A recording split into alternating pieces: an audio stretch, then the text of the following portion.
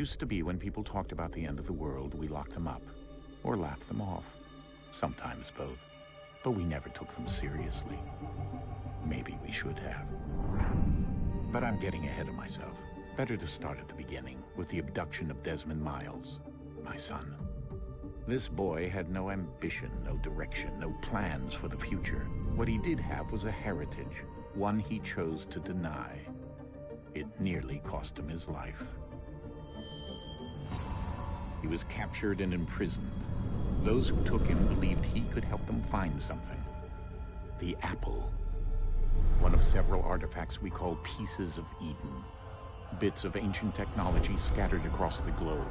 Some hidden, some found, all of them dangerous. Most are held by a single group, the same group that now had Desmond. You know them as Abstergo Industries. We know them as the Templars, as the enemy. We've been fighting them for thousands of years, even longer if you believe the stories of their origins. I do. After all, I've seen the truth. That's the beauty and the horror of the Animus. A device that allows us to enter and experience the lives of our ancestors. It holds the power to change everything, to show us history the way it really happened. Up until its creation, to the victor went the spoils, went the truth. We're trying to fix that, to free minds and bodies both. But there's only so much that we can do, and the Templars have the upper hand these days. But something larger than the Assassins and Templars is approaching, bigger than all of us. And if we can't find a way to stop it, these next few weeks will probably be our last. Everyone's last. In the end, it all comes down to him. To Desmond. Through the Animus, he discovered his heritage, explored the lives of his ancestors, and uncovered their secrets. When that was done, he trained. He used another ancestor to provide decades of experience in the span of a few days. It worked. We think. We hope. Soon, though, soon we'll know. That ominous date fast approaches, December 21st, 2012. None of us knows what it'll bring, only that this is where they want us to be, when it does. They've been guiding us in their own fractured, frustrating way. These voices from the first civilization, the ones who came before, a precursor race of immense power and uncertain motives. They're the ones who made the pieces of Eden. This is where they've led him, and through him, us. He stands at the entrance to this long-lost place, armed with the knowledge of Altair and the abilities of Ezio. He holds in his hands the apple of Eden, and we stand at his side, ready to support him however we can. His name is Desmond Miles, and he has brought us to the end.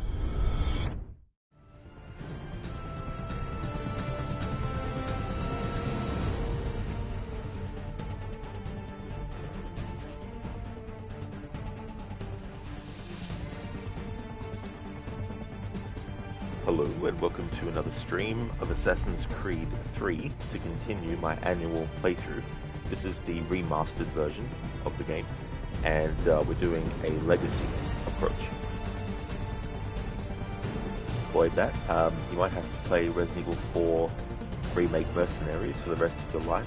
Have been unable to not get S+, and you've killed every enemy. It's going to be bad real soon.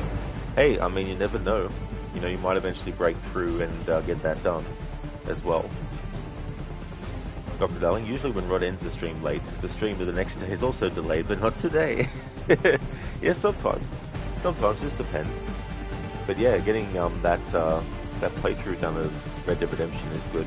I've already got Part 8 being exported, and so if I can get Part 9 exported to my YouTube before the 18th, then that'll be getting it in before the 16th anniversary as well. There's a link to my YouTube. Okay, so legacy. So Connor's combat. We've done all of Hatham's stuff, and when we were playing as Hatham, he didn't have any rules I had to stick to with his combat. However, Connor does. So for Connor's combat, cannot use the same move or weapon twice in a row. So basically, if I'm fighting an enemy, I can't use the hatchet twice. I have to use the hatchet and then switch to like a rope dart and use that. If I do a disarm and then kill with that weapon, then the next attack has to be like using a sword against another enemy or using a bow. So I can't use a bow and then a bow. But it's only in combat though, so if we're going around and we're assassinating, I don't have to assassinate one person with the hidden blade and then assassinate the other person with a sword. It's purely in combat that I have to switch and not use the same move or weapon twice in a row. When out in the frontier, where possible must stay in the treetops. Now realistically speaking, you can't just stay in the treetops completely when out in the frontier. There's going to be parts that you need to actually land on the ground and all that kind of stuff. So when Connor's actually moving towards an objective out in the frontier, he has to stick to the treetops. And in general, I'll stick to the treetops as much as possible. And doing all the naval stuff, all the naval missions, all the privateer contracts, doing all the peg leg missions. Fast travel is banned. There are some moments where the game might automatically teleport Connor to a certain spot. That's obviously not against the quote-unquote rules of it. But in wanting to actually go to the frontier from the homestead, Connor actually has to travel to the exit of the homestead that leads to the frontier, and that kind of stuff as well. So we've done the first 3 sequences as Haytham. We're in the present day section right at the moment, and when we go back into the Animus, we'll be starting to play as Connor.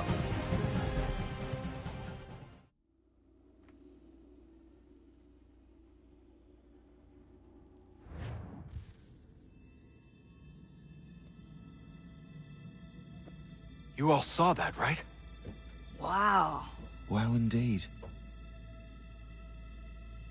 The key must be the amulet Haytham took from London. We might know what it looks like, but we're no closer to finding it. Desmond, you need to keep going.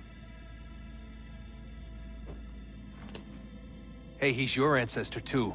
Why don't you hop in the Animus? Really? That's your response? It's like dealing with a 6-year-old. What is wrong with you, Desmond?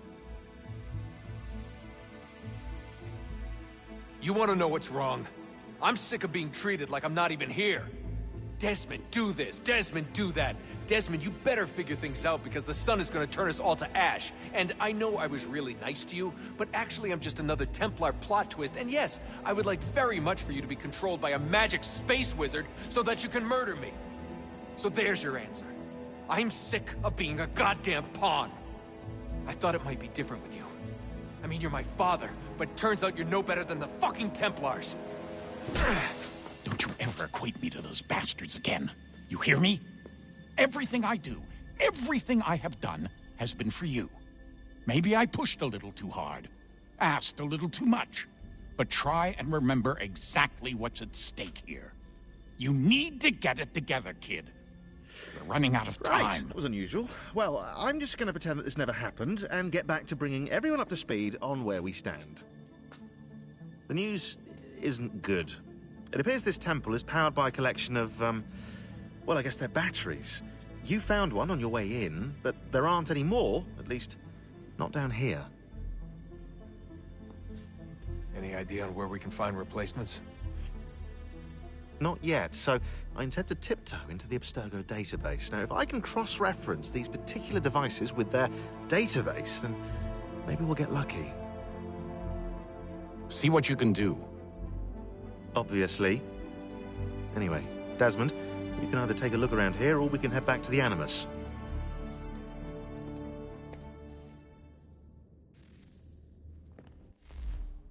Alright, so did a recap of what happened in the present day part of the story.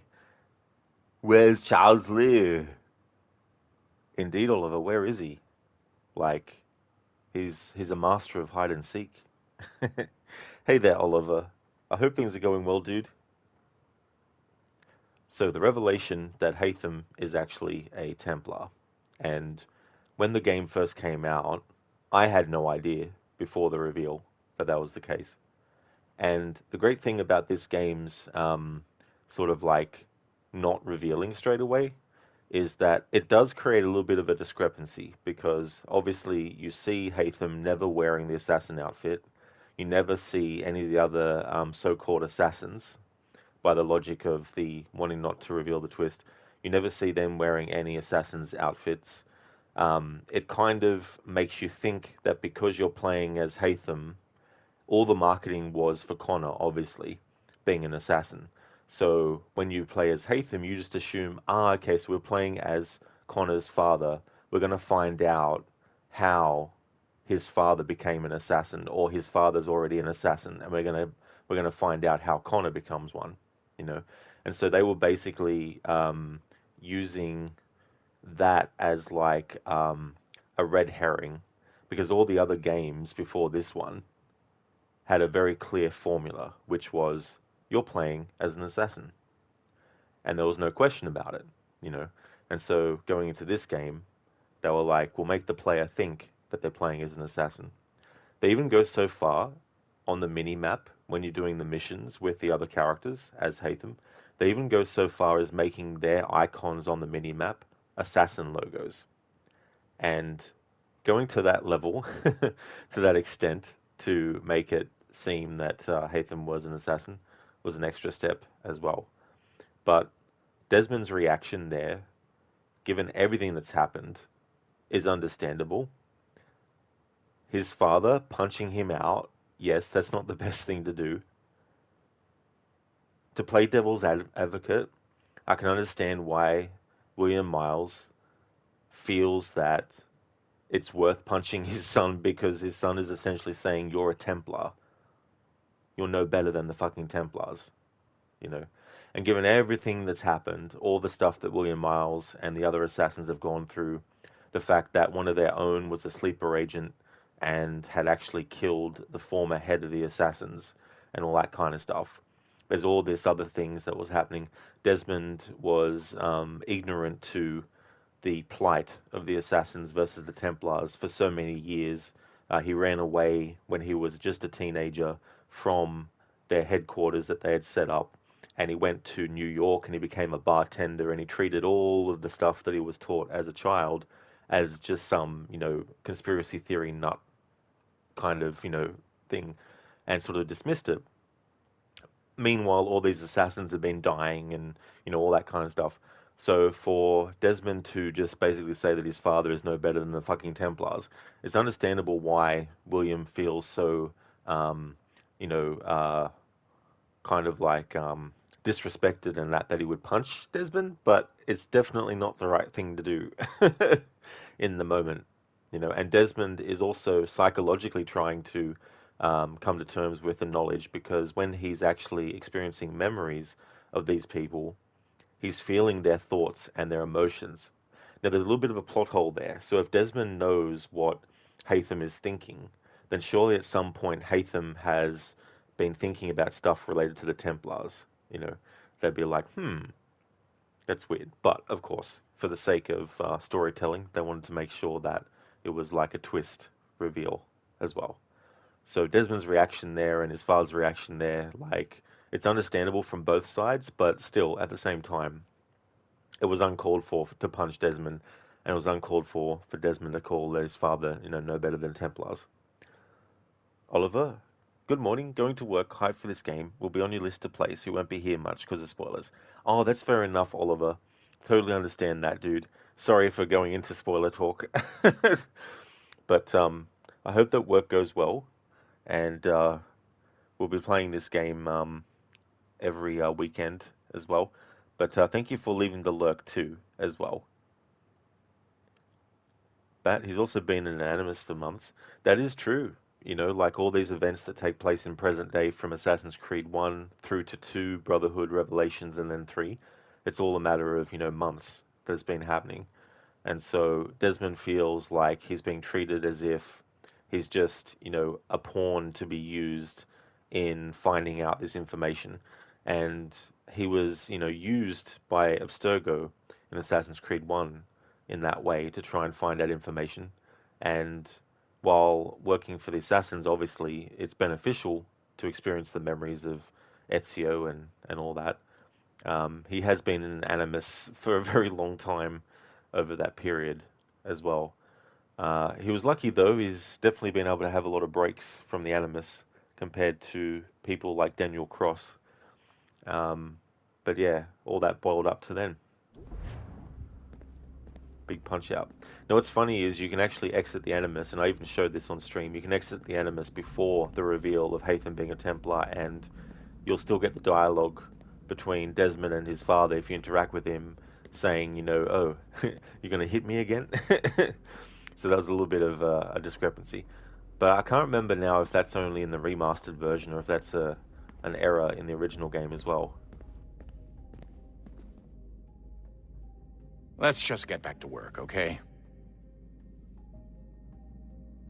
Stop wasting time. Ah, because I exited the Animus earlier and got that dialogue, now that dialogue's not playing after the reveal. Clock's ticking, Desmond. Interesting. Come on, son, we've got work to do. But yeah, basically, Desmond says, you know, oh, what, you thinking about hitting me again?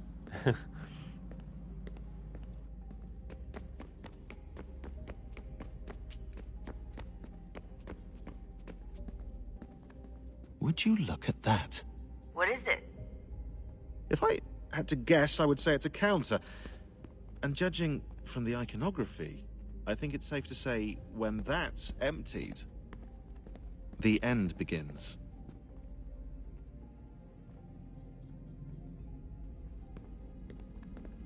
Hello, Desmond. How's things? Same old. Another day, another ancestor. Who'd have thought you'd have a Templar in your family tree? I think he started out as an assassin. They must have turned him. Right you are, in fact. I've been reviewing our archives, and it appears that Haytham's father was indeed an assassin, which means he was likely one too, at least for a little while. What else did you find? That fella from the opera, Reginald Birch, Grand Master of the London chapter of Templars, he and Haytham's father, a man named Edward, well, they were long-time rivals. Now, it appears Birch got his hands on Haytham at a rather young age, worked his wiles to convince Haytham to switch sides. Wonder how he did it. I'll see if I can't dig up more. He did it the way that all Templars convert people. They manipulate and gaslight until they force the person to join. Make the person think that they're making the right decision in joining the Templars, but they've been manipulated the whole time. Brainwashed. Just like what happened with Haytham. When he was 10 years old, he saw his father get killed in front of him, Edward, and then he actually killed, I don't know if he killed all of the people that killed his father, or he at least killed one of them. And his mother was so sort of like distraught by what she saw that she essentially didn't know what to do with Haytham after that point. But Birch, Reginald Birch, he manipulated Haytham, brainwashed him to become a Templar. Which is just part of the tragedy of the Kenway saga, is that that happened. Especially all the shit that Edward went through, all the things that Edward was able to redeem himself with, and to become an assassin himself and rise to the rank of master assassin and all that, only to have his son, after his death, be brainwashed and manipulated to become a Templar.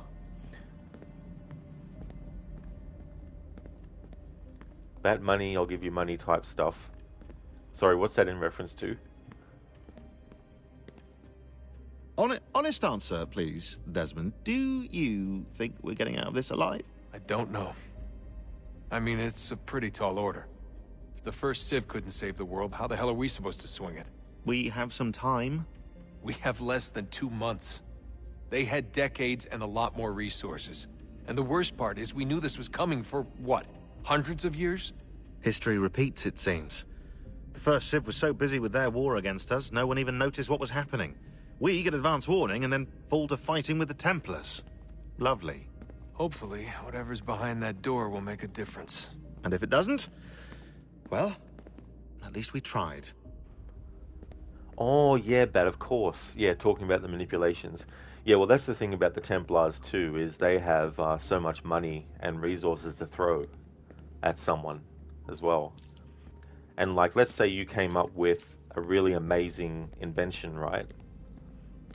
Because the Templars have surveillance in so many industries, they would have knowledge of that invention. And so what they would do is they would first try to have the person, join them and give them the technology. Now, if you were someone that refused, they'd throw money at you, of course. And if you refused that, then they'd start with threats. And then if you refuse that, well, they'd kill you. They'd create some event that would happen that would cover up the murder or plant evidence to make it look like the person killed themselves, and then just take the technology anyway, So that's how the Templars do something. And so they have all the resources and money and influence and power to make those kinds of calls and to do that kind of thing. So no, a few of your younger cousins are starting to buy that type of backpack again. Oh, this one. That's interesting, Sona. I mean, I like the design of it. The character of Sam Fisher has, I think, something similar in Splinter Cell Conviction, which came out a couple of years before this game. How's things going, Sona?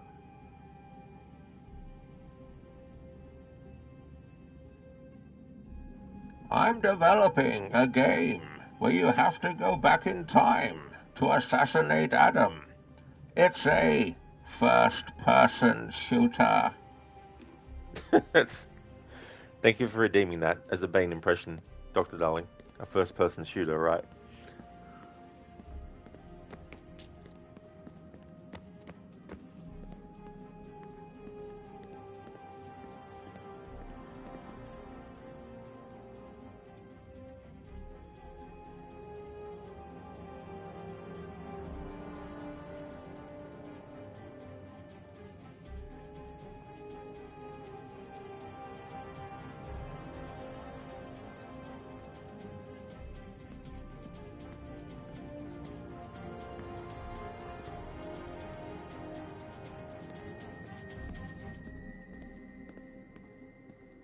Just wanted to listen to that piece of music.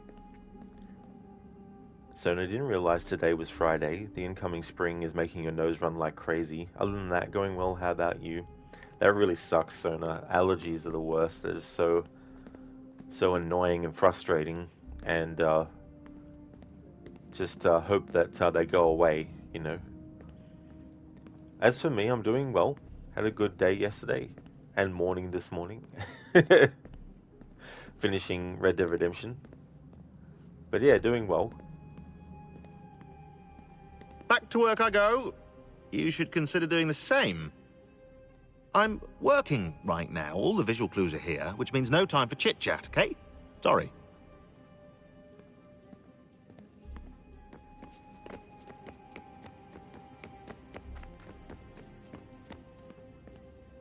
I'm going to wait until I've got all the power sources before doing all the Juno stuff.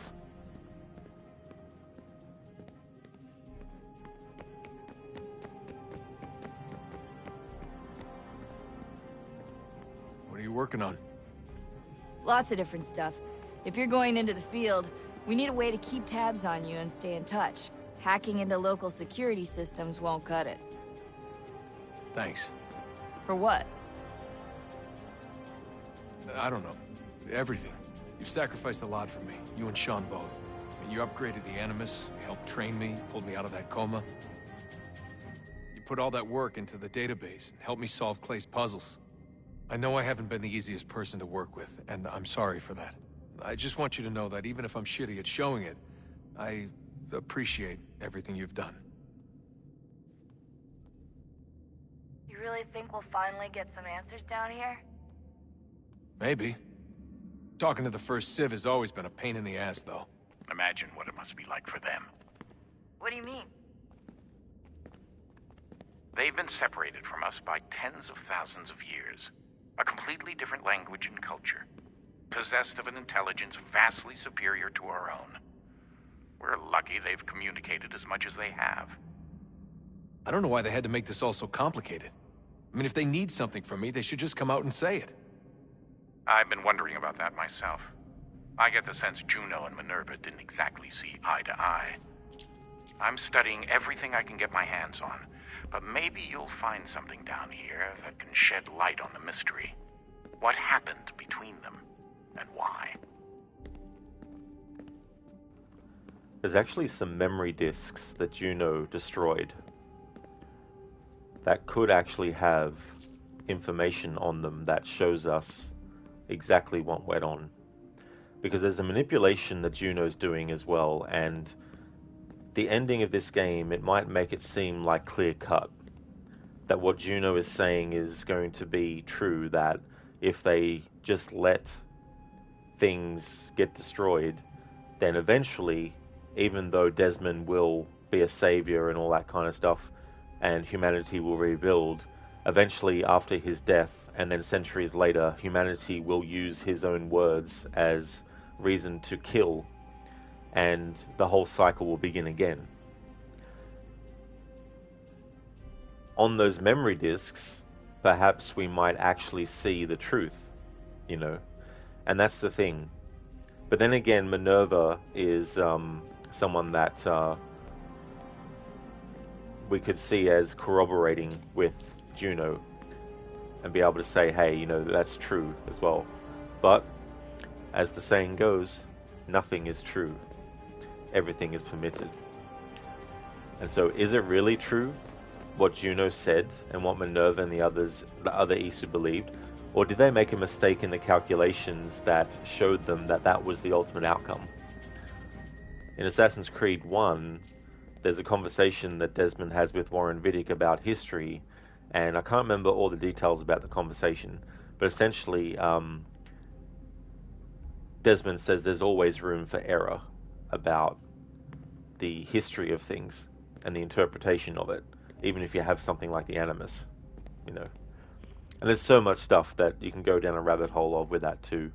Things like, if the Templars are able to use the Animus to manipulate people into believing edited history is actually true history, what's to say that the actual history can still be hidden by the Templars ultimately? And that's something that I feel like should have been explored with the Templars in present day, especially given the fact that they like to take memories that they've got recordings of and edit them to change the truth. And we see that in Assassin's Creed Liberation, and we also see that in Assassin's Creed Black Flag as well. So who's to say that the Templars don't eventually get to a point where they can completely fabricate memories from scratch? Now, we look at the real world now, and we look at AI and video generation and all that kind of stuff, and there's obviously tells. So if you know what you're looking for, you can tell that's AI. But there's some gullible people out there who look at it at face value and they get, they believe it, you know, and it might seem ridiculous. How could someone believe it? But it happens. And you think about cults as well that people get involved in. You know, you look at the surface level and you think, how could someone fall for that? You know, so the Templars creating memories from scratch, I think would have been an interesting avenue to go down, because then it pulls into question the entertainment products that they're creating. And they could essentially make whatever they wanted to have happen to edit the history of things. You know what I mean? So the Animus and the recordings that the Templars get access to of characters like Haytham and Edward and Connor and all them, if they could actually edit them using AI, think of the things that they could do, you know.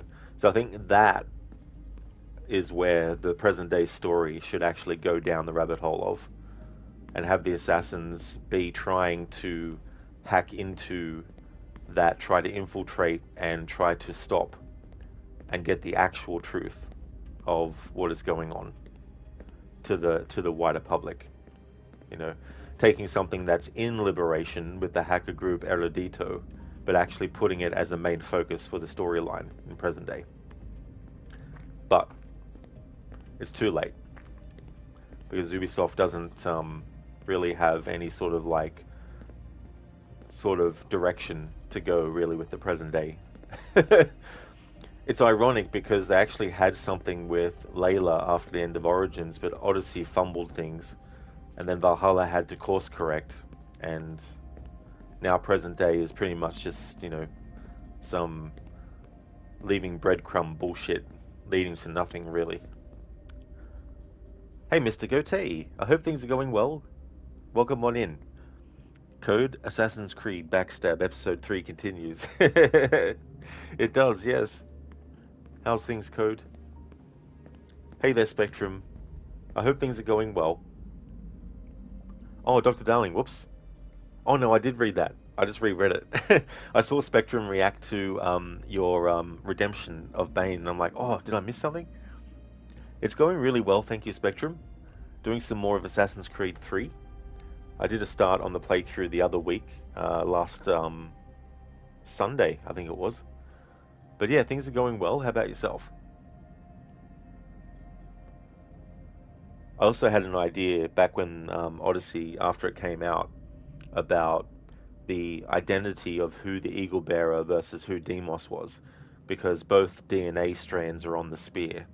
Because as we see in Assassin's Creed Odyssey, it wasn't just Cassandra who held the spear. Alexius actually touched the spear as well, and so his DNA would be on it as well. And so I think the present day story in Odyssey should have been more about trying to figure out, okay, which strand of DNA is that of the actual Eagle Bearer? You know, I think that would have been interesting to have puzzles in present day again, trying to resolve that, going through the footage of what had actually been recorded in the Animus and looking for clues, and then going, right, okay, so this is a clue that does that, you know. So that would have been a more interesting way to use the two character system, by having you switch between Alexius and Cassandra, so you could actually figure out through going back into the Animus and playing as them clues that would give you indication of who the Eagle Bearer actually was, so that the present day protagonist Layla could be like, right, okay, we've isolated that the spear was, you know, owned by, you know, the Eagle Bearer Cassandra, you know, or whatever. Spectrum, other than a sore throat, pretty well. Sorry to hear you got a sore throat, Spectrum. I hope you got something that you can take and something that you can drink that's going to help. Code played Zero Dawn 1 for 6 hours, taking a break and trying to find a cam fix mod, or this game becomes something you'll be playing while sitting in a bathroom. Do not remember the cam being this wobbly. Oh, that's so annoying too, though, as well. And then you think you've got the problem sorted, and then another one pops up and is like, hello, you have to deal with me now.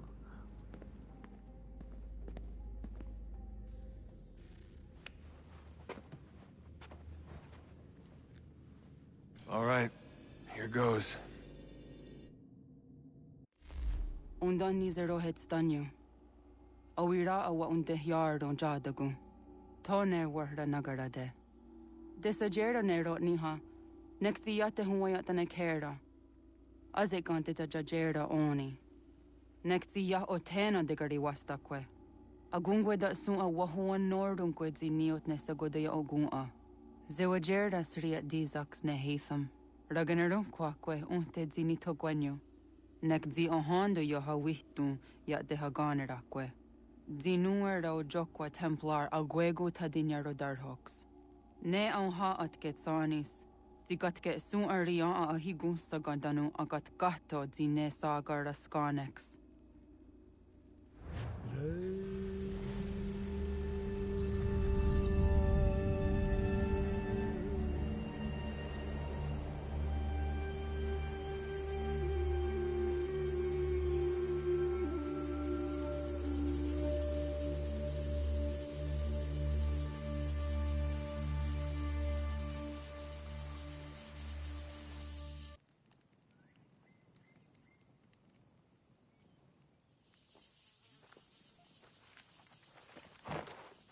Zit one day sta. Oni sajerha. Ya otana guanek guanek. Radunagedu, te wakili chirunyana. Runajageru nadaratu danu yagodunis.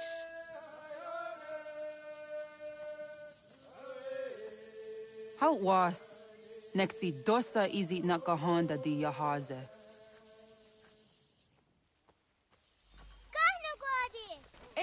zawet di jono wat stage. Gari wes wat geno hardenyu tigo yordunya zawa dakwanya suma. Gonna skok sordona Johnny.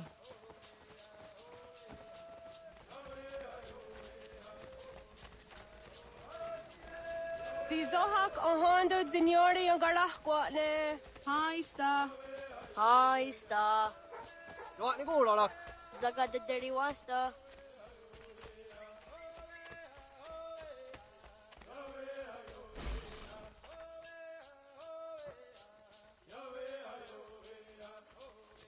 Zazah Dandi. Ha-oh, wa Zazah Dandi.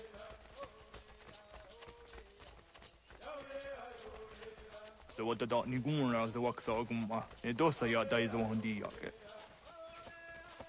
It's funny how you can make Connor skip. You just keep on tapping. Gundi Gawana Oguaho Yaga Gundi Nagere Gaa Tony Gunas Dinio Ne Okwari. Danane radiatine kera. Renungwe, Runsa Nage, de what Tiratkawas.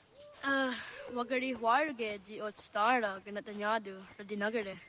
Danadi de Tadiharene Rua Diat the Nasqua Negi Garhaguni Tonenu. Dosa Siada Husadat.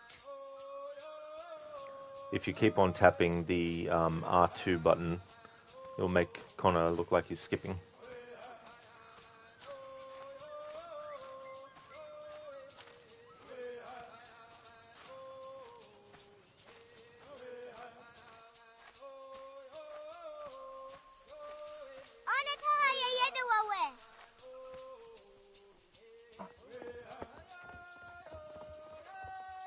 Ana horde de wat karitsa dunyane. Yagoda sehtuga. Haha, Zora Gohadu.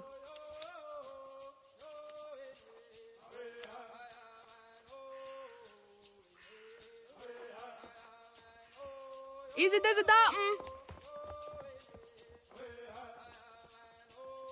Aska degani asa gayeri. Aska de wat nyawe.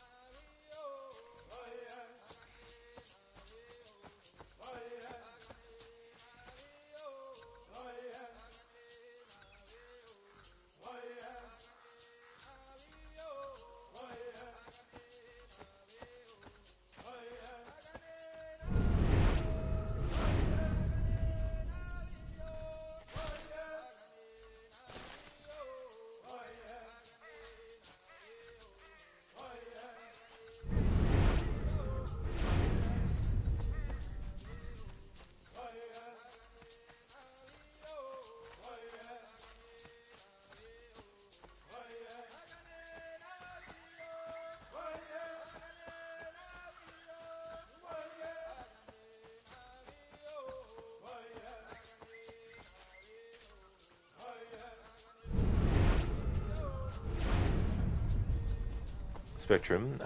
What language is that? I think it's Mohawk language, I think.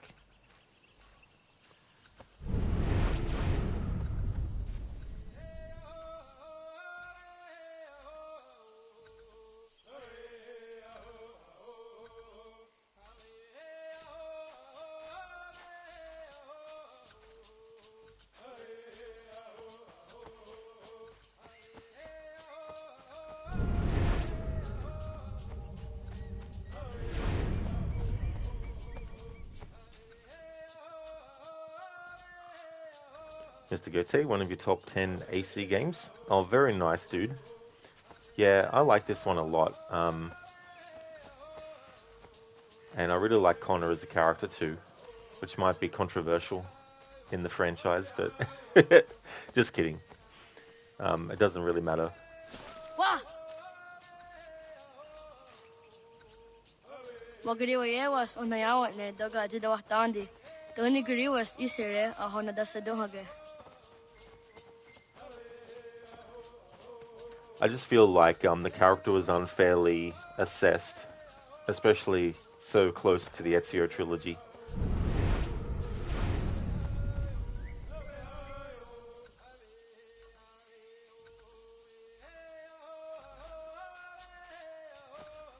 Oh, okne da yung kahare te dana tayo juni jo kore akta US.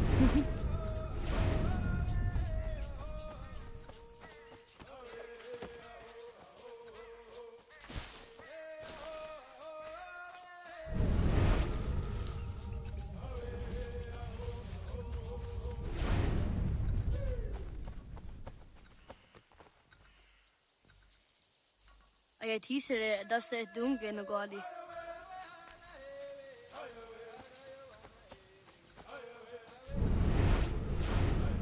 And there's so many things too, like Connor has no humor, as if you need to have a character who's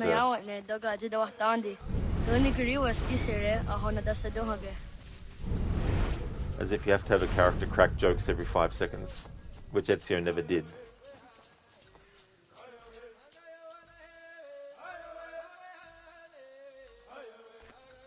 I mean, if you want to look at a character who cracks jokes a lot, Jacob from Syndicate.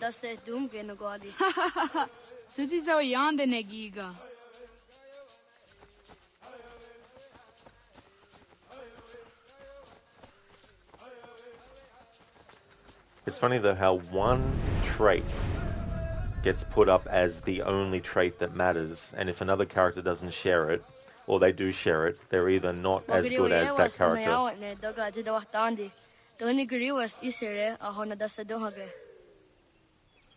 or they're, you know, just a copycat.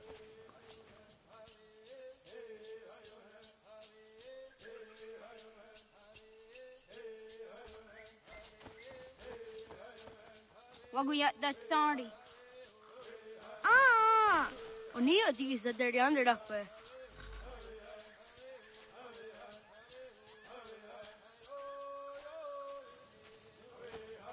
And it's one of those things too, where no matter what the reasoning is behind something or the logic, it doesn't mean that everyone is just going to change their mind because of that. You know what I mean? Like, you can take something and explain it logically and believably. Not everyone's going to be like, I never thought of it that way before. I should reassess it myself and then see how I feel about it. Not everyone's going to be like that, obviously. But yeah, I just feel like characters like Connor kind of got roughly assessed. And the thing about Connor that makes him a great character, I feel, is the fact that he is so different to Ezio. Because if we just had a copycat, then people would complain that the protagonist after Ezio was just Ezio 2.0. I know people attribute that to Arno, but Arno is a character that does a lot more quipping than Ezio ever did. Did what kari cheduni?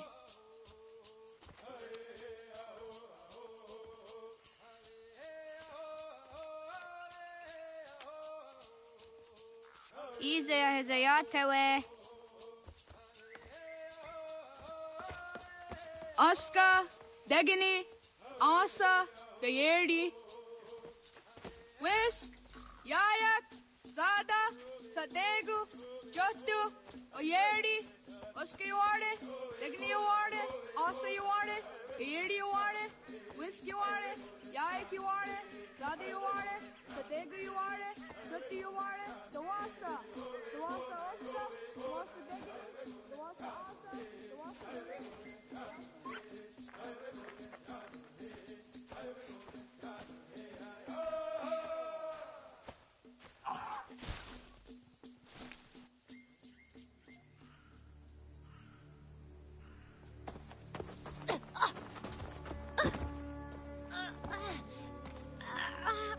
What have we here?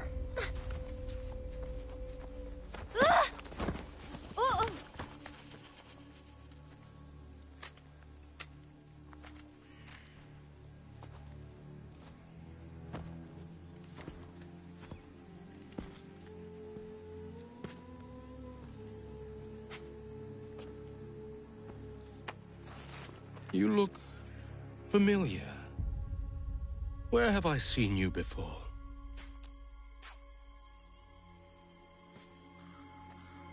That wasn't very nice. Let me go! Listen to that. He knows English. Small for a savage. You're spirited too. We have questions for your elders. Only tell us where your village is, boy, and you can go. Best do as he asks, child. I could snap your neck, you know.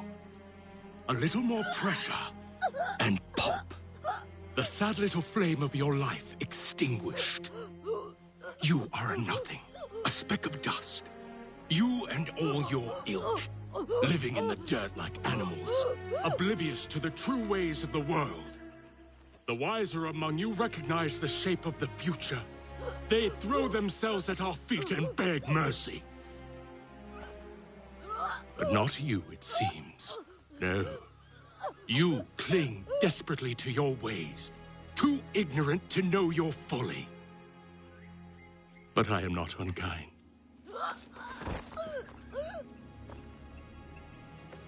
And so I spare you, that you may carry word to your people.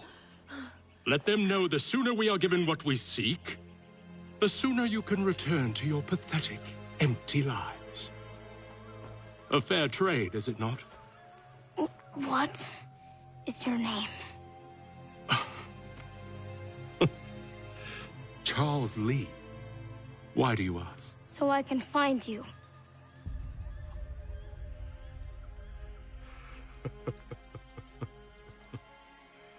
I look forward to it.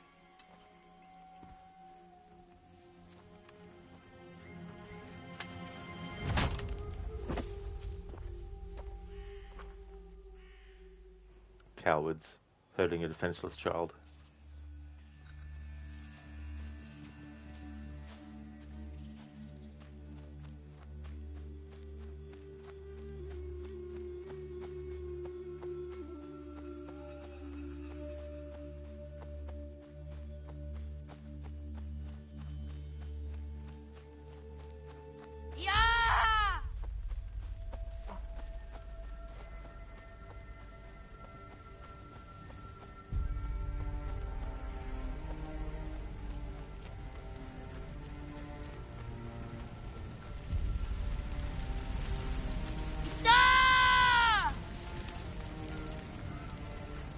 Sega gauntlet is starter.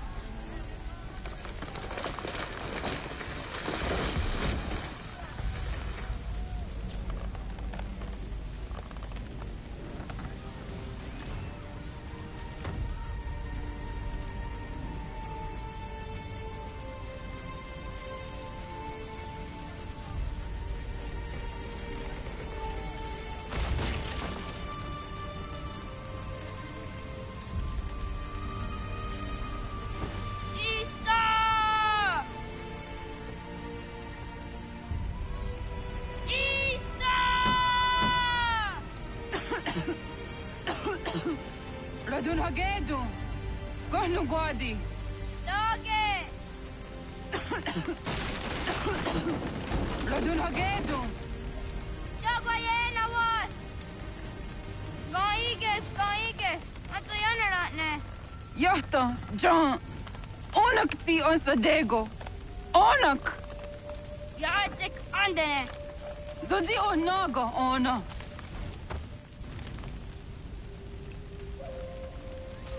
Sotstek. Radun hagedu. Onak ti on zartni gunrat zartni duhage. Dodek. On sedek. Toga zun haak. On sesege. Nekti zaderi ondarak. Dinawe. Andini kwe gunhage. Ya, zadarissa, da gwatka.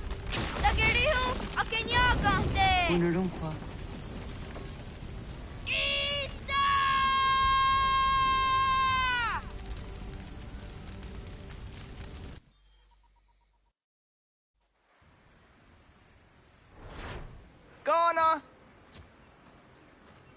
Naga ise. Yatta wa gani gon roni. Sadda da wena da unga.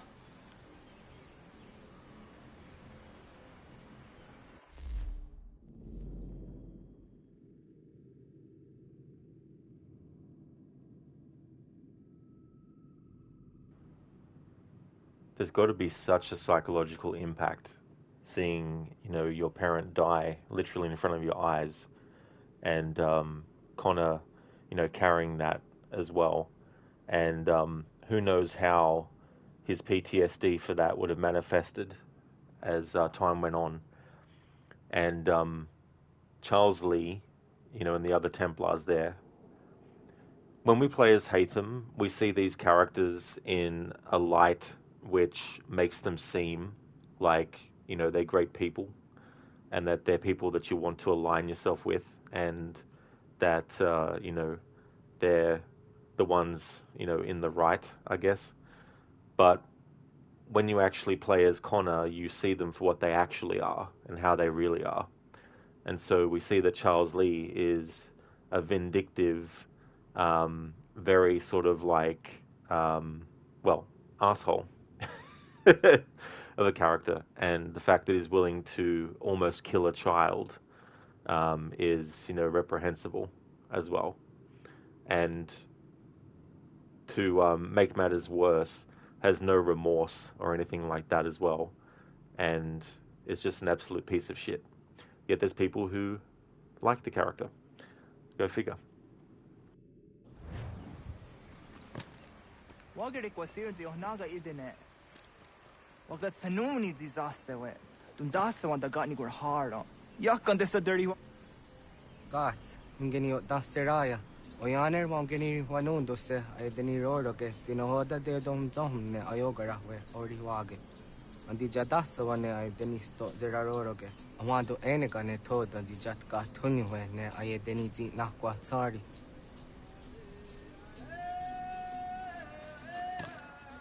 Wasqueni, ya zoji de wandore. Easy ona.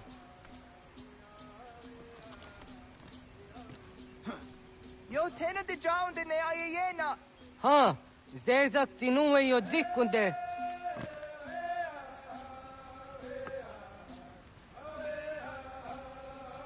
Zahaga yo yanere. Yum zaskats. Nekti doni gari was tona yo tuhage. Nona ska guidene ne, the wasa gayeri ni hadi runungwe, kaa, tahuna na dahwage. So nona askana nage ne, ta de watna neda. Iga gar hagunsu hundoratu, kaa hunzage hundaditaru. Garu ne zosera aska de wanyawa na hadihage. Yates gari was the yunkia quadaze te. Segun ino tumne. Ha, nekti zaha akta da honenu haje. Te dun zohum jokna e de waire. Toga yaho tena tai de waire, toga yah tai de waderio, to arena zawane. Tokniku hak. Wagerek ta gari hunyani o nirt zia gerata. Tigawanio, to aguts yotzi nakuni, zaha gasto zeriohage diniote oya. Nekzia tamdo era ye dene de negahondage. Yahta diodun zohum unka e goderianderage wahi. How yungeni dogas ki doga andeni gweni toya yedenewe, ne dosa ya yedini rada ne unzage. Waderian dat seraksa ne giga. Das kena gera. Hatskui, ja zodi de madore.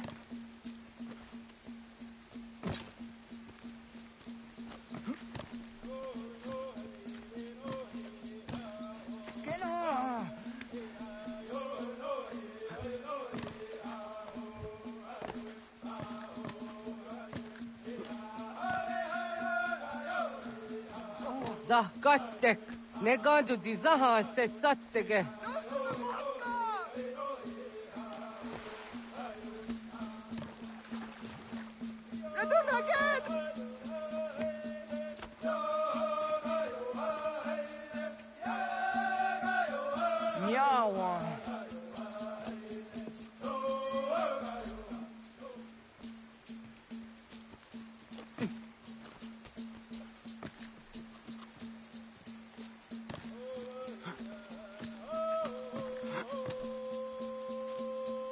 ona deni rata.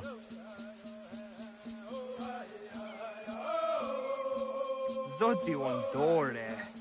Onio ti isere zaha se tsatsege doga yacha sadatrege. Nexi ohnayawa ne doga antjada ne danogihie. Doga oya wat ti nakunyanyo akta zatkan zera.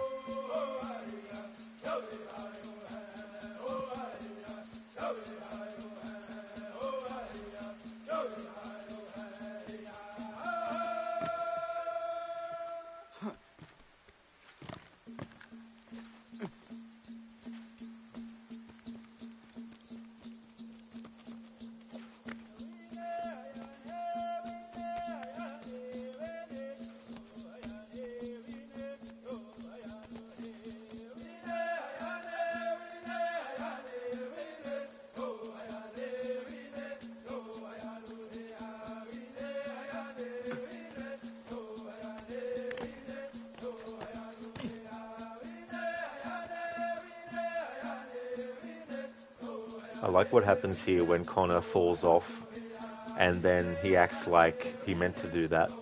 A good example of how Connor does have a sense of humor.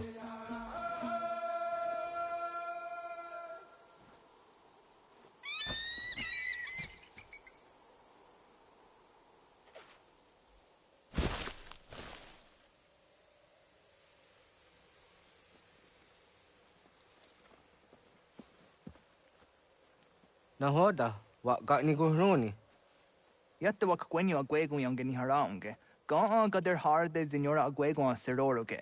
Gaduga isere yat the gayeri zinigo yung genia. What? Don't go harege. The garden on anta. Like I was like, what? I did that on purpose.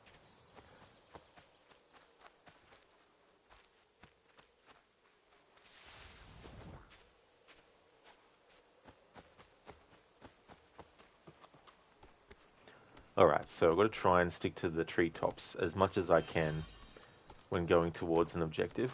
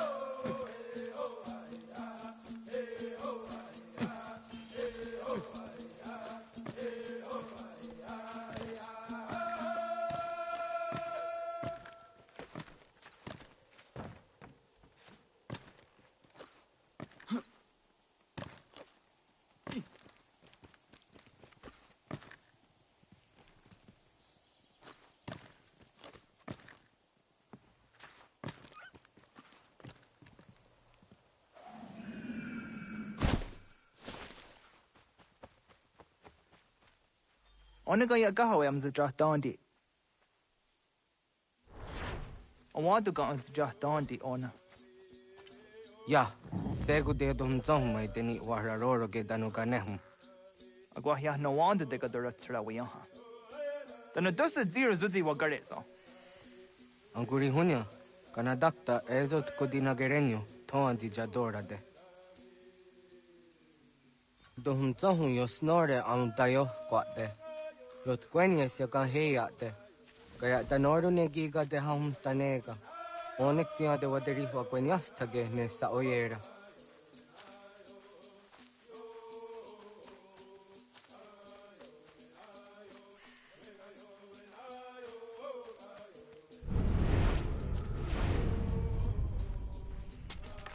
Kada denak totas ang dasa de sanuni.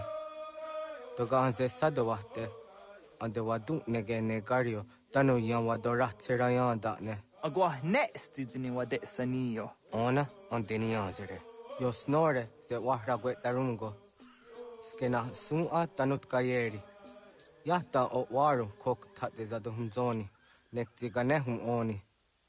Toga danzasteriha asi daksa. Anguna dunha se ona o niyo zi asat karhara.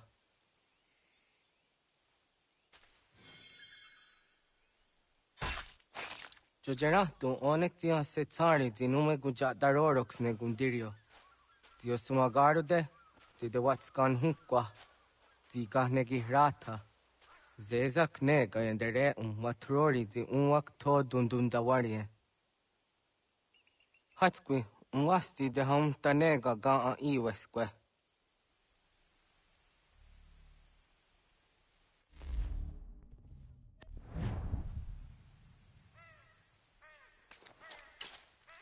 Hauki oya zijat karhara.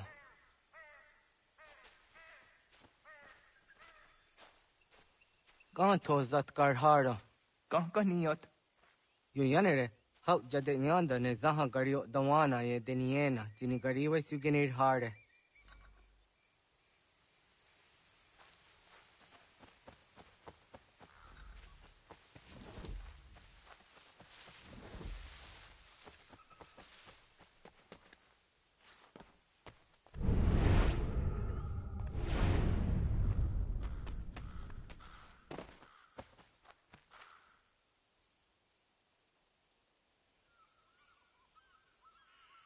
To idawes, za de saniyos ni za ona. Ya, kaya gwire danu gahure au naya anga daksa de ne ganehu. Ne gigas kayada gesnu sage angats de zi anjena. Onak tis kena asun a ange. Toga oskenundu ayungenika awadego. Takwa de rorok.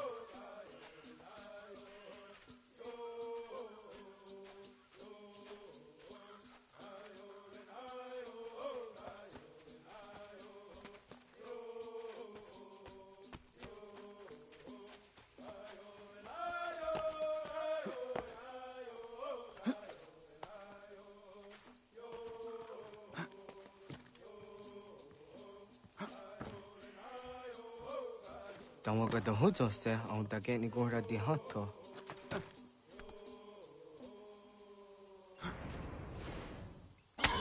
Wenye, tenios tiwa serio. Yo yanere. Ona deni rora ge zino hoda de yodum zohum.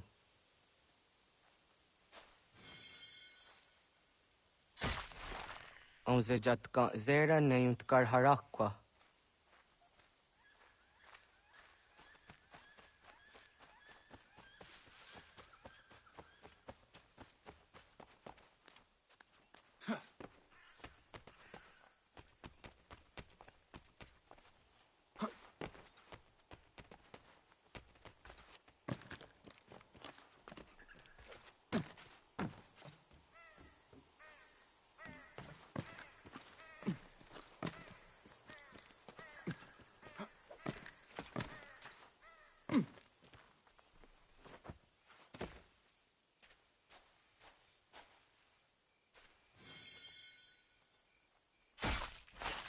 Yama.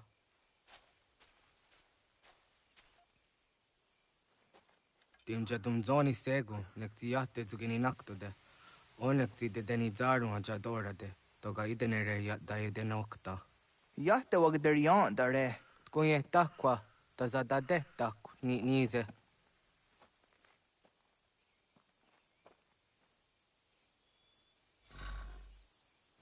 I like what Connor says to his, well, Rudunga Haydun says to his friend. I have faith in you. Have some faith in yourself.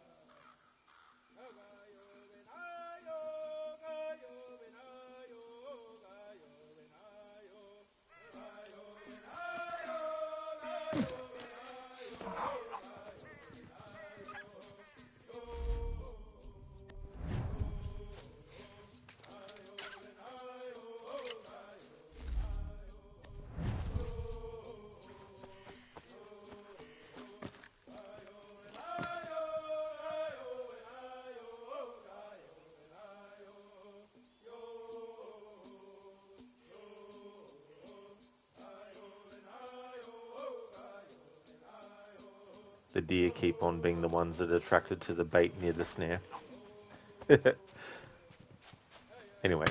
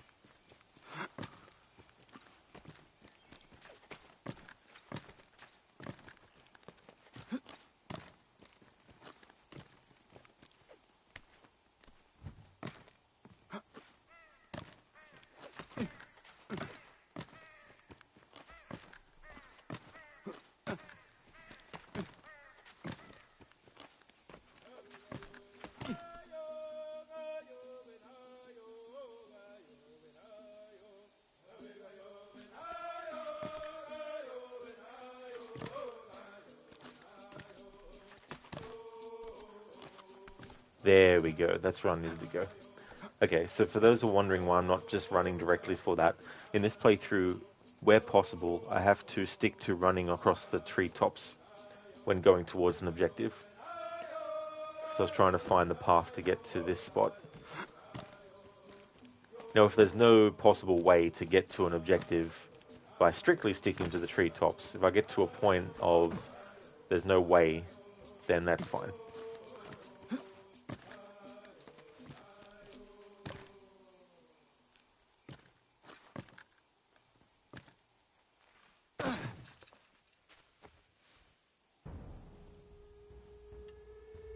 Kana dogu?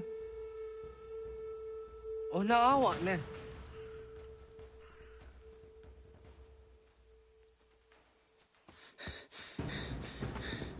Otku.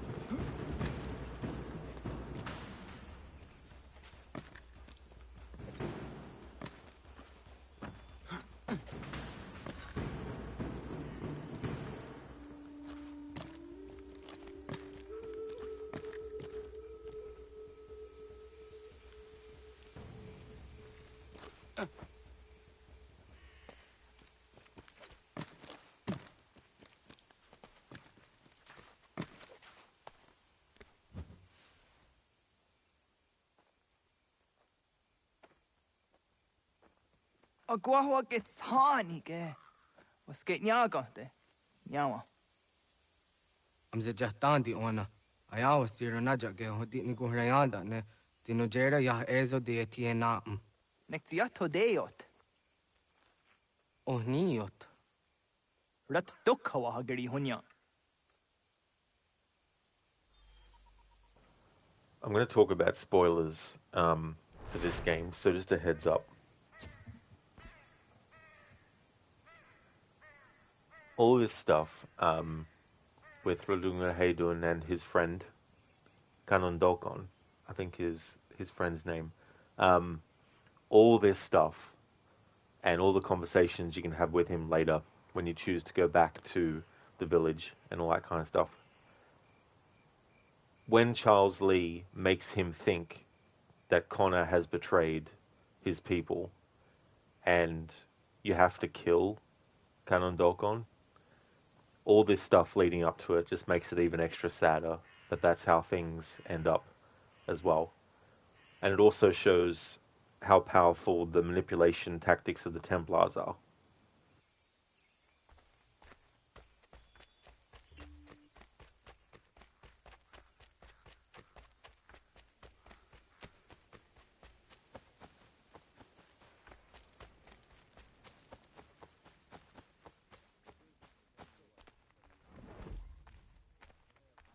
Just so.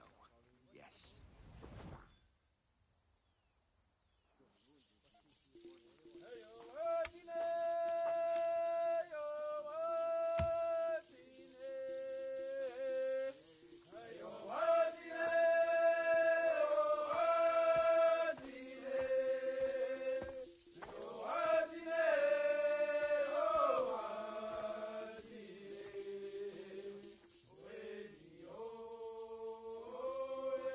Also, this is the same village that Eivor visits centuries before in Assassin's Creed Valhalla.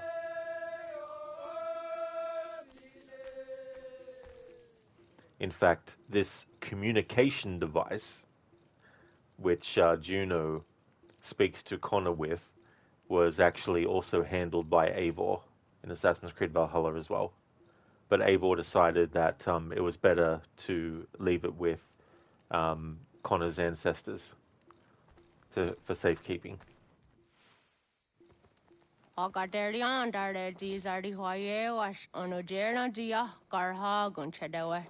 Onojera dia de tia jataranire ne oya ganyoke haga ziwaterio.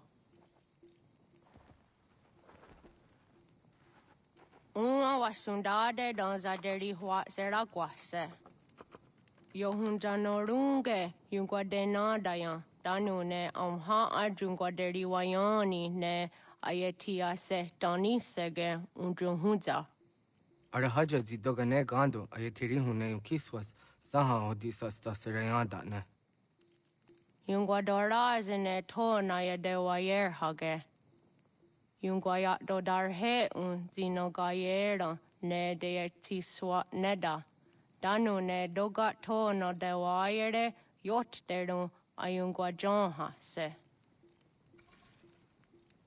Onu jera zitoni yori hawana ne ai da wada den hodu.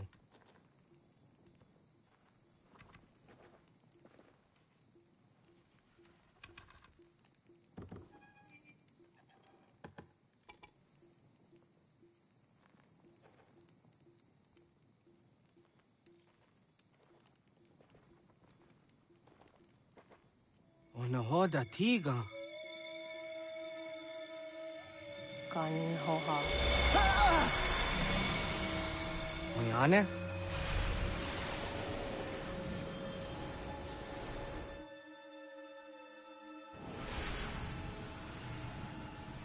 Greetings, Guardian. Are you a spirit? You may think of me as such. Where am I? You are where you were before. If you mean to ask what it is you now see, it is known as the Nexus.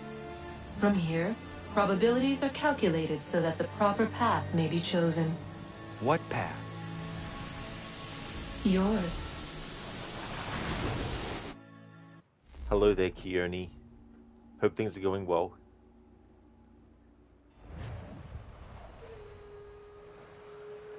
Follow me.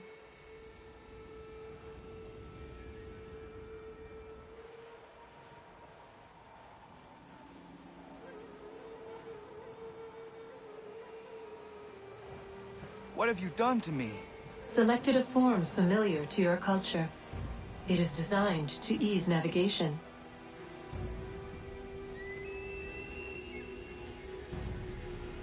We have waited millennia for your arrival. You, who will bring to him the last piece, that he may open the door. I do not understand. Nor need you. I sense my words cause pain. But such was not my intention. You are important, child, in more ways than you will ever know.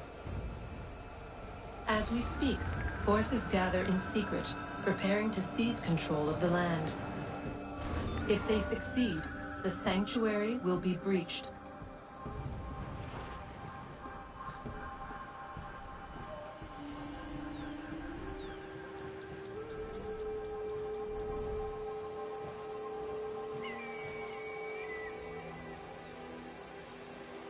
Yours is a special lineage.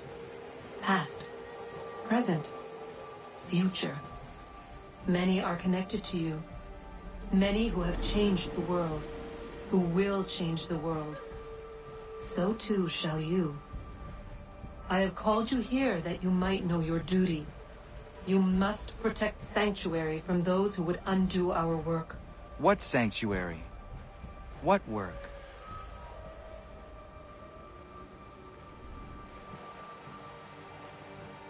Maintaining your current course will result in a negative outcome. Premature access will destabilize the region. Your village and its people will be destroyed.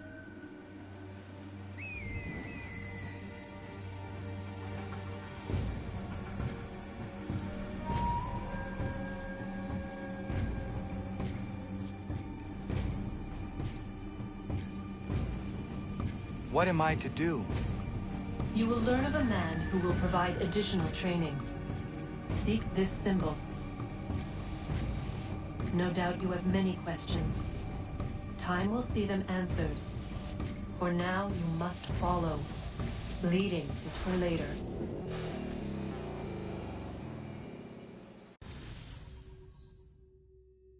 Hello there, bootleg. You are where you were before. That doesn't really narrow it down, lady. Or lady, I don't even know before where I was now. Is the now where we are now, the now now, or the now before the now?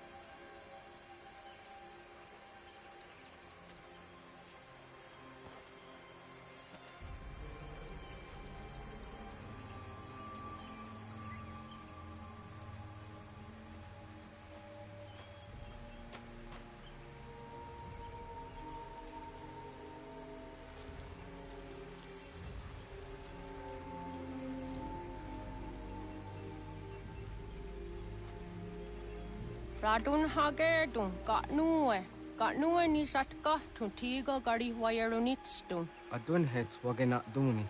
What garo di rungwe dayajadatka, agena dun hase o nio di akande. Tune tigaro nungwe, easy na gahanda di tunes. Gariwe siwagaderiandere, tanu ize gi oni. Arahaja diza detni rizu ne dosa seri wayena. Yungar haratstone ayedewa dunhunjanuna, nexti da sheri de nise.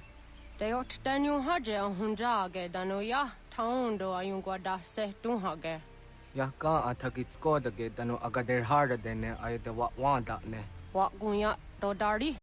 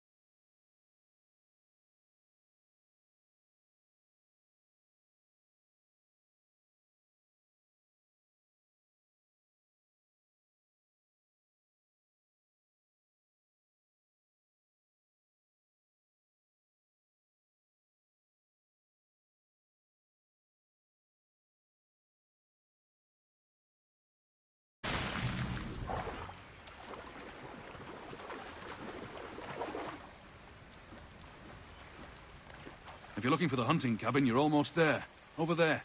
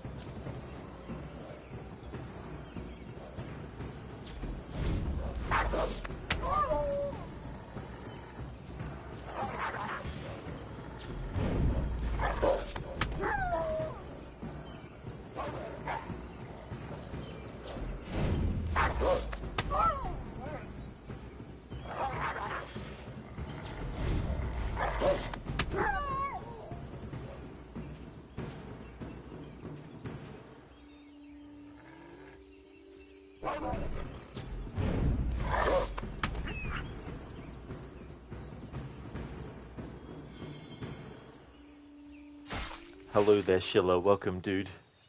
I'm great, thank you. Having a good day today. I hope things are going well. And thank you for the GGs on finishing Red Dead Redemption.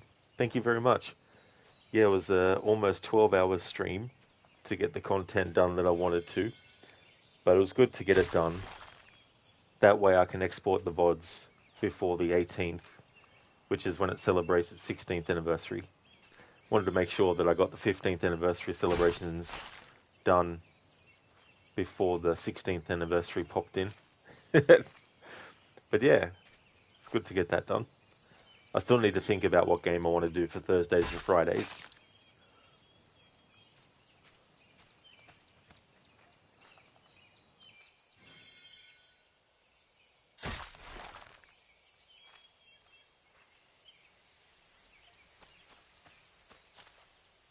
Sheila, you good? Thanks. Just getting your day started. Excellent, dude. Glad to hear that you're going well. I really hope that you're going to have a great day today.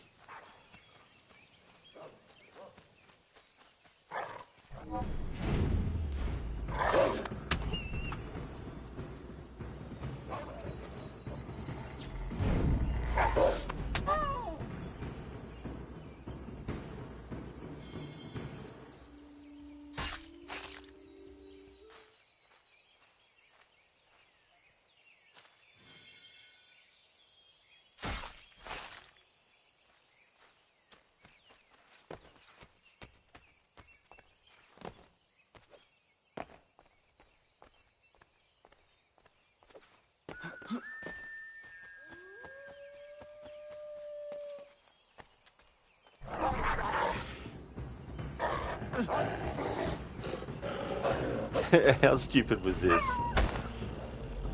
Because we're on a rock. When that happened, it didn't let me actually do it.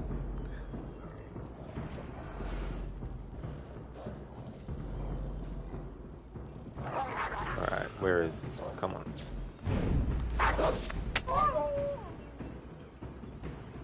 Yoba.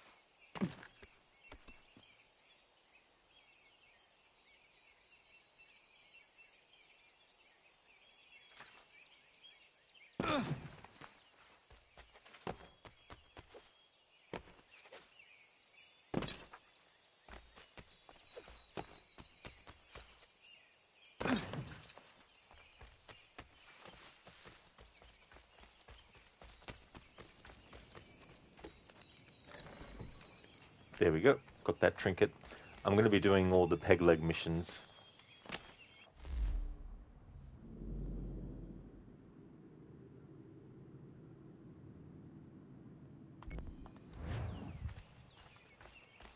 Fast travel is not allowed in this playthrough as well. So that combined with when I'm out in the frontier, wherever possible, sticking to the treetops to go towards my objective. Not being able to fast travel means that I have to do that more often, the treetop thing. Whereas if I was allowing fast travel, then that would make the having to travel by the treetops towards objectives where possible pointless.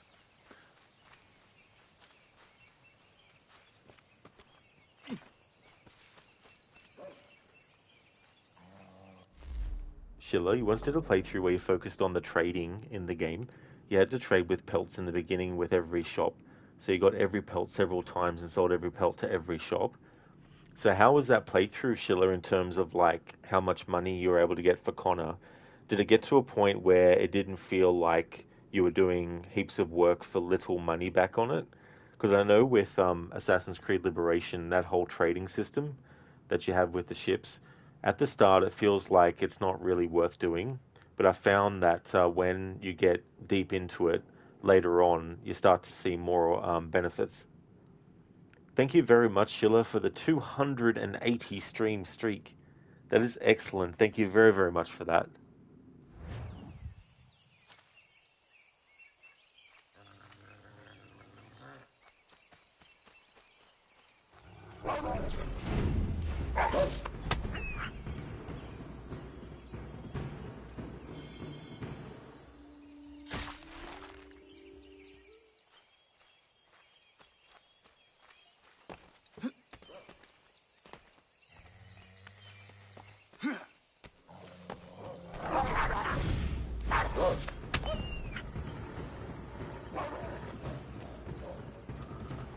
Getting all the wolf pelts here.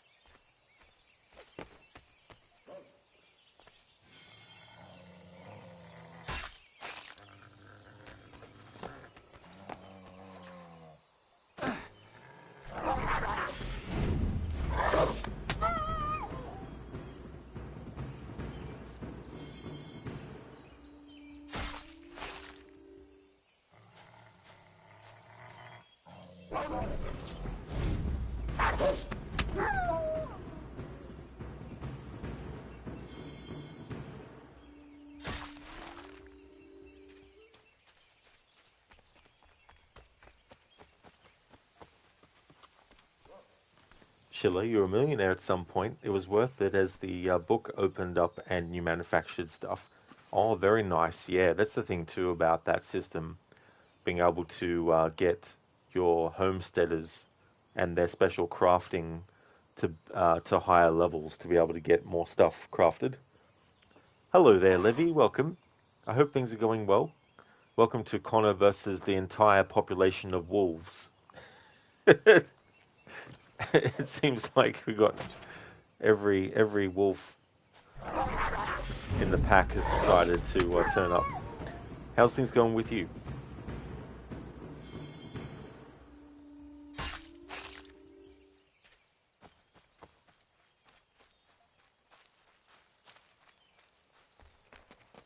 Levy, you're absolutely freaking exhausted, lol, but the mood is good. Well, that is good. That's the silver lining, you know. Like, it's a shame that you might be feeling exhausted, you know, but hopefully you'll be able to get some good rest. This week has been such a shit show. That definitely doesn't help either. All these extra things that happen where you think to yourself, just one thing's bad enough, let alone 50 other things on top. But can't kill the spirit. That's the way to look at it too.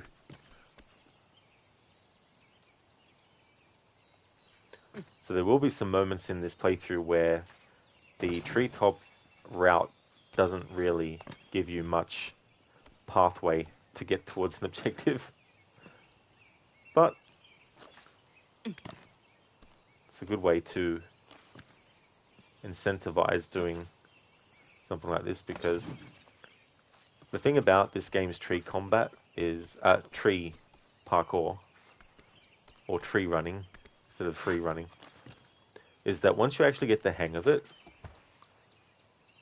it can be quite fun as the parkour is in cities, in the other games.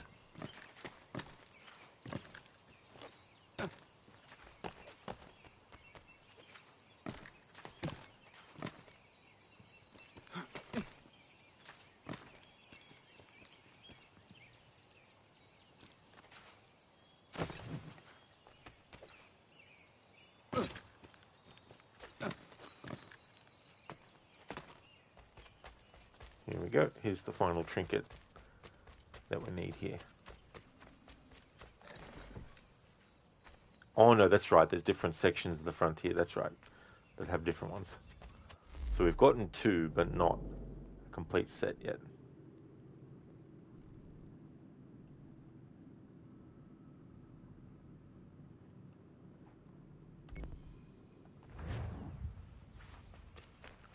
Schiller, in the end, you focused on the forts, naval missions, homestead missions, and almanacs. That's a good set of things to do in this game. I find that kind of stuff is more interesting than the Tyranny of King Washington DLC. I remember one time I played this game, I had all these materials that were needed for one of the side things, but I accidentally sold them all. So I had to get them all again. Hello there, Barnes. Welcome on in. Hope things are going well. Where's Lara? In some tomb somewhere. But yeah, the next Tomb Raider stream will be Thursday. Hope things are going well.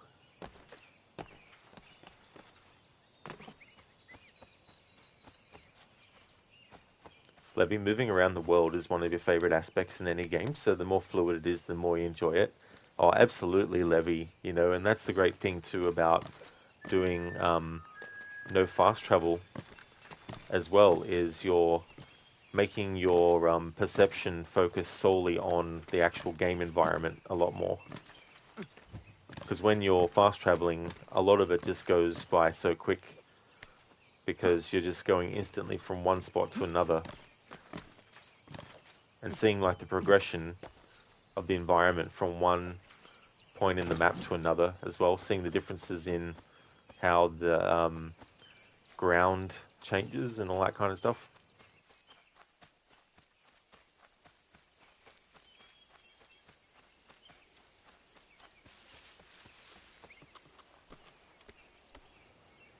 Levy, Lara Tomb raided so hard she had to take some days off. That is true. Had to recuperate for a little bit.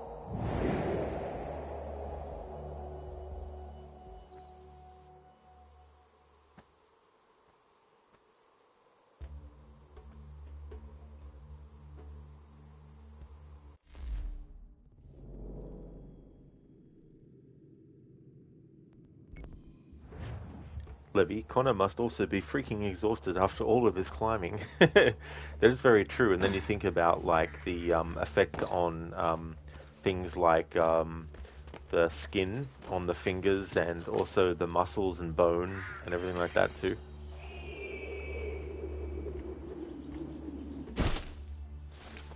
As Connor's grandfather once said, every finger's a fishhook. Now this is the music that we're going to hear for the next 20 minutes. I mean, it's good music, but it's also glitched. It's not supposed to play continuously on loop.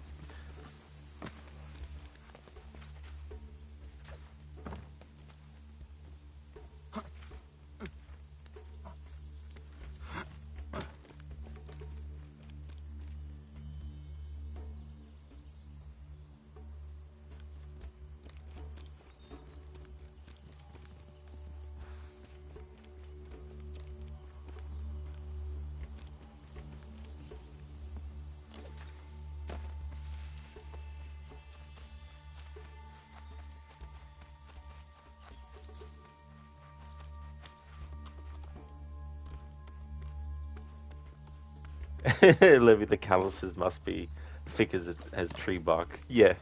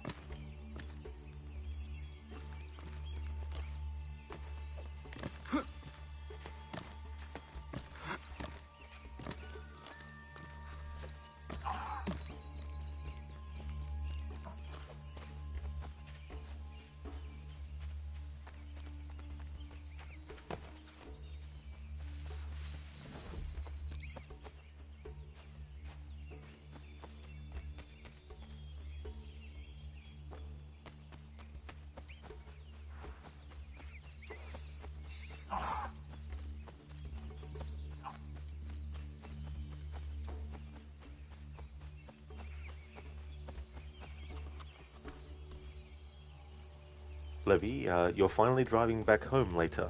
Oh, nice, Levy. That's cool. So how long roughly of a trip is it going to be?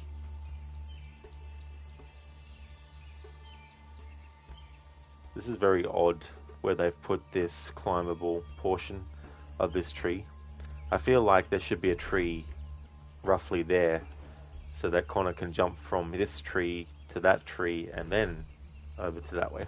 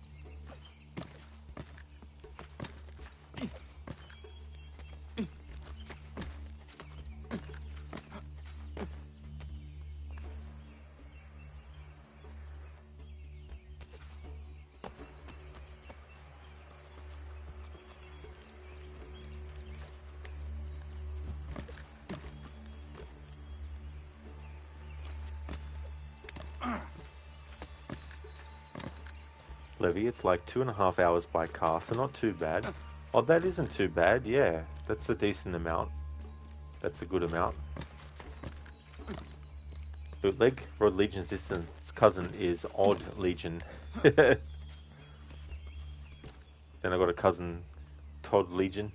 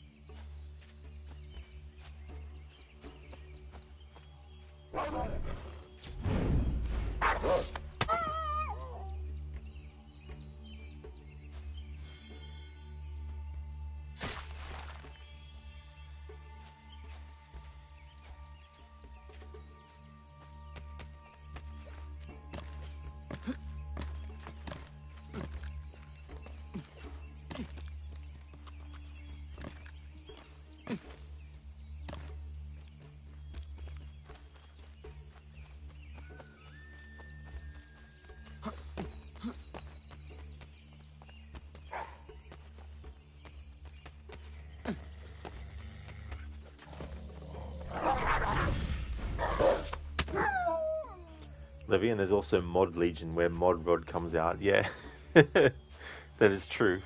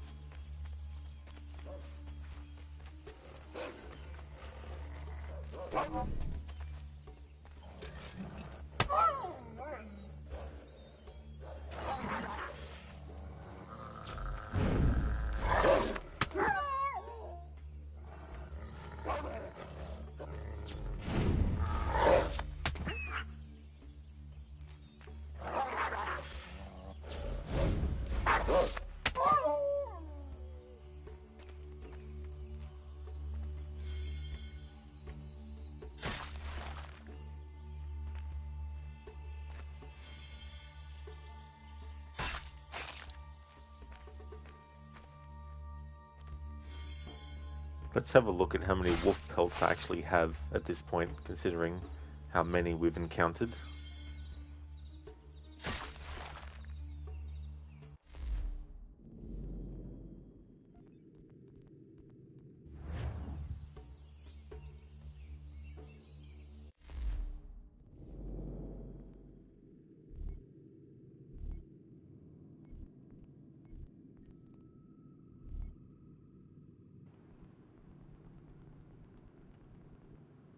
24 wolf pelts already.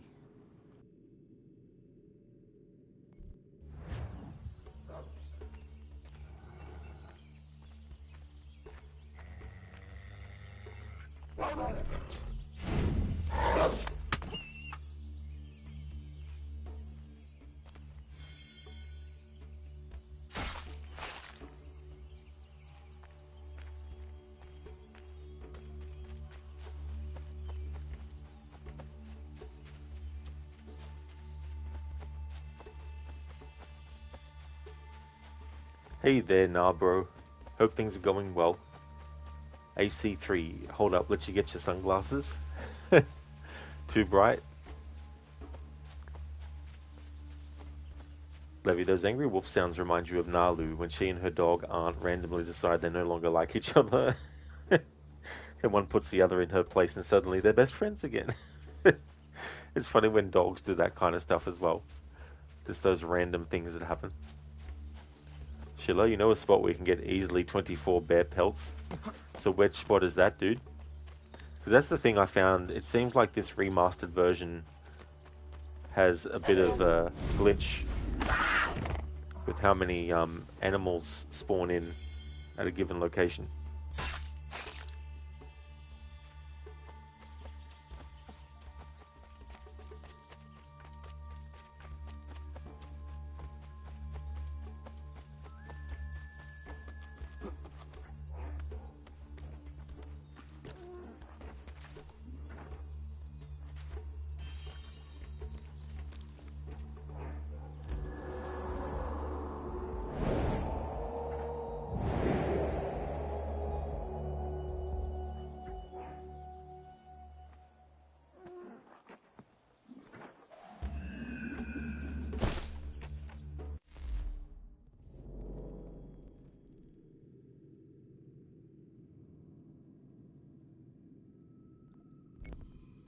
AC, thank you very, very much for the 275 stream streak.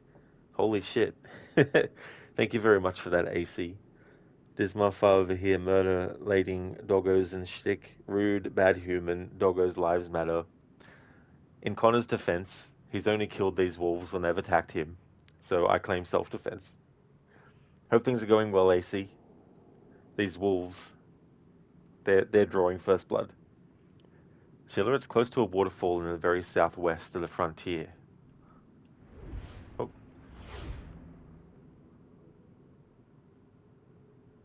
Oh, so would it be roughly around there? In that region?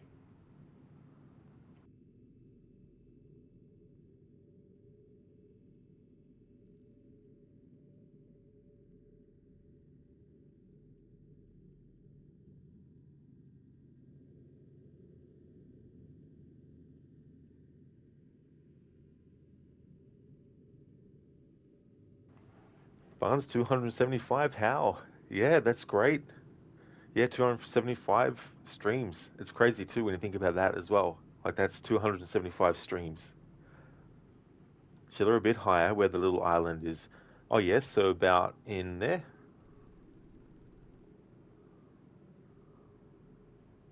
It's cool when games have like spots like that as well. Yeah, roughly there. Oh, cool. Yeah, because that's the thing. Like getting all the pelts that you can actually go a real long way in getting enough money for stuff.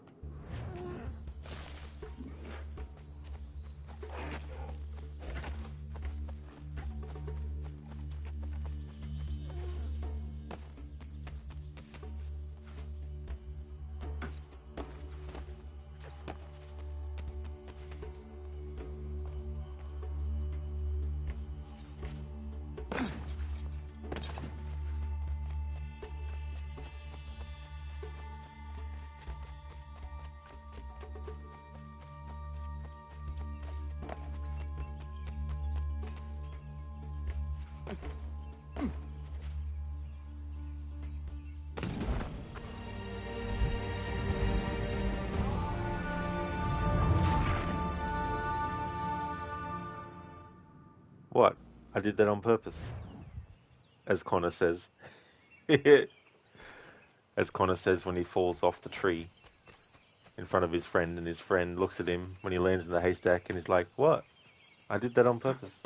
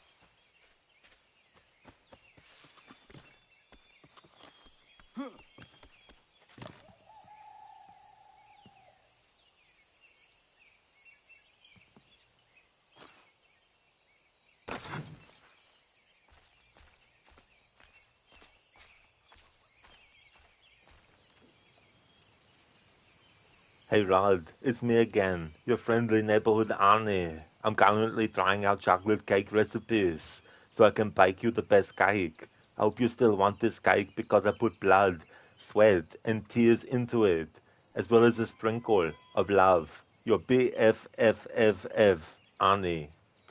Well, I appreciate the sentiment, Arnie, but I hope you didn't literally put blood and sweat and tears into the recipe, because I don't like those kinds of things from other people generally to eat, or myself for that matter. But thank you for the kind sentiment. Thank you, Levy, for redeeming that as an Arnie impression.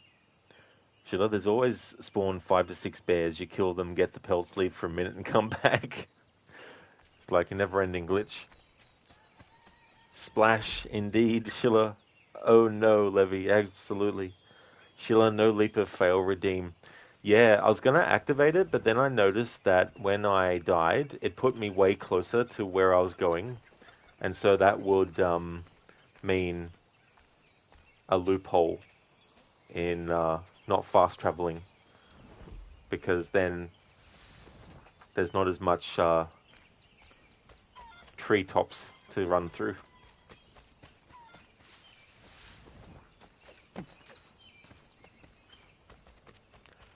Levy, you never know. We don't know what happened on that interplanetary chopper. You think he's wearing his favorite apron as well?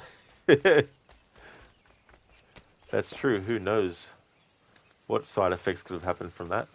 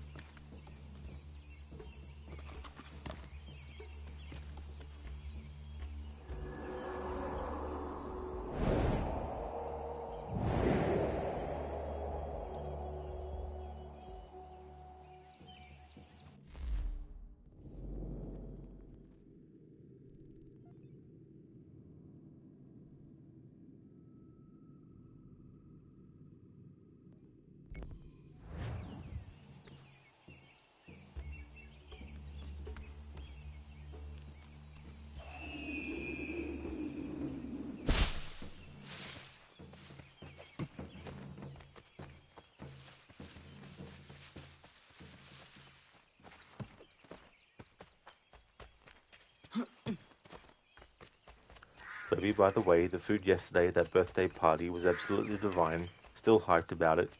Well, that is great too as well, that you had some great food. And you never know sometimes, because some food might not be that good tasting.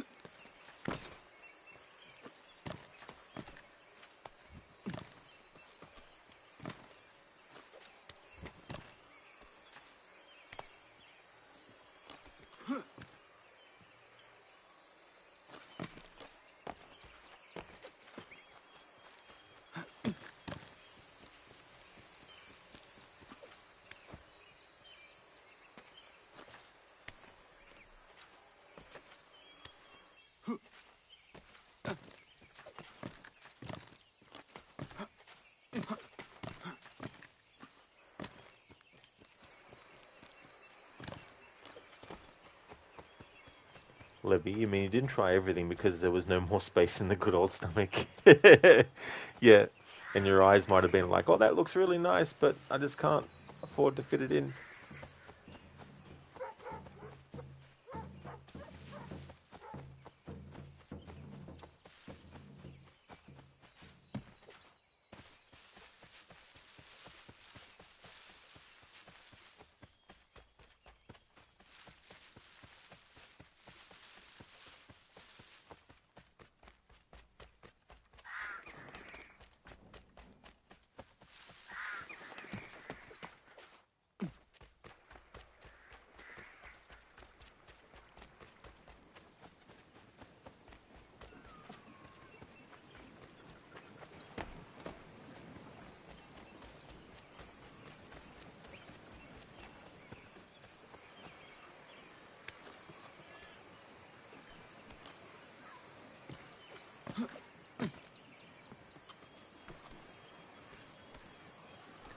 Libby, you had to loosen the belt around your dress after.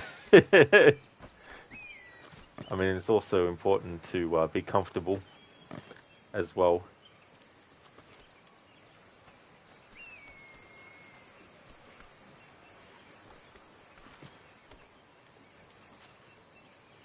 No, Connor, it's not what I wanted you to do, mate.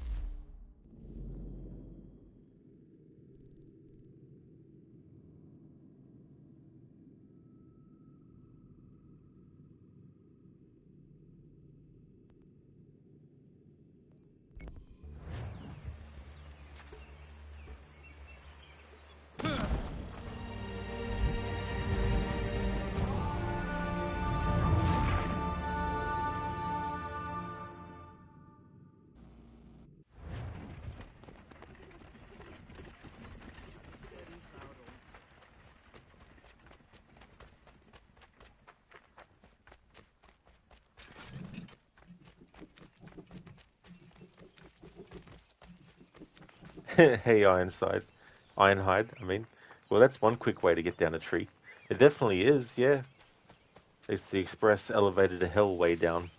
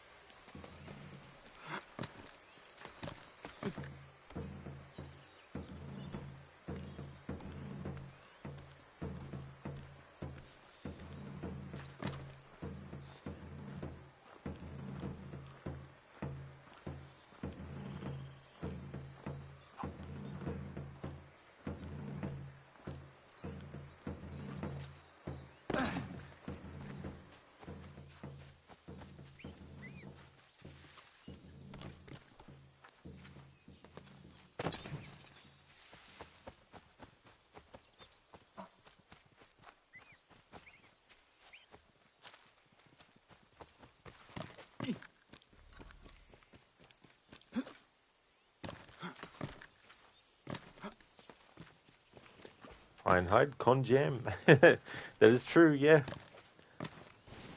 This one you can do in all the games pretty much, starting from Assassin's Creed 1. I don't know about Shadows though, because I haven't played that one yet. I don't know if anyone's tried to do that. Because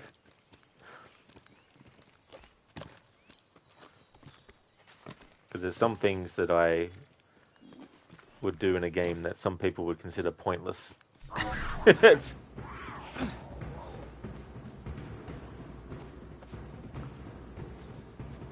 But when I do get to it, you can be sure that I'll try that. Just need to wait for it to come out on PlayStation Plus. Or to be available on it, I should say. Or do it.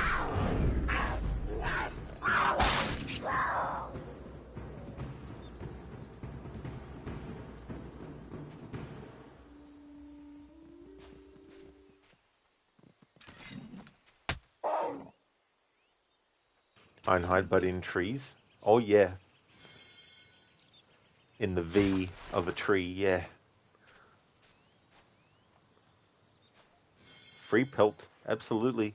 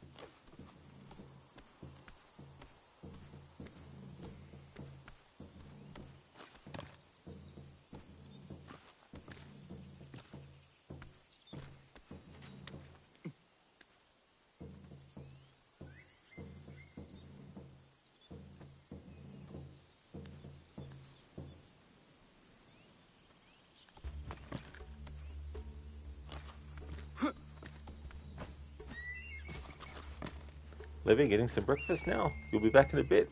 No worries at all, Levy. I hope that you enjoy your breakfast.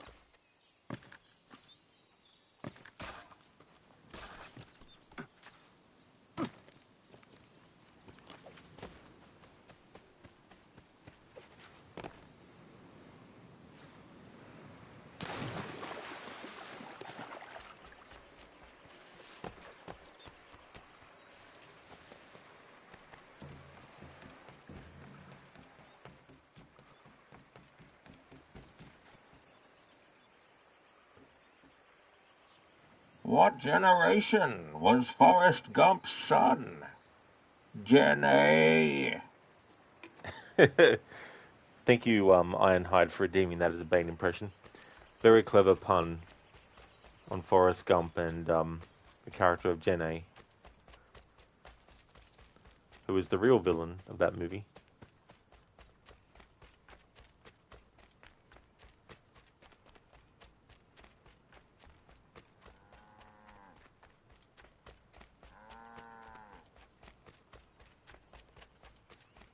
Still remember seeing that movie when it first came out. I was really young at the time.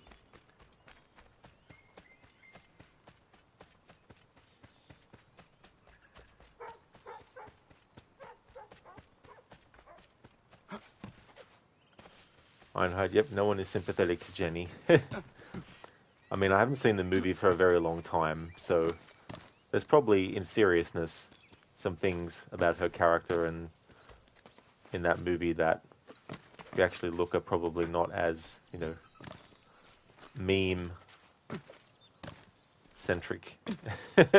as that.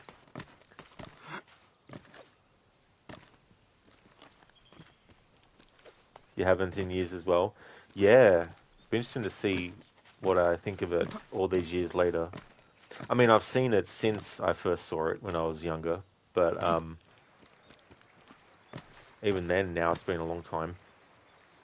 There was actually a sequel novel that was written, but I've never read the novel that the first movie was based on, let alone the sequel novel.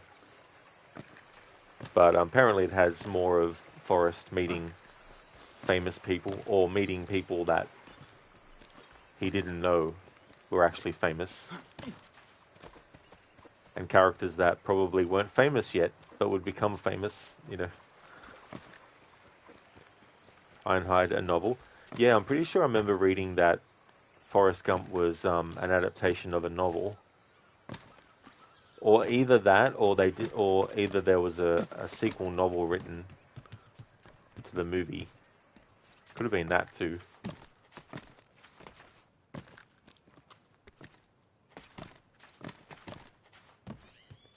Hell, there's even been books written by the author that are sequels to their original book, which actually killed the main character off, but because the movie adaptation didn't, and they made movie sequels, when they were doing the novelization, they actually got the original author to do the sequels based on those sequel movies. That was First Blood. In the original novel, Rambo actually dies at the end. And when they had that ending in the movie, test audiences didn't like it because they didn't like seeing Sylvester Stallone's character get killed, because they were rooting for his character, so they changed it so that his character actually survives at the end of the movie. I can't remember the author's full name. I think it might be Morell.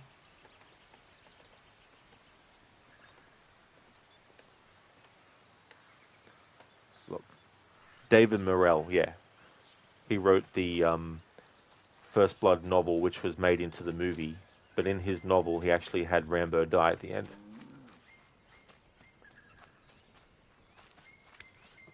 But because test audiences didn't like that in the movie adaptation, they changed the ending so he actually still lived, which meant they could do sequel movies. And then when they did the novelizations of those sequel movies, they got David Morell to write those novelizations. That would feel really weird, you know, you've killed off a character in your first novel in that series, or of that character, and then you're asked to write the sequel novels to the movie sequels where the character lived.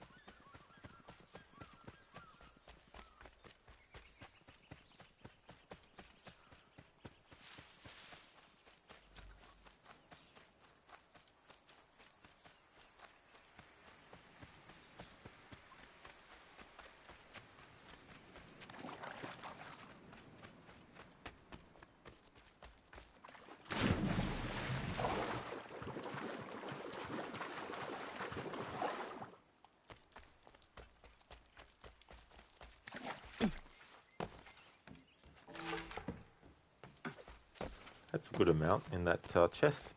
1,250 pounds.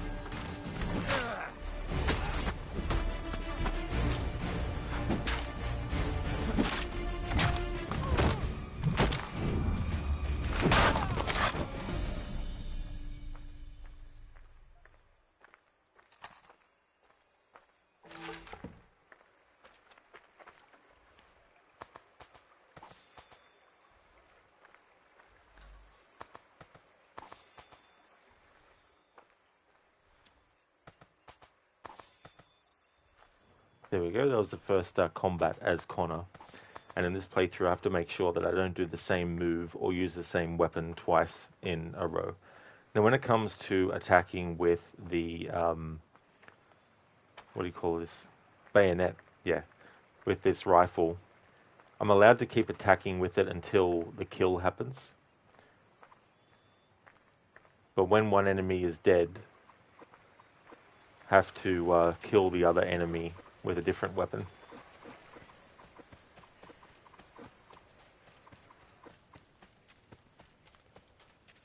I can kill an enemy with the hatchet and then do a bow and then kill the next with a hatchet again, but I can't do 2 hatchet kills in a row, for example.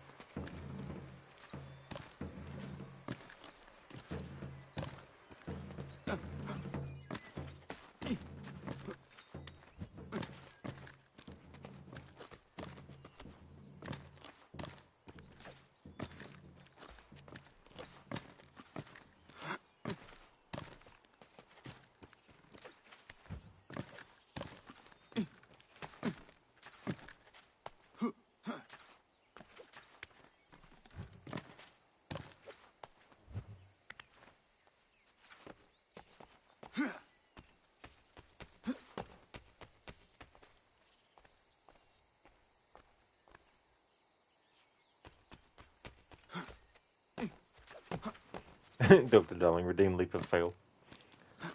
Because dying can potentially put Connor closer to an objective marker in the frontier, it means I've deactivated it.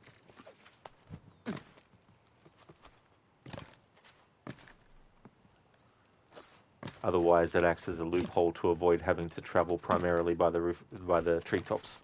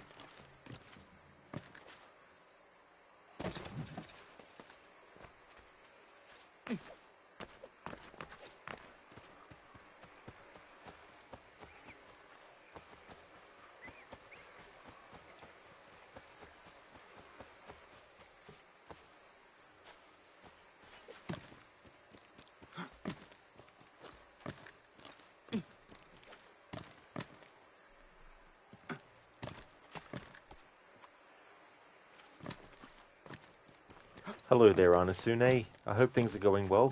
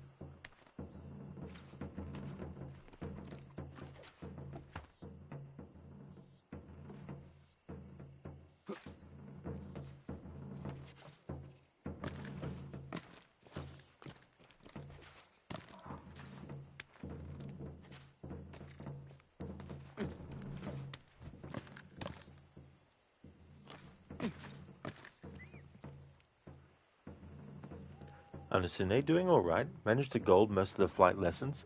Last helicopter one was a pain in the ass, especially landing it.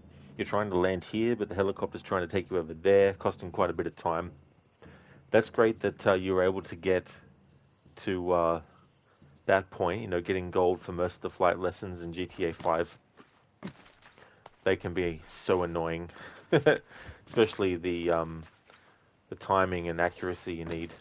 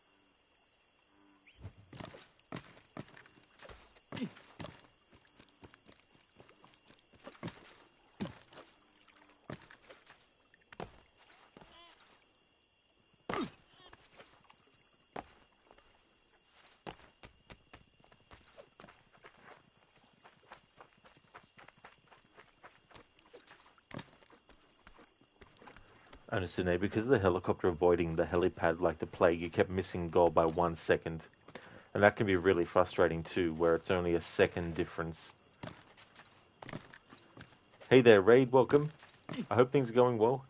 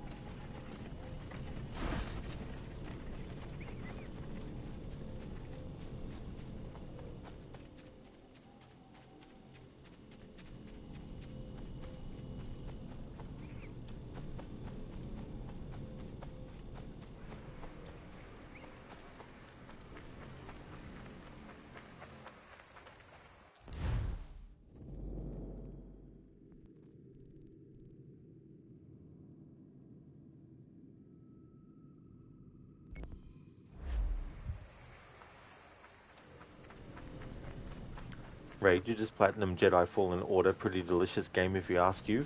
Oh, GG's, Raid. That's good that you got platinum for that game. I imagine there can be some tough trophies to have to get in that.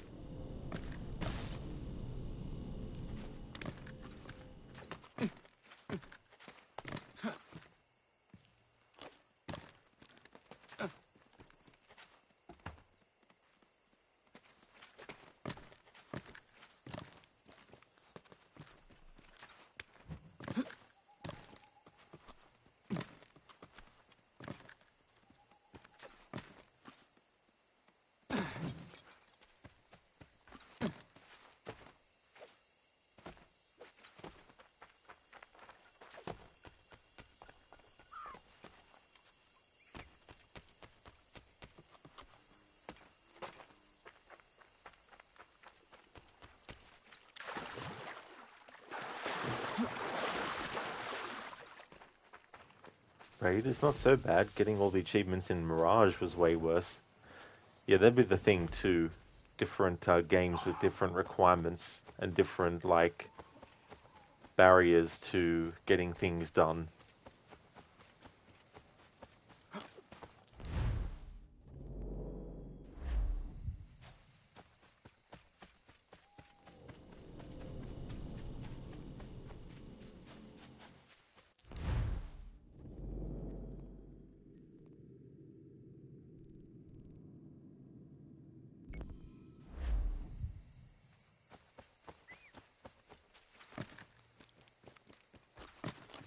Right, so what specifically are you doing here? Basically, I'm streaming a game called Assassin's Creed 3. No, just kidding. I'm going after the trinkets. The peg leg trinkets, because I'm doing that as part of the playthrough. So I want to get them in the frontier, or as many as I can, at this early point as possible.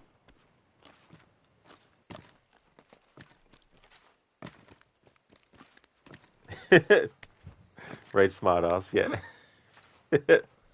Joking, it's all good.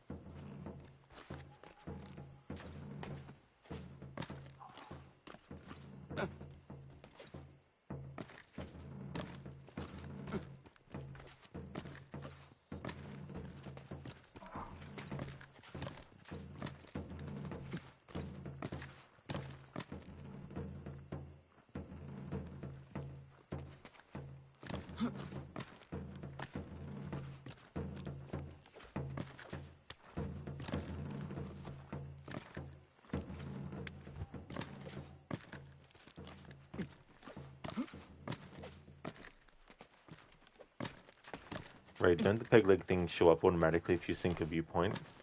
Some will, but then others won't as well.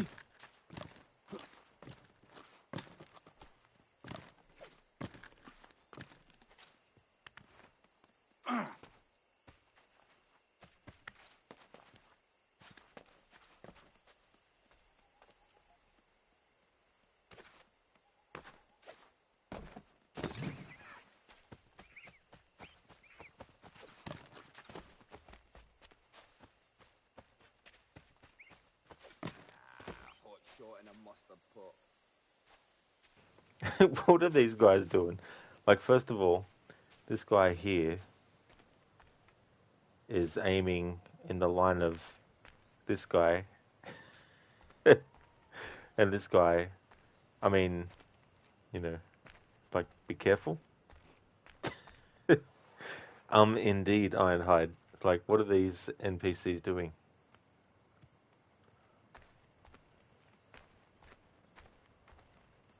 Yeah, Ironhide, friendly fire.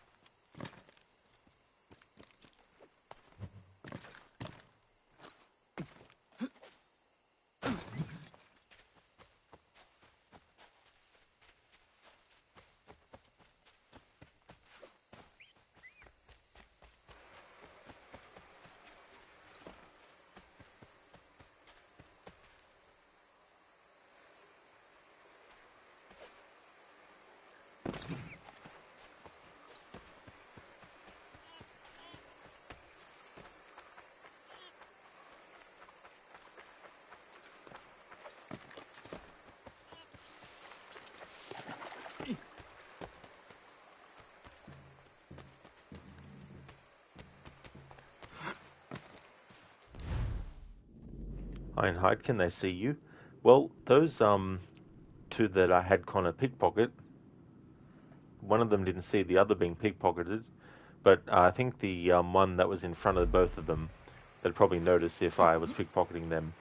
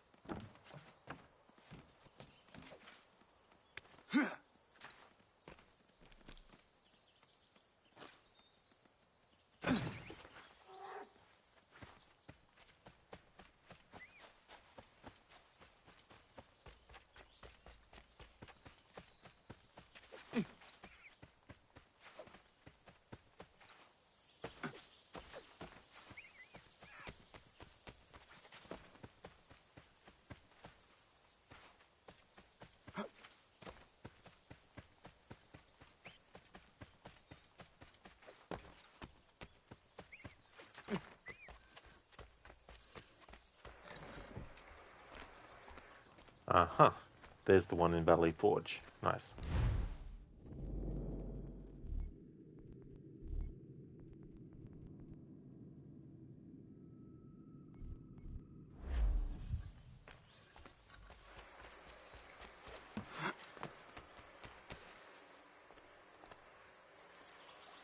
Dr. Darling, uh-huh.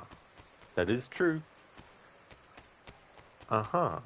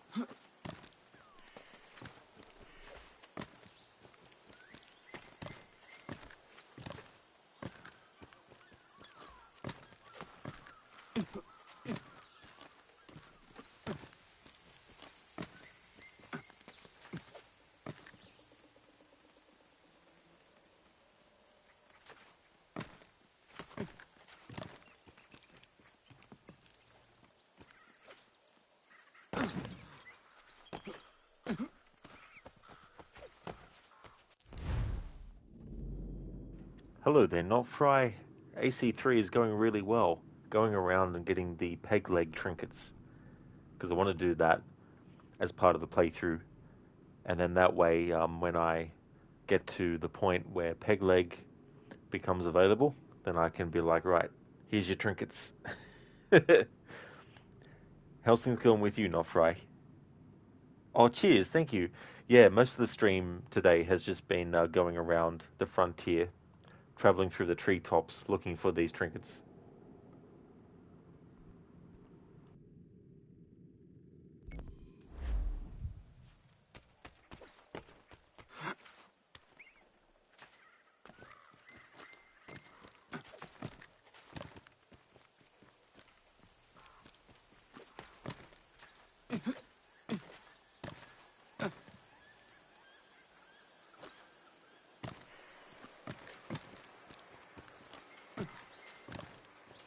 Not Fry, things are going alright for you too, thanks. Gonna see Mortal Kombat 2 with your family tomorrow. That's great that things are going well, Not Fry. I hope that you enjoy that movie. I haven't actually seen the 2021 movie yet. But I hope the sequel is a good follow-up because the series hasn't really had great movie sequels. With Mortal Kombat Annihilation.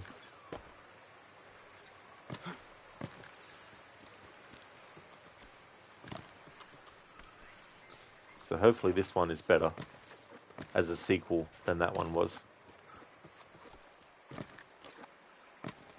Not right, the first one was okay, could have been better, but it wasn't terrible. Yeah, that's a tricky thing too with video game based movies, is like sometimes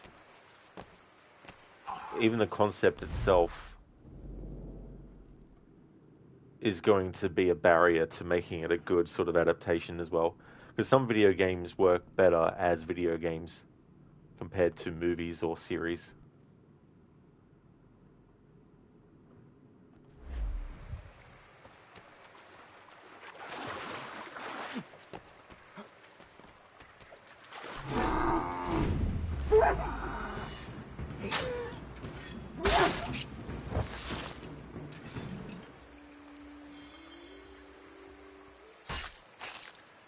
I mean, when you look at a lot of games as well, you gotta ignore anything related to the possibility of players spending hours just roaming around a location.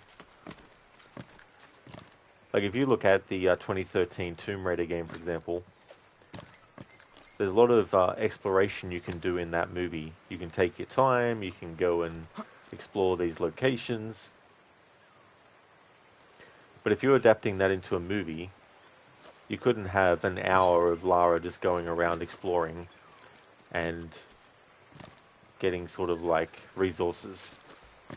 I mean, you can show a scene of her having to get resources, but you don't have to spend as much time as a player would in the game world doing that.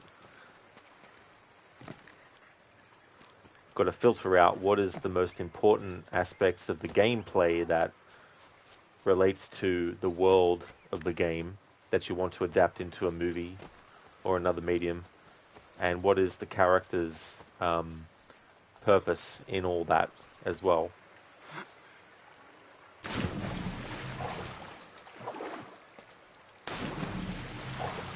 Like in a Resident Evil movie, you wouldn't have the characters roaming around the mansion trying to find the particular keys that they need.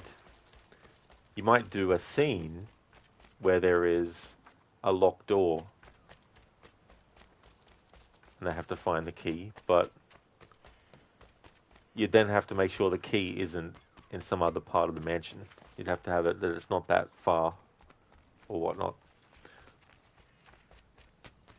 Like in a Doom movie, for example, you wouldn't have the character have to go around try to find a red, a blue, and a green card to get through certain doors.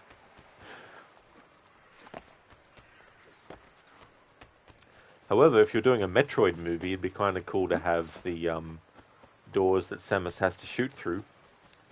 But then again, even that could get repetitive in a movie if that was happening all the time. So even then, you'd have to put a break in there. You couldn't just have that all the time.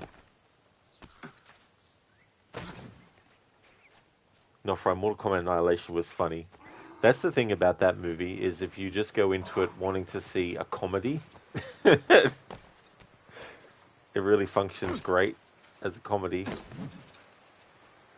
You will die. It's the way that Sindel says that in that movie. I mean, the movie's got a great soundtrack as well. Like, even the sort of like instrumental music that was made for it. But, I mean, you know, you look at Cyrax and Sector, and it's almost like you're watching a Power Rangers episode. You know, and Jack's getting the arms, but they're only just a coating. They're not an actual, like... Because obviously in the lore of the games, Jack's got his arms ripped off. And so he replaced them with the metal arms. Whereas in the Annihilation movie, they're basically just gloves, essentially.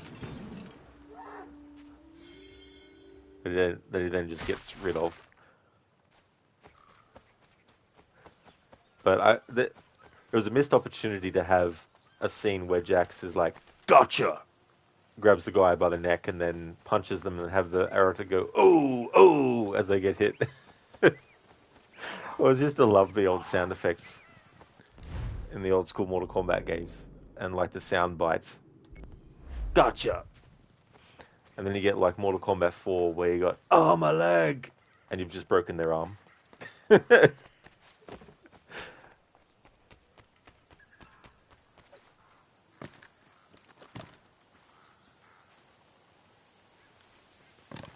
Not right. There's always one line from Jax, you think it was, that runs through your head when he says, "Damn, you barbecued his ass." Yeah.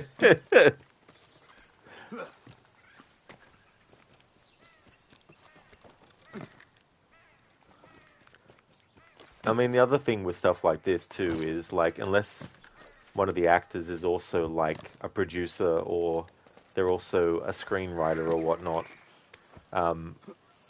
you've got the character as they're written on the page, then you've got the character as the director and the actors interpret them. But it's not like the actor has final say. Unless they're an actor like Tom Cruise, obviously he would have a lot of veto for stuff. And then the actor's not in charge of the editor who works with the director to edit the movie and look at the takes that were filmed. Like, the actor doesn't get to choose what takes get used. And sometimes the take that gets used isn't the one that has the best acting in it, but is the one that didn't have any number of technical issues that plagued the take.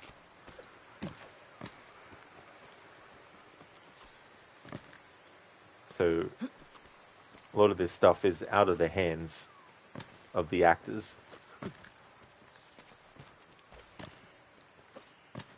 They might do a really great take, but out of all the takes that were done, there might have been only one that was technically usable. I mean, that's where reshoots and all that kind of stuff come in too as well. If the movie has budget allocated for that and time to do it as well.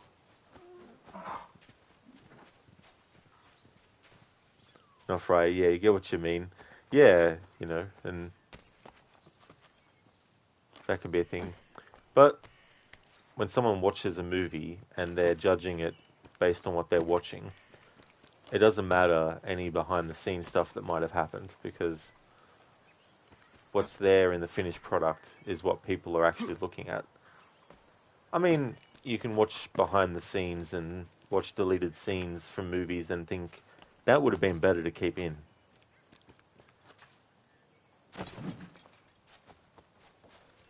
But ultimately, a lot of people are going to judge based on what is literally in front of them,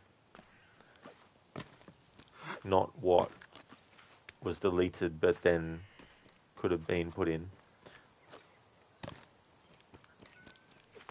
But I think by their nature, video games are better as long-form adaptations, like series and stuff like that. I think that's the better way to go about it, especially when there's heaps of characters with their own backstories.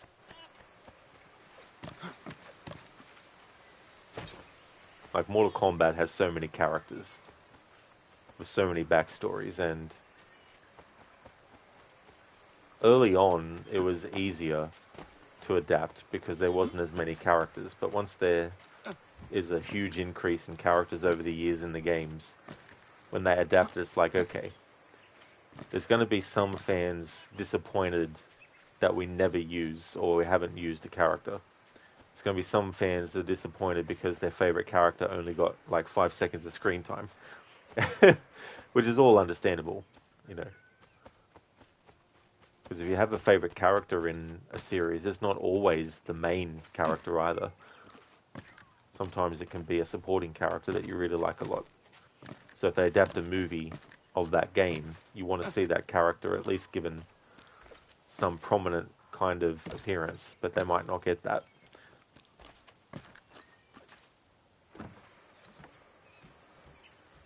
Not for you. You're not going to watch Mortal Kombat expecting a 10 out of 10 movie, because you know it's not going to be that. But if it's entertaining, then it'll be worth it. Yeah, I mean, that's the thing. Like, I reckon that's a great way to go into movies as well, as much as possible. Because if you set your expectations really high, then when you actually finish watching it, if it doesn't meet them, it'll be worse. But if you have low expectations and they're not met, then the blow isn't as bad, because it's just like, okay, I went in with low expectations, it ended up being bad, you know, it is what it is. Hey there, Dread. Good morning. How's things?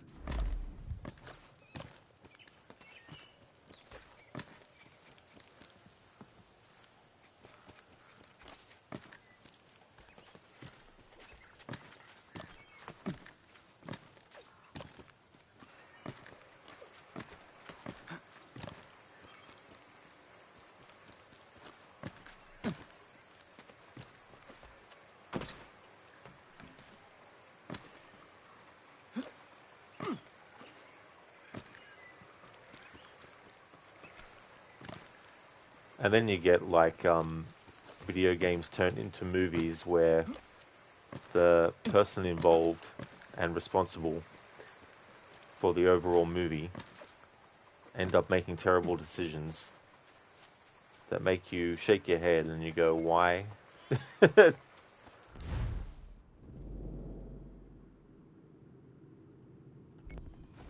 like, why did you think this was going to be a good idea?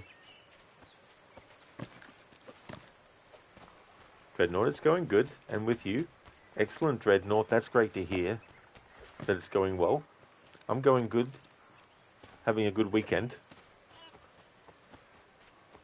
Mainly in this game at the moment, just been going around looking for the peg leg trinkets.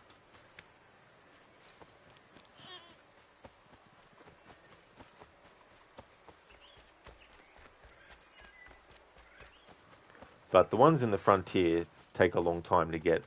The ones that are specific to Boston and that don't take as long.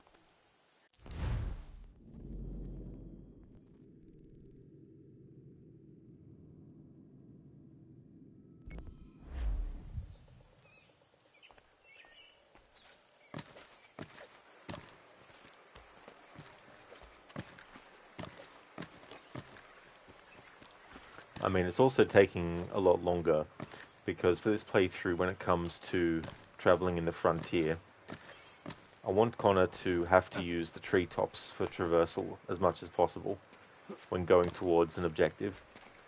And I'm also including when I mark somewhere on the map as a quote-unquote objective. Plus, fast travel is something that I'm not allowed to do in the playthrough as well. Because if I'm allowed to fast travel, then it really makes the having to stick to the treetops as much as possible kind of pointless. Because fast traveling would skip all that.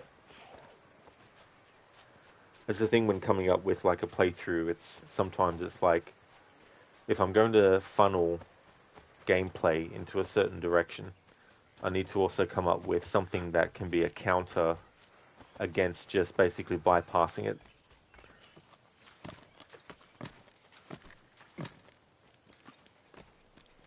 It's like with doing a floor is lava challenge with these games. Allowing fast travel would just basically make it way too easy to avoid touching the ground.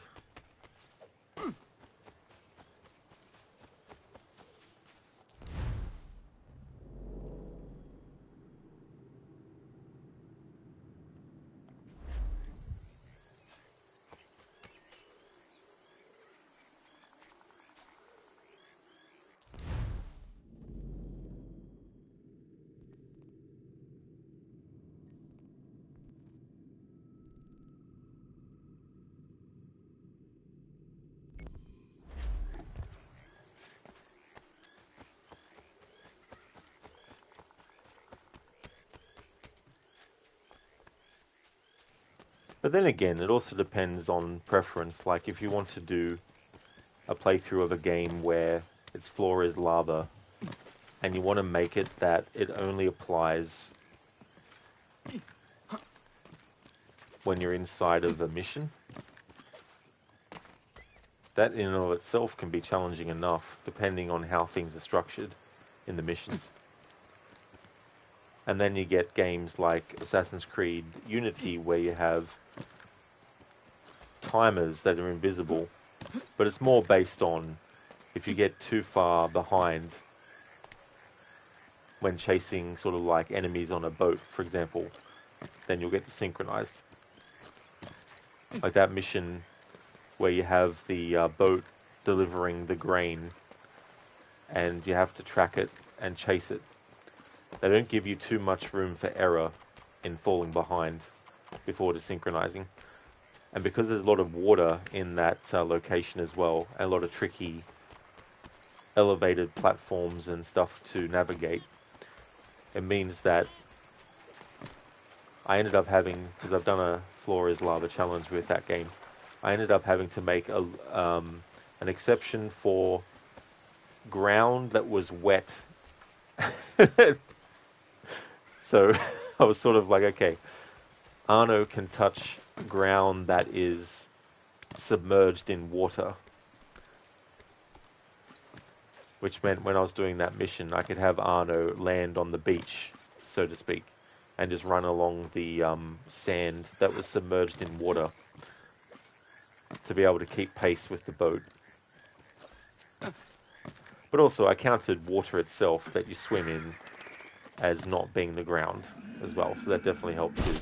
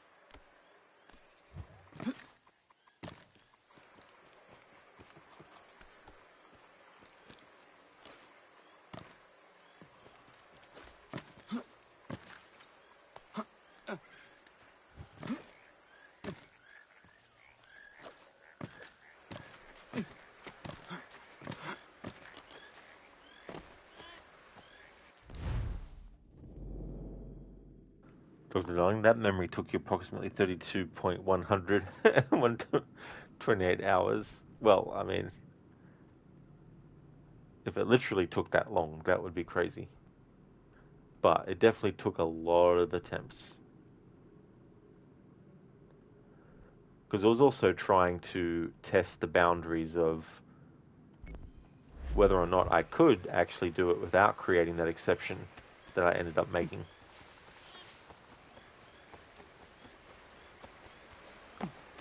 That can be part of the quote-unquote fun of doing a playthrough like that without having practiced it offline and done a whole playthrough offline. As much as possible, I like to make sure that when I'm doing a challenge playthrough of a game and I'm streaming the playthrough, that I've done minimal practice with it. Like, obviously I need to do some testing of things, but it can be fun to kind of get to a brick wall, so to speak, and be like, right, what exception will I have to make here? What loophole that is going to be satisfying and quote-unquote fair can I actually do?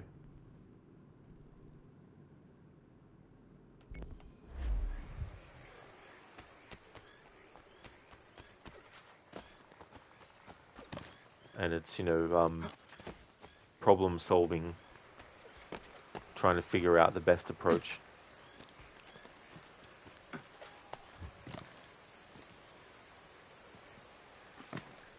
And it's one of those things too where visually it might look easy,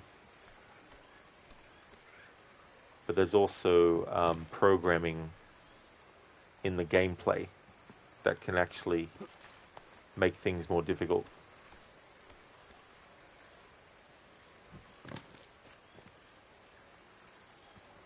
Then you get moments like that where the parkour is a bit broken. See, normally on that kind of branch, the game will automatically have the character go around the tree trunk to then get to that other branch. So visually it might be like, that looked easy, how come the character didn't do it? Because the character's programmed to literally glitch here and not do it. Yeah, there we go, now I did it.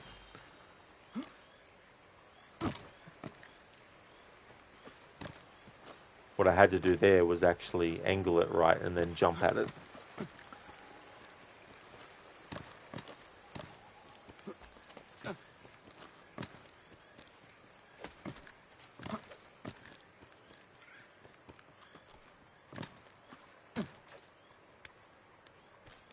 Like in games as well, where visually it looks like, how come you're not just running from one point to the other?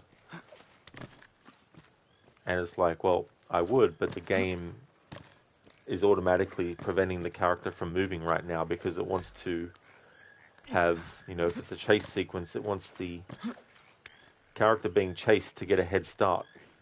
Where it's like, they want that sense of urgency to be extra, where it's like, shit, the target's running away, need to catch up. But the game might slow you down on purpose, because for dramatic effect, it wants you to see the enemy running off. Now, granted, unless you've played a game before, and you know what the game is doing, it's understandable if you're just observing to think, how come it should be easy.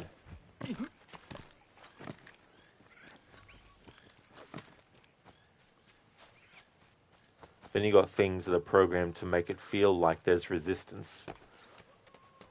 And you have to sort of like compensate moment to moment for that as well. It's like if you're doing a game where there's a powerful wind, it's going to obviously affect how you have to navigate through things.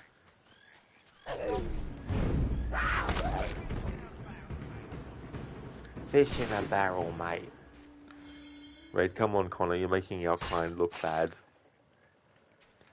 I mean, everyone can have a bad day, where things just don't seem to go right.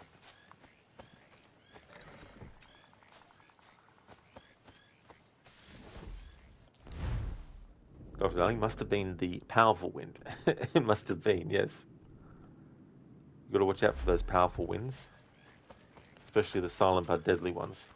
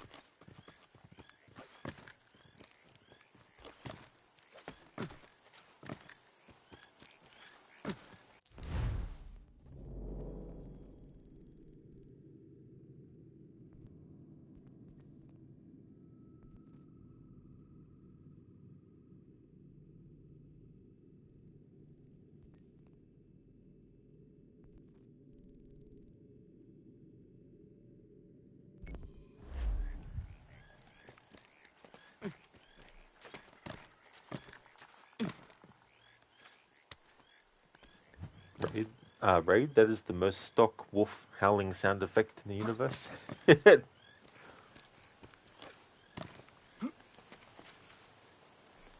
Playing Red Dead Redemption 1 recently, and then playing this game now that we're at the point in the game where we're playing as Connor and out in the frontier. Certain sounds. It's like, yep. That's kind of like a generic sound effect of that animal type.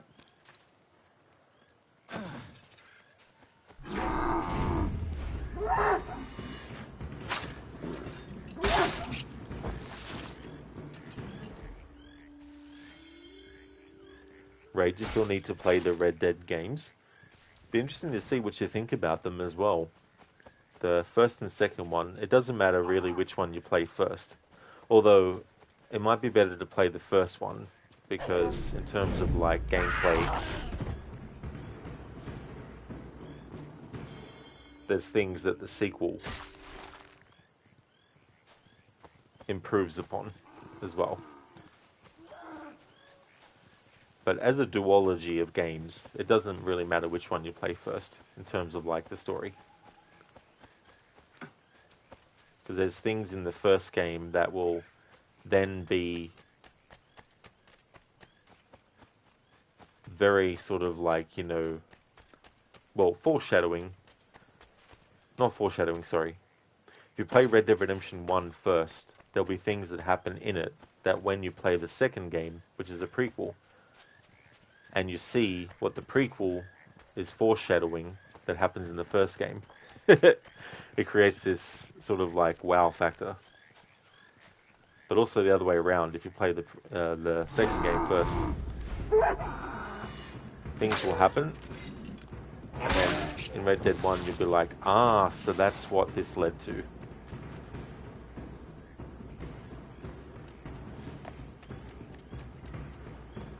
Or that's what the character is referring to in Red Dead 1 when they say this.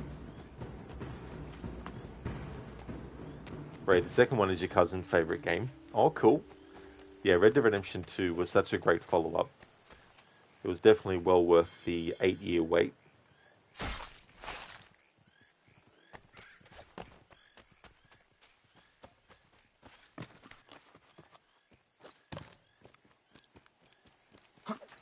It's so funny when you think about that too, because it took less time to go from Red Dead Redemption 1 to Red Dead Redemption 2 than it has done to go from GTA 5 to GTA 6.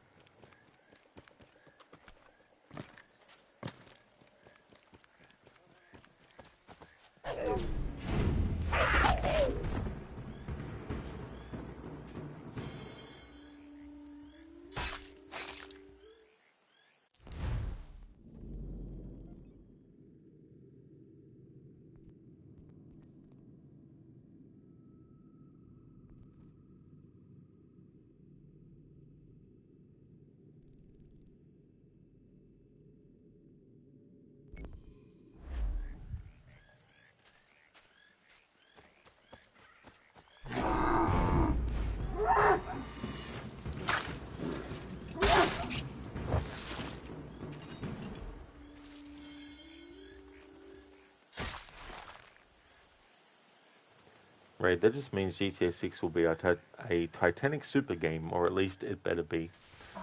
Yeah, it's going to be interesting to see where the cards fall.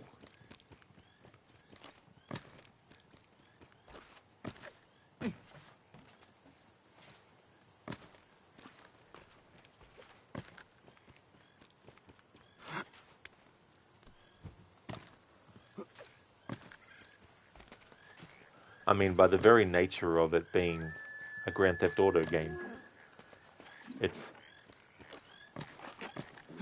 would be very, very, very not impossible, but very unlikely that it's going to be a flop. But then again,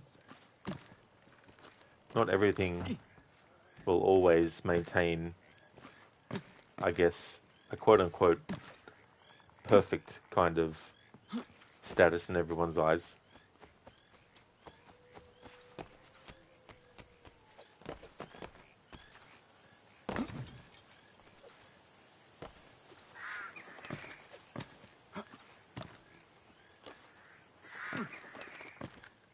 Even the best of the best can have a time where they fail, or something just doesn't hit the way that other things might have done.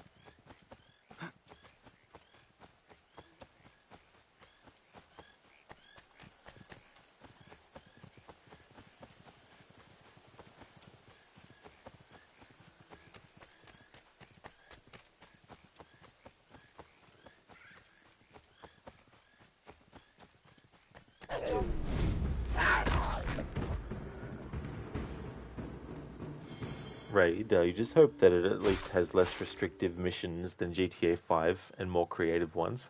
Scouting the port in GTA 5 is one of the worst missions in GTA history.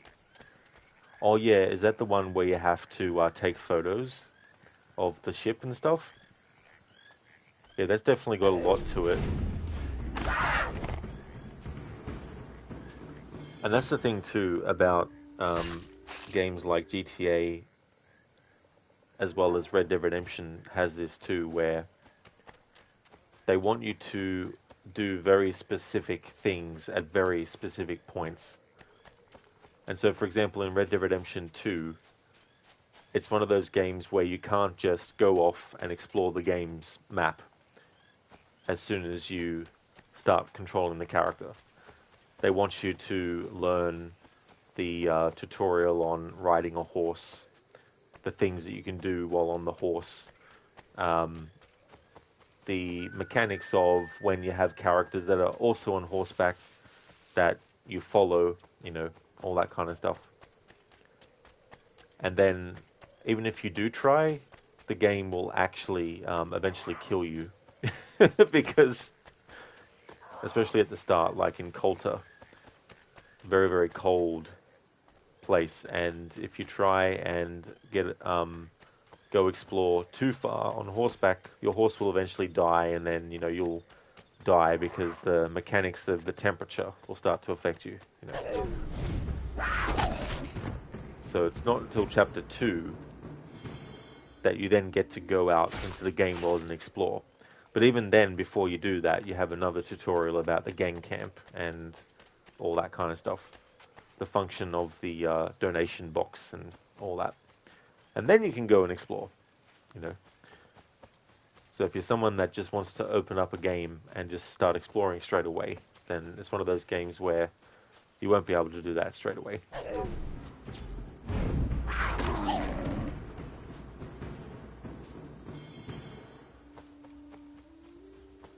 And then, like, you might identify a way to do something, but the game won't let you do that straight away because it wants you to first learn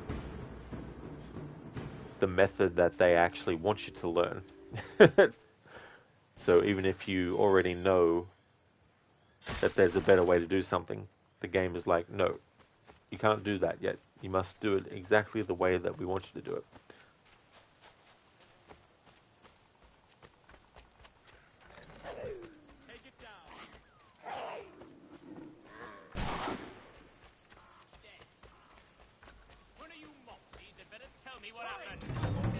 Hey, it wasn't Connor's fault.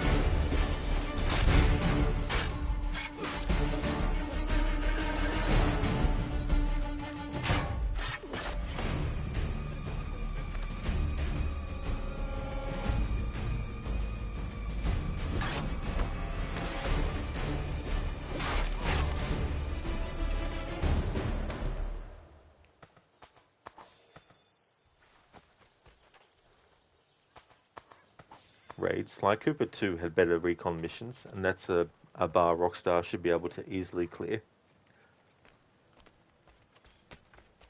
Haven't actually played those games, so I don't really know too much about them, really.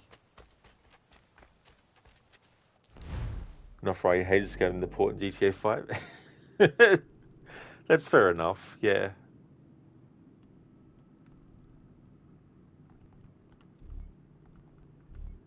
Yeah, sometimes in games you just get those missions that, like in GTA Vice City, that mission with the friggin', I think it's the remote control helicopters and picking up the bombs.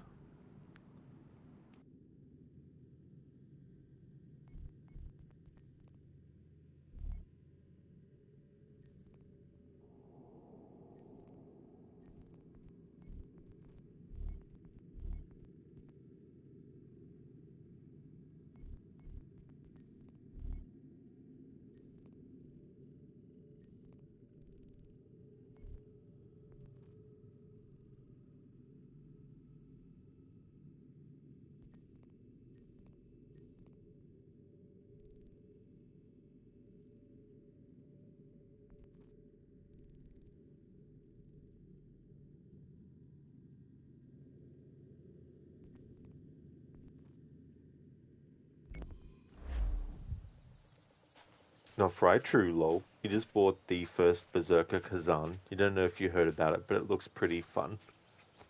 Oh, I vaguely remember hearing about that game, I think. What kind of game is it? Raid, nah, the Vice City mission where you have to make deals from an ice cream van is the worst one. Oh, yeah. And then you get the things that you think might just be optional missions, but if you don't do them, you'll eventually get to a point in the main story where the game is like, basically, right, you can't progress to the final mission until you go and do these other things. And you're like, really? What I thought was just side optional content is actually required?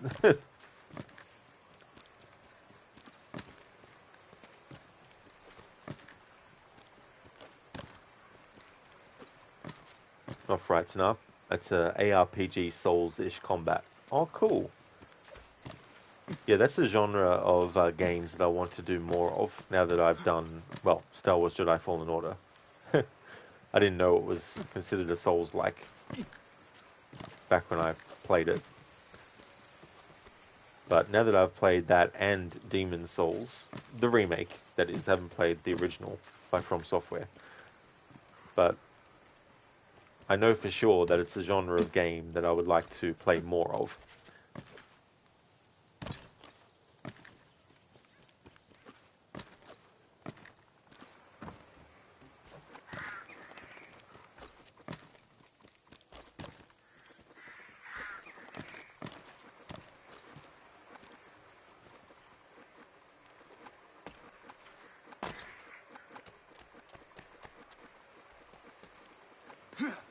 Not fried. It has cel-shaded graphics. You're not too crazy about those kind of graphics, but if the gameplay is fun, then it won't matter too much. Oh, that's fair too. Yeah, that can be a thing as well, what kind of style they go with for the graphics, what aesthetic, and all that. Can be tough sometimes too, because you might... Like, the game itself might be great. Like, it might be fun and all that, but it just might be a bit off-putting due to the art style, maybe, you know. Raid, what about Jedi Survivor? Well, I haven't played that yet. But I want to. But when I do, I want to replay Jedi Fallen Order first.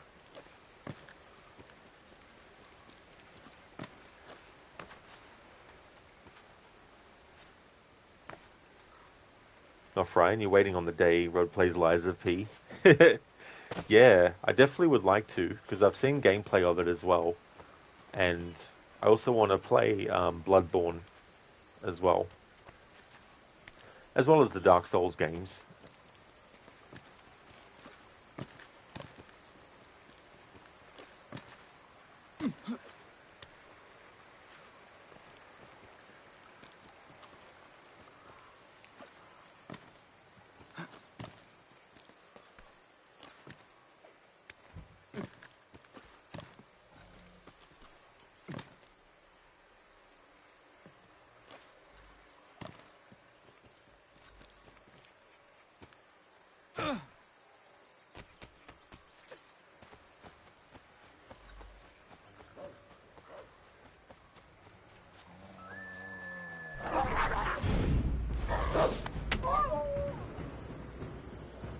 All these wolves. When I deal with these wolves, I'm going to see how many pelts I now have. No. Prompt wasn't on the screen.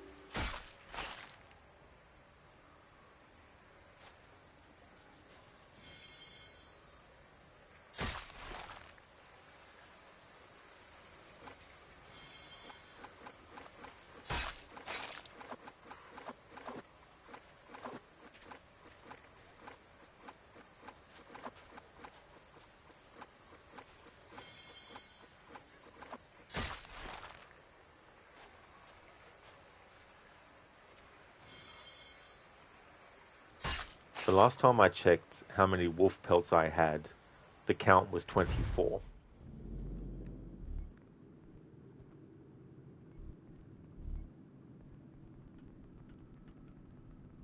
And now the count is 35. Not Fry, Liza P is easily one of your favorite games now.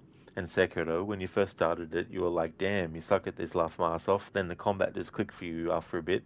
Now one of your all times.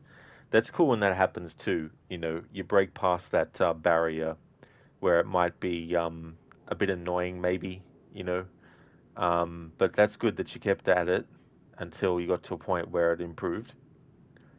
Rage, you never cared for Dark Souls. Your issue is that your mission in those games is to save the world, but there's literally nothing in the world worth saving, so you find it hard to care. I mean, that's definitely understandable, you know.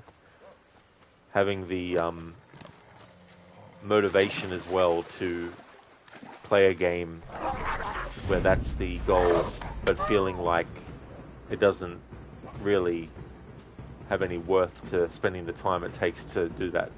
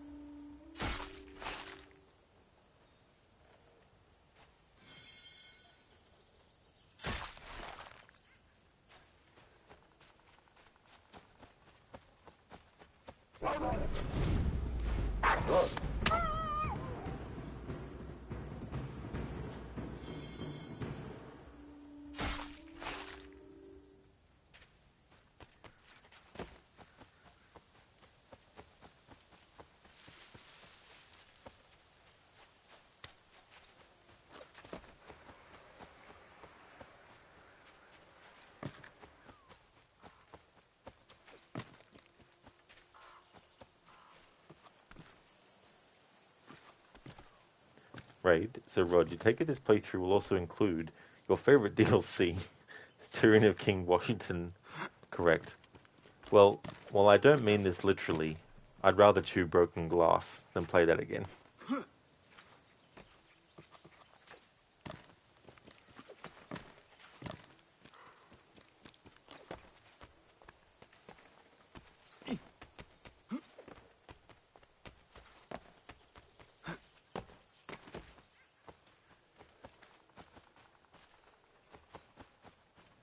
Yeah, not Fry. I first saw that DLC played from start to finish, and even viewing it, it was like, this is terrible. And then when I finally played through it myself, I was like, this is terrible. And what's annoying is that the fact that Washington has a piece of Eden is actually canon, because you look at Assassin's Creed 2 and the Subject 16 puzzles, and you do see George Washington have an apple on him. It's just they made it ridiculous with the changing into different animals.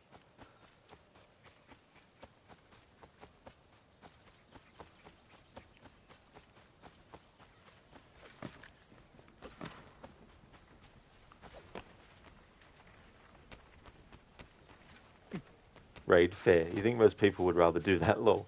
Hey, at least the whole DLC is just a simulation. That's true, you know. But yeah, it turns the piece of Eden into something that can create whole realities. It's essentially just a dream sequence, really.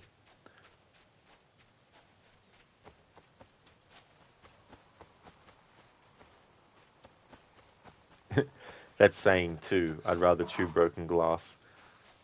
I'm not saying that the movie The Burbs is where that saying actually originated, but that's the movie that I saw that had a character say that.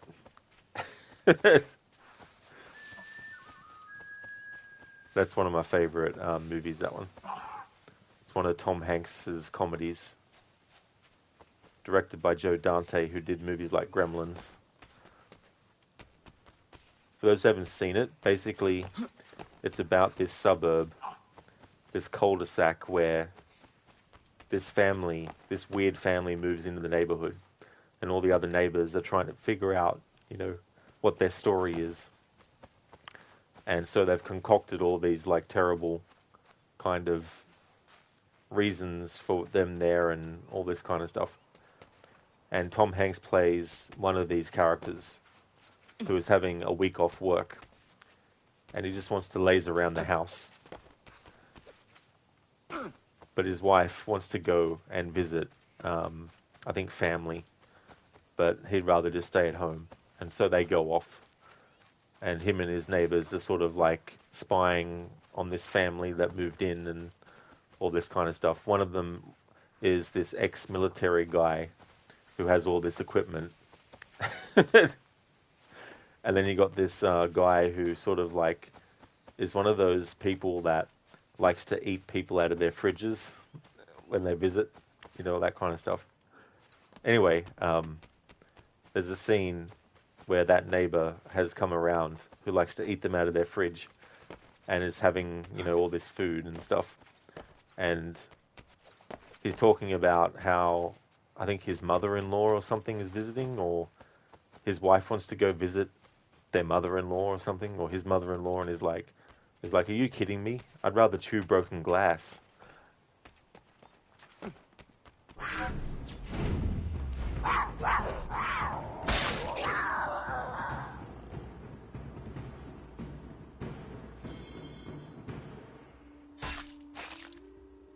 Raid sounds delightful. It's a very, very quirky comedy.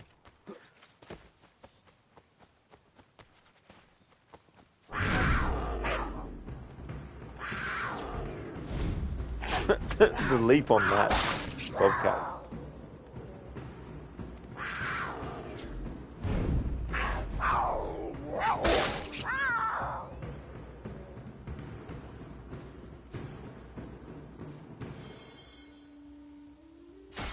There's a funny scene too where the new family that has moved in, Tom Hanks's character and one of his neighbors, the guy I was talking about who eats them out of their fridge, they're going to go and actually say hello to this family, and they're daring each other to actually cross the road to talk to them and all this kind of stuff.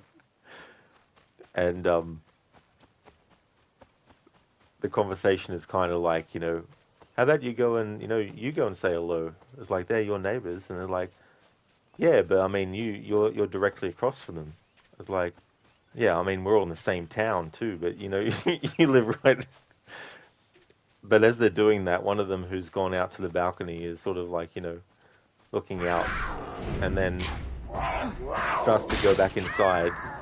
And then the other guy's like, well, they're going inside. Your chicken is like, I'm not chicken, because the guy's going back into his house, And it's like, you look like a chicken in front of your son. And then, and then Tom Hanks is like, all right then, let's go over there then. But yeah, there's just so many funny scenes in that movie. It's I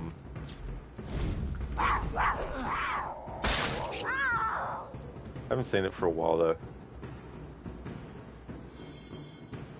Barnes, what is this now? Far Cry Primal? Assassin's Creed style? I guess you could say that, yeah. Yeah, this was the first Assassin's Creed game in the series to have the hunting. That's right, Barnes. Yeah, yeah. The Burbs was the movie I was talking about.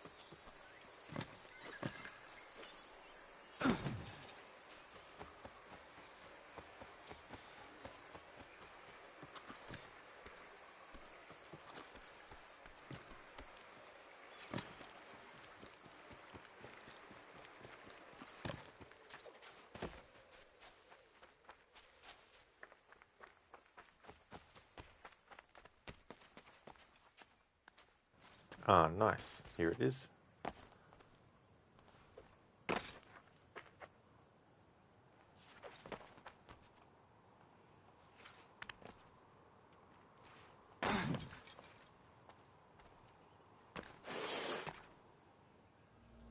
Ah, damn it.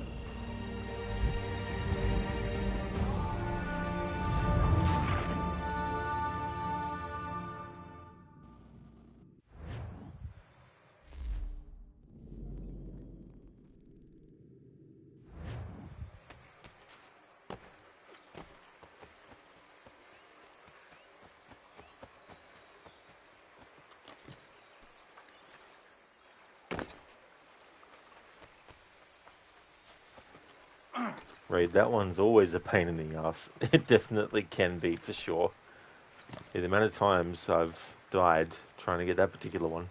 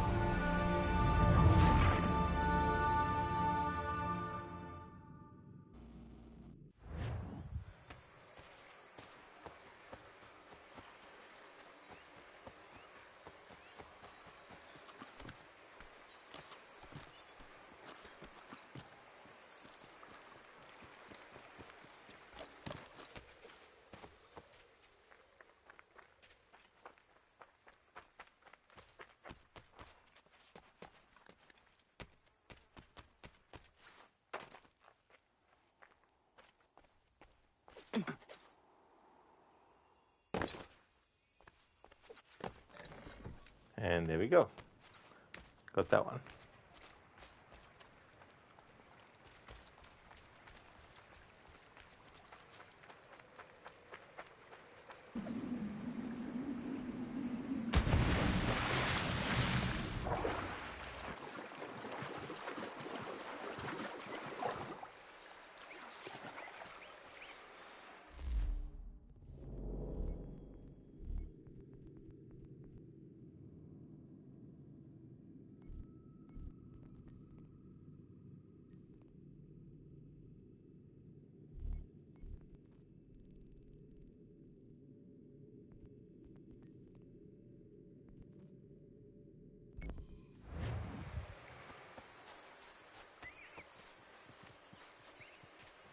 Hey, Mr. Newt. Hope things are going well. I don't think you've ever got that one through all your playthroughs. Yeah, it can be very tricky, that one. But yeah, Raid, you're right. There is another way to get to it. By going through that specific hole and stuff. But I wanted to show that there was an alternate way to get it to. From where I had Connor first positioned. When heading towards that direction.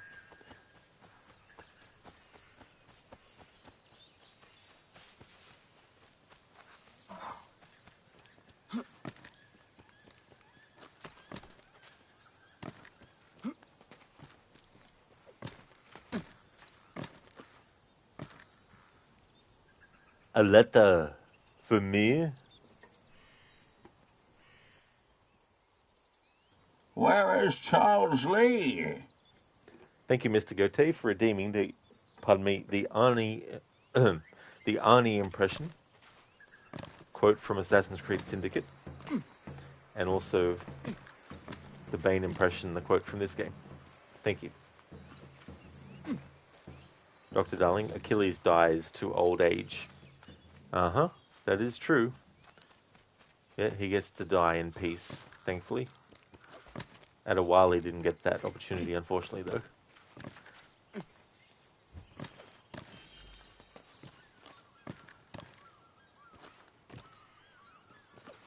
Hello there, Anmita. Welcome, dude. I'm doing really good. Collecting these peg leg trinkets. Almost done getting the ones that are in the frontier. It's been fun to stick to the rooftops. stick to the treetops as much as I can when going towards objectives and stuff. Forces me to actually look around the game environment and figure out the pathway and all that kind of stuff. But obviously, if there's no way to get to an objective completely by sticking to the treetops, then I can go on the ground and stuff. But yeah, going really well, thank you, dude. I hope things are going well with you.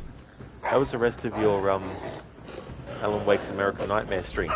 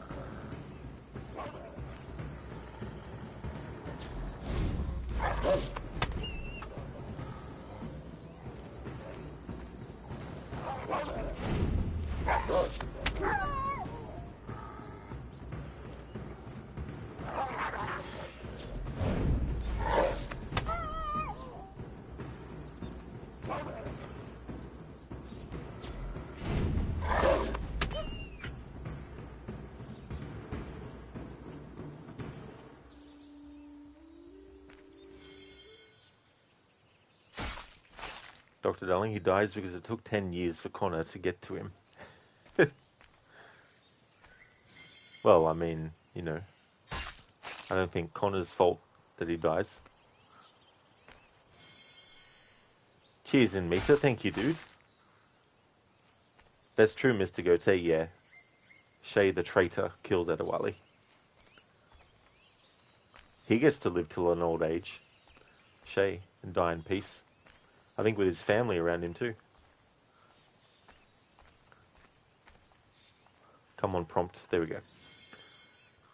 Mitra, it's going well. You just came home from a walk. It went well. You completed the game. You really enjoyed it. It was short but fun. Glad to hear that things are going well, Mitra. That's great. Hope you enjoyed your walk. And GG's on finishing Alan Wake's American Nightmare as well. Yeah, I definitely find that game fun also, and like all the little nods and stuff. The other thing in that game that's interesting is the conversations you can have with characters.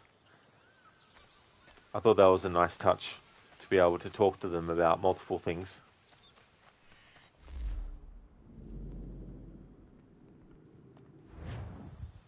Ray, do you know Connor's name means lover of hounds? Stark contrast to what Rod's doing in this stream.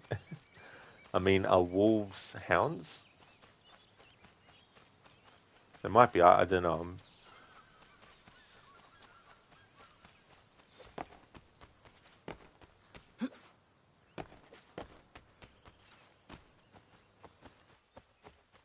But hey, they're attacking Connor first. He's just defending himself.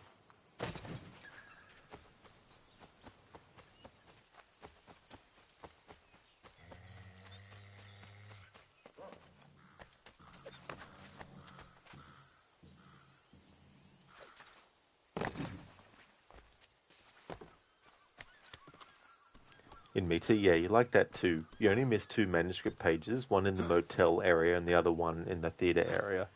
That's not too bad, considering you were being very thorough in trying to find all the manuscript pages. And there can be many that are just in very, very tricky spots as well. What did you think in Meta of being able to have all the different weapon types? Because that was one of the criticisms that Alan Wake got, was that there wasn't a large, like a lot of variety of weaponry. So in Alan Wake's American Nightmare, they were like, hold our beer. It is interesting seeing Alan like wielding an assault rifle, I must say. Not exactly what you would expect to see him wielding. Be like him having a rocket launcher.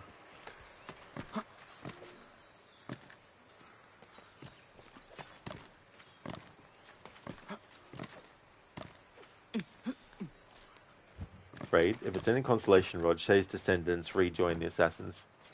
Yeah, like there's that present day character in Odyssey.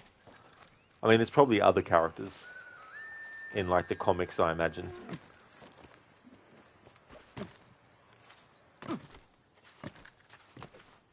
But with stuff like the comics, I only basically know whatever gets put into the database entries in the games about that, about the comics.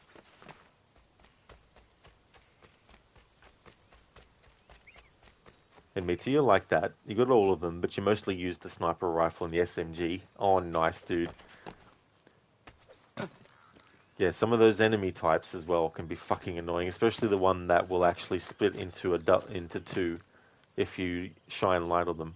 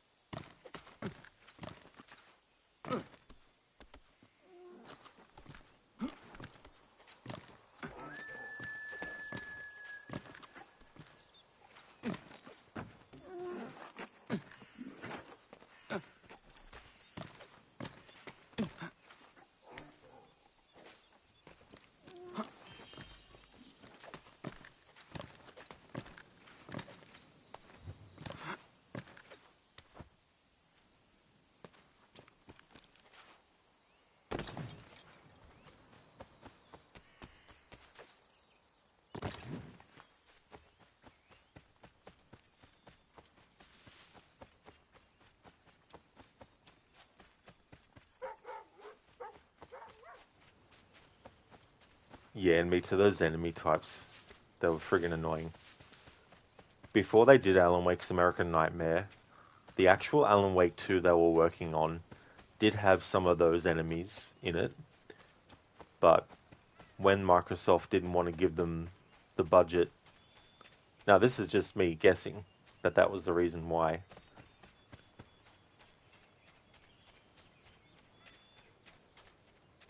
They were seemingly like, okay, we'll give you a budget to do this smaller scaled game. And they're like, okay, we'll put our sequel ideas into that. But there's also another element to the original sequel's concept that wasn't in Alan Wake's American Nightmare as well, and didn't actually end up in the actual Alan Wake 2 we got.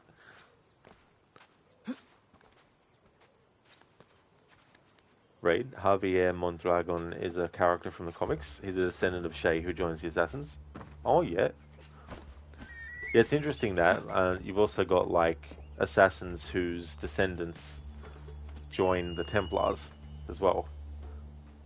Like Nikolai Orlov, Daniel Cross in present day.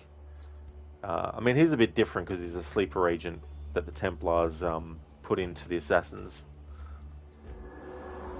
group. But I guess you could say he's a Templar through and through from the start. Well, after being brainwashed by Abstergo, of course. There's so many if but thens.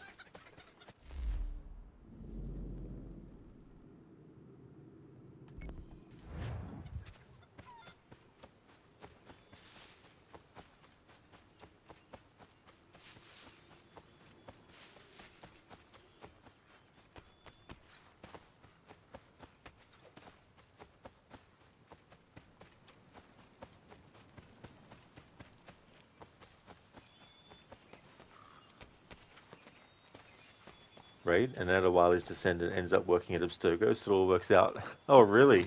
Damn, I didn't know that.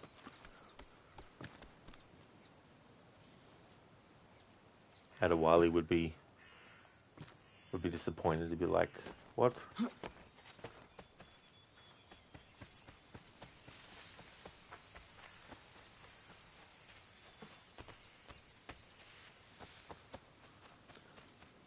I was talking earlier about how it'd be interesting to have a storyline with the Templars where they're creating memories from scratch and putting them into their entertainment products to trick the population into thinking they're experiencing interactive recreations of actual history.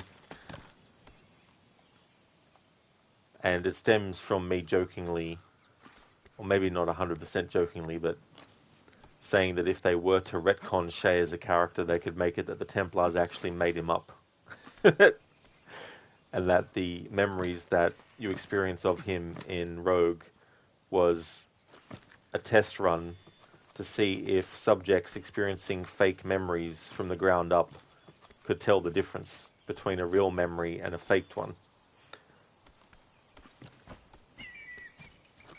So I could be like, see, Shay didn't actually exist. This tree. This is one of the ones that's annoying because it doesn't exactly follow the same logic of climbing it that other trees like this do. Or rather, it's just the programming itself being weird. Like, Connor should just be climbing up here. Okay, so we'll go this way. There we go.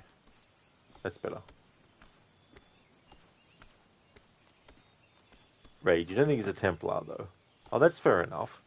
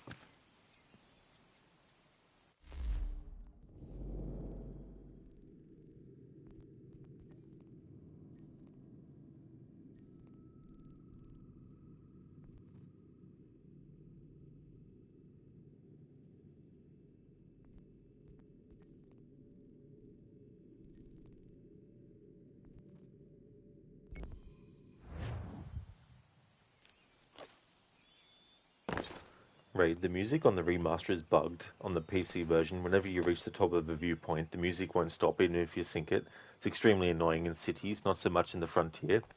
Oh yeah, that glitch is also on the console version as well, and I actually came across it in the Frontier too, that the music that plays just kept on going even after being attacked by wolves. And as you know, the music when you get attacked by wolves is very specific, and it still kept on playing the music that plays when you synchronize in the Frontier.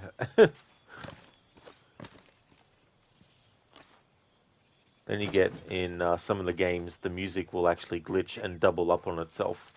Sometimes double up at the exact same time, other times with a slight delay on the second variation.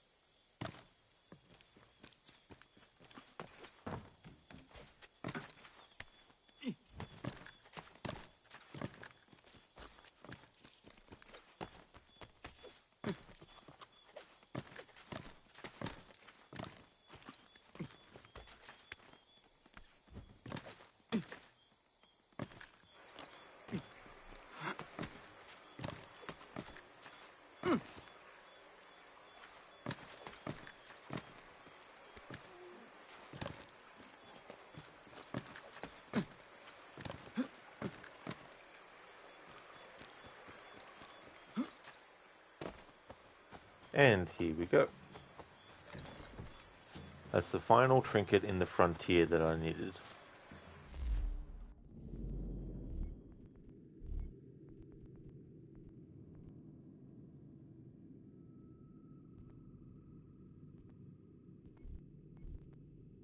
Okay, so the other ones we can't get yet.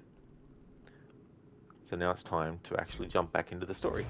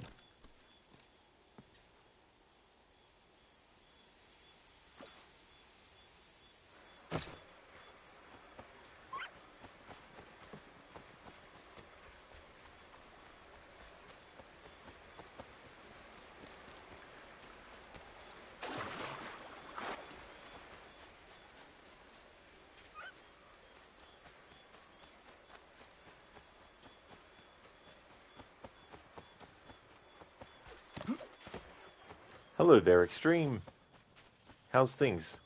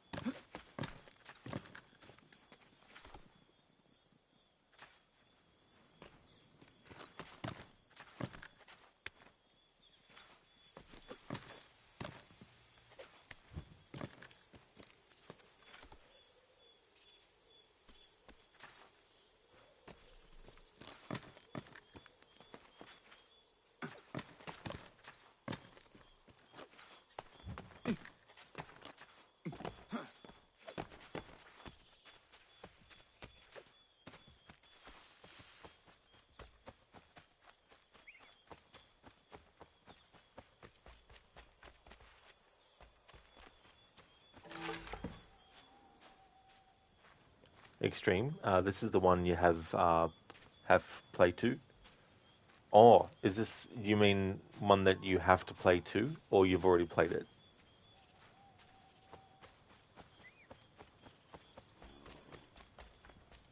Hey, Coffeeton. Hope things are going well.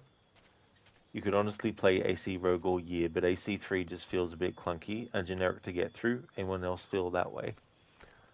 Oh, I kind of felt with Rogue, because it's basically Black Flag reskinned in a lot of ways, that the improvements that Black Flag made on 3 came through in that as well.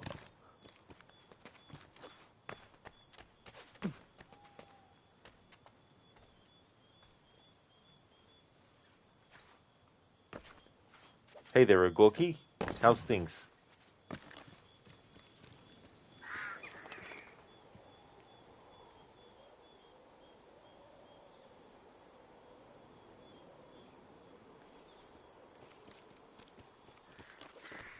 Nice, Agorki. Glad to hear that you're going great. Extreme, yesterday you've played AC Rogue. Oh, you did? Yeah. What are you up to in it at the moment?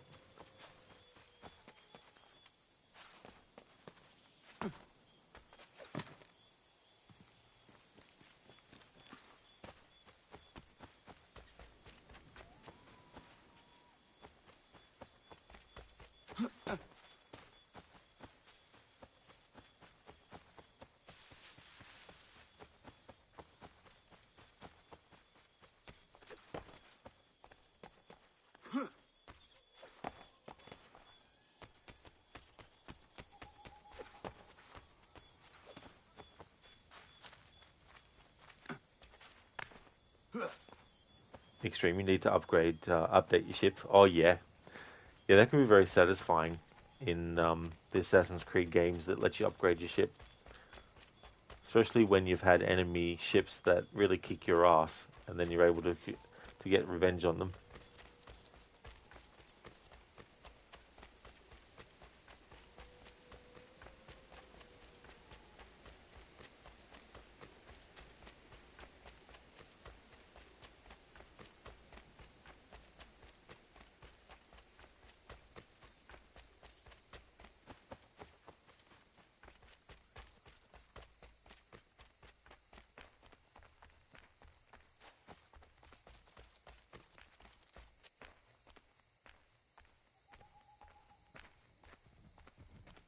Get out of the way! After him!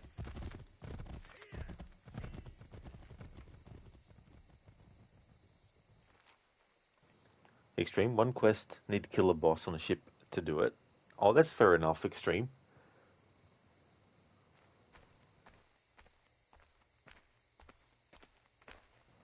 Adrian, you sure that guy wasn't plot relevant? Just some random old guy? Yeah, I think so too, Adrian. But that was definitely something that the series had done a lot. Introducing characters before the game actually introduces the main character you're playing as to them.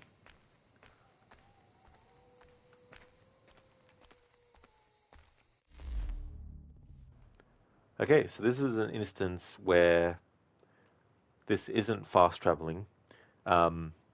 The way that it works with my rules is that when I get to the entrance point of a location within one location I'm already in. So for example, the frontier versus the homestead.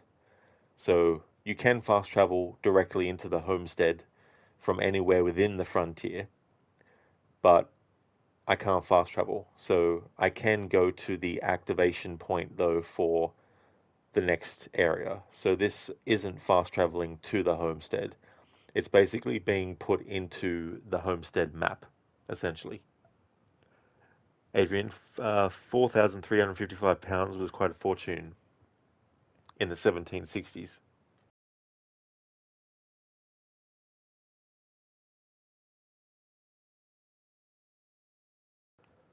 And that's Adrian before actually selling all the wolf pelts that I've managed to get.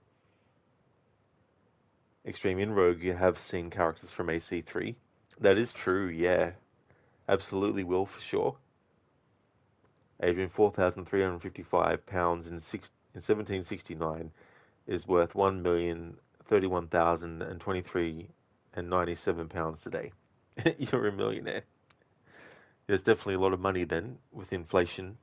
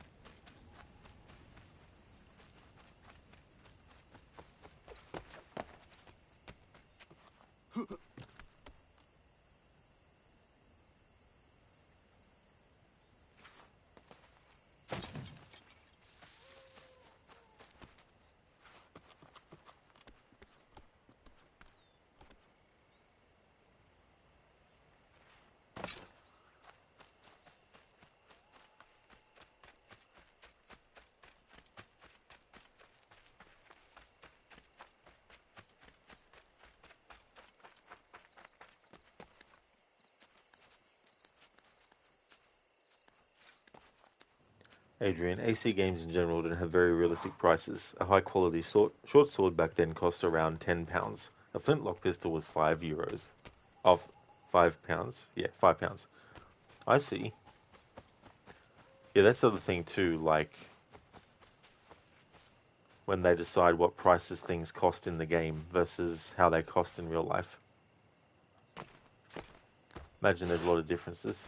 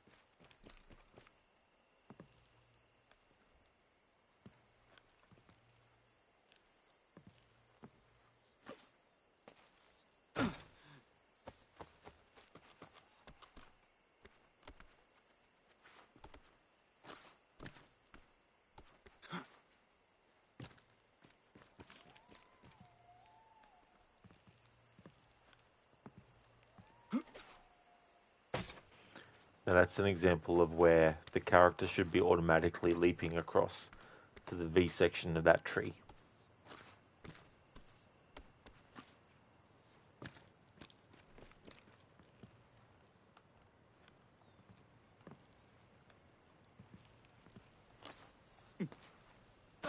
But even manually jumping to make the jump doesn't actually make the character grab.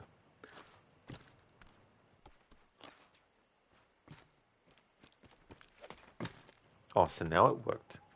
And this is the other thing about the programming in these games, is that you can try as many times as you want to have the character jump from one thing to the next, and for a lot of the times they won't, but then you'll get the character to do it. So it's one of those inconsistency things.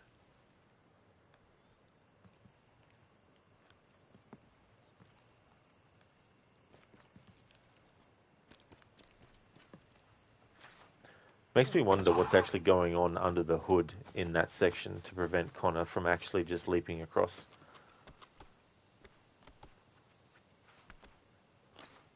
Like, is there some kind of like issue with the connection point, so to speak, where the character doesn't automatically always do it?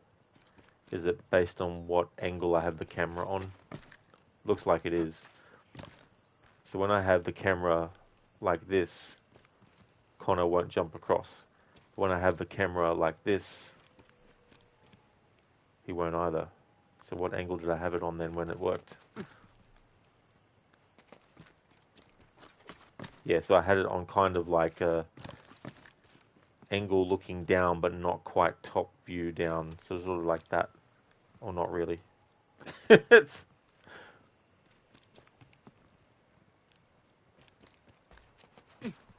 Here, I'm doing some QA. There we go. Alright.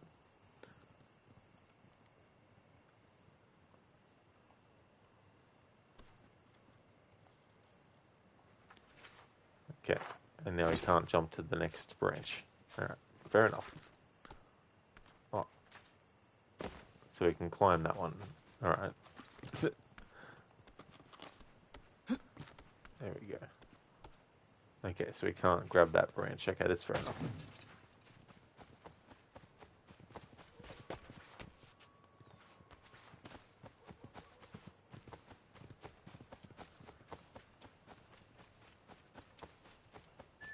Raid, you will forever miss the manual grab from AC1 through Revelations. Yeah. I mean, if you mean like being able to grab as you fall, I think you can do that in games beyond Revelations.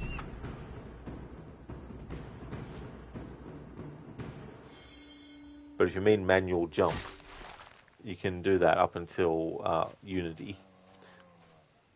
Then they reintroduced it in Mirage through updates, I guess. What did they do with Shadows? Didn't Shadow not have it, then they added it or something as well? Or maybe Shadows had it.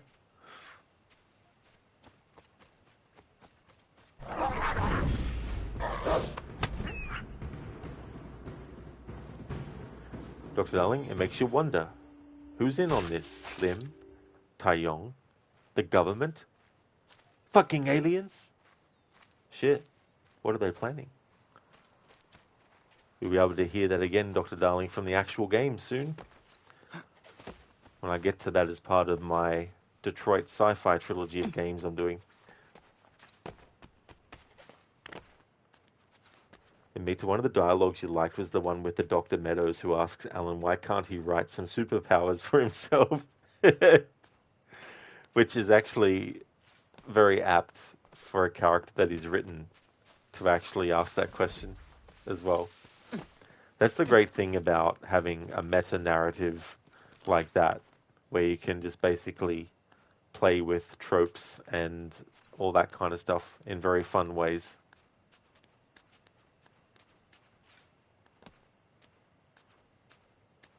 Raid branches, is it? Yeah.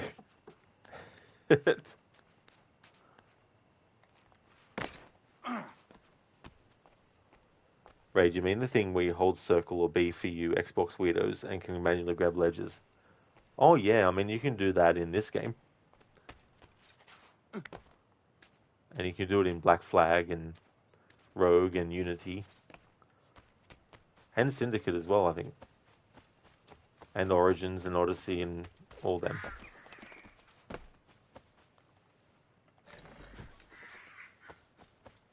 Unless there's some that I'm thinking you can, but you can't. Because sometimes I have to actually be playing the game in question to feel whether something can be done or not. And to know it. Sometimes I'm like, this can be done in that game, can't it?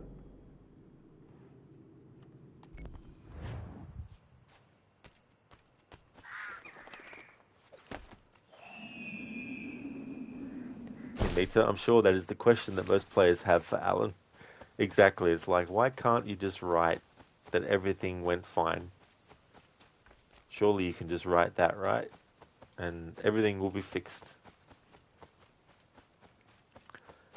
But that's a great thing, too, about Alan Wake, is that it plays into the restrictions that storytelling needs in order to tell a story. Otherwise, the story doesn't go anywhere beyond the initial instance and then the fix where it's like, so the world is about to end.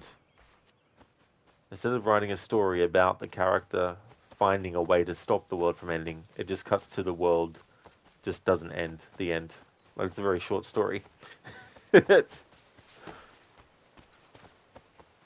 that's the genius of Alan Wake, is that he literally can't just write that. Even if he did, the Dark Presence would be able to still get what it wants, or to influence things as well.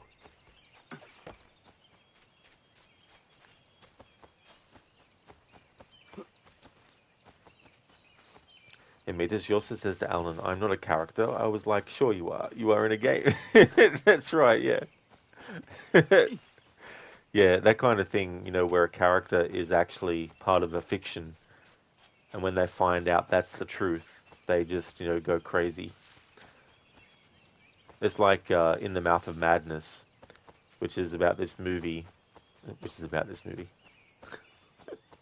I mean, at the end, you find out that it is a movie. But basically this horror author, Sutter Kane, goes missing. And they hire a character who investigates fraudulent claims, or claims about insurance that could potentially be fraudulent.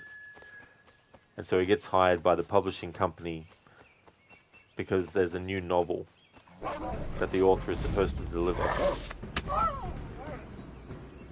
Anyway, spoiler alert, his fiction can come to life, and the character that is the investigator is actually a fictional character that was written by the author.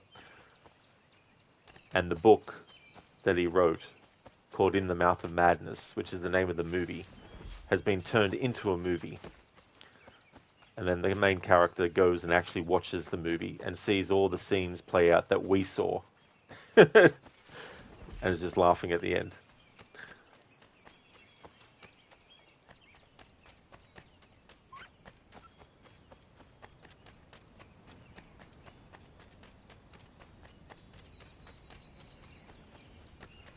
Dr. Darling, every time you say it makes me wonder, you think of Deus Ex, even though you've never played the series. It's like a fleeting effect. It's the strength of the association. It was a goddamn space alien. Another quote from Alan Wake I like. And Mita, yeah, at the end of the narrator was like, or did it really happen like that? You're like, sure it didn't. That's why we have Alan Wake 2. I'm not going to spoil things for Alan Wake 2 for you and Mita, but I'm definitely very much looking forward to seeing you play that game as well.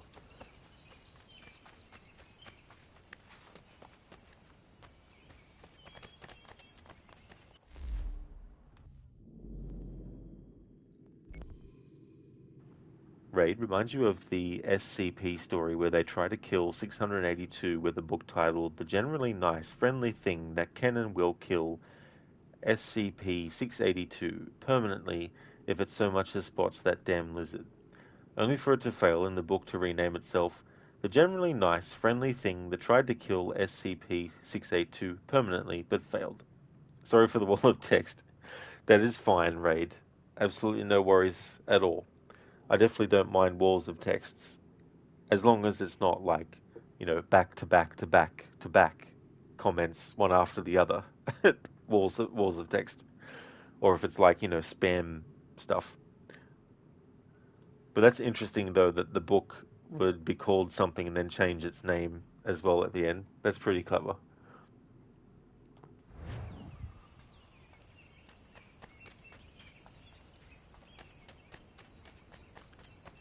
Hey there, Dumbledore. I hope things are going well.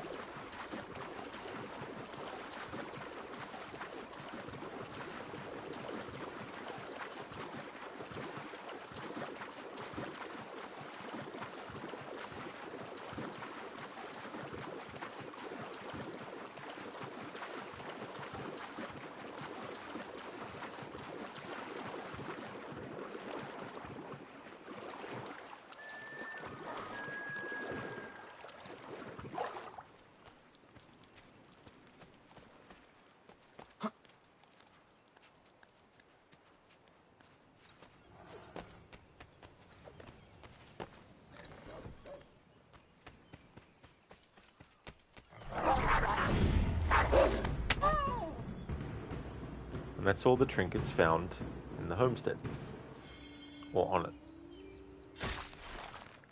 So all I need to get now are the ones in Boston and New York. We won't be able to get the ones in New York until later in the story, but when we have Achilles take Connor to Boston, I'll be able to get them then.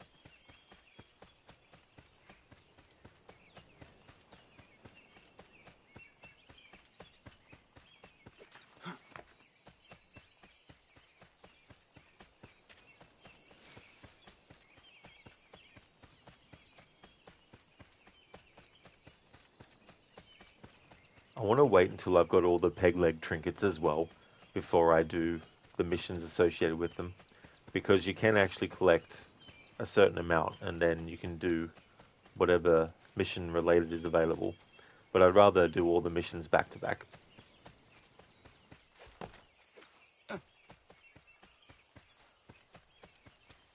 Plus it makes it better to consume them in that way instead of having them just done at certain intervals as I go through the game.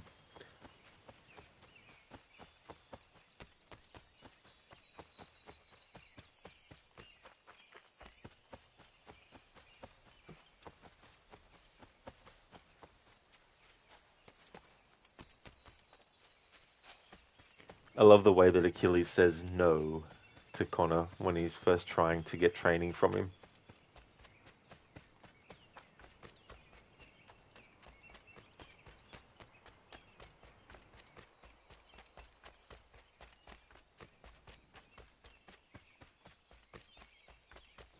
Raid, no, is it? Yes. He's like, they said yes. Yeah, Raid, no. Lara's classic way of saying no. No.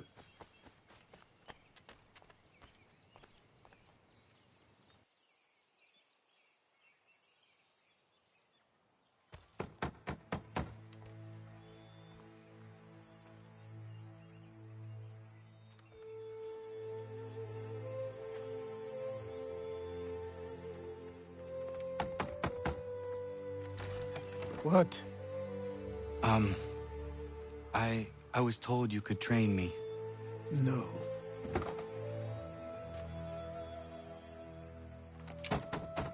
Go away. I'm not leaving!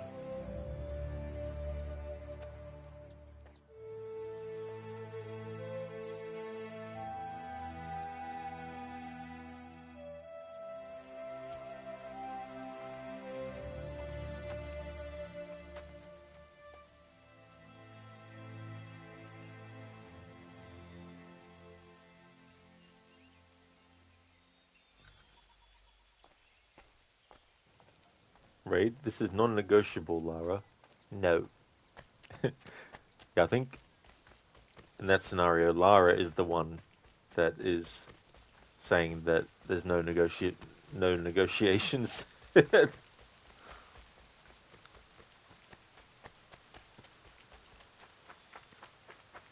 So the rucksack, I guess, is what you could call it. The sleeping bag, you could also call it as well. For the longest time, I've thought it looks like a giant piece of licorice.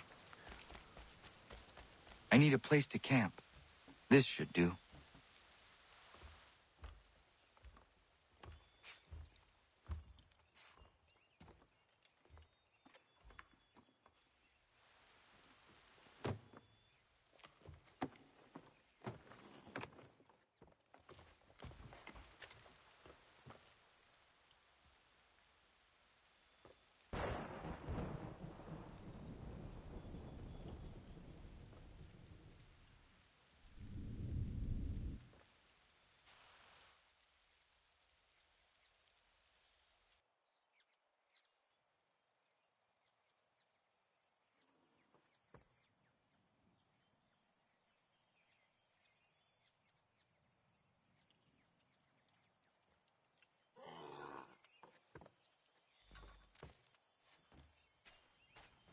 Raid, kind of. Looks more like a rubber tube to you.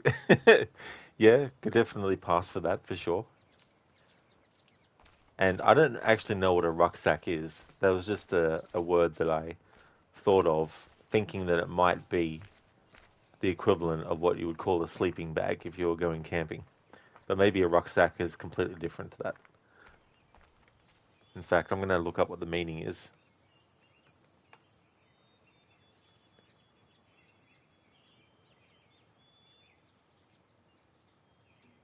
Ah, yeah, so it's not what I was thinking. A large, rugged pack designed for carrying heavy loads over long distances, such as hiking, camping, or military use. There we go. Yeah, so it's not a rucksack. But now I know what one is, because I never actually looked up what a rucksack was before.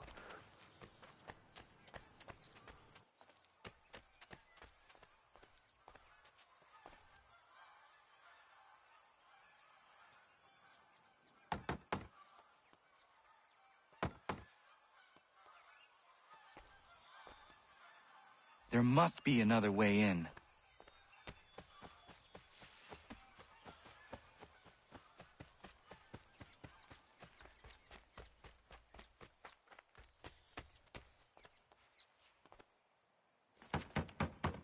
Please, all I ask is a moment of your time.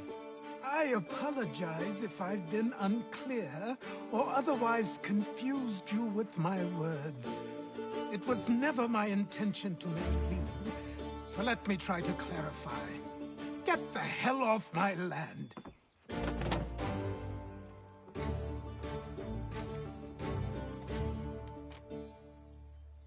I'm coming up!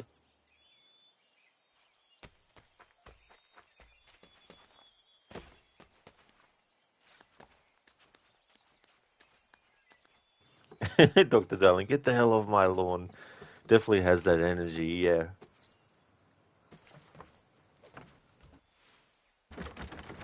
Just hear me out. What are you so afraid of? Afraid? You think I'm afraid of anything? Least of all a self-important little scab like you?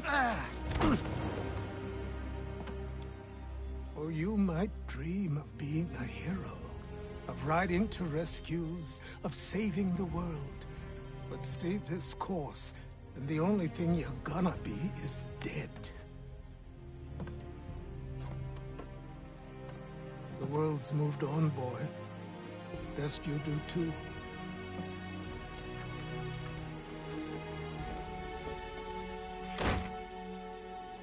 I will not leave, do you hear me? I'm never leaving. Just wait, old man.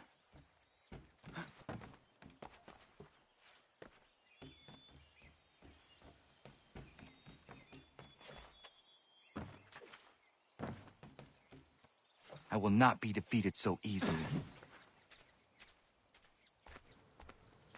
Hey Gorky, did you know that campers are burritos for bears? I guess that's one way of looking at it. You will train me. You have to.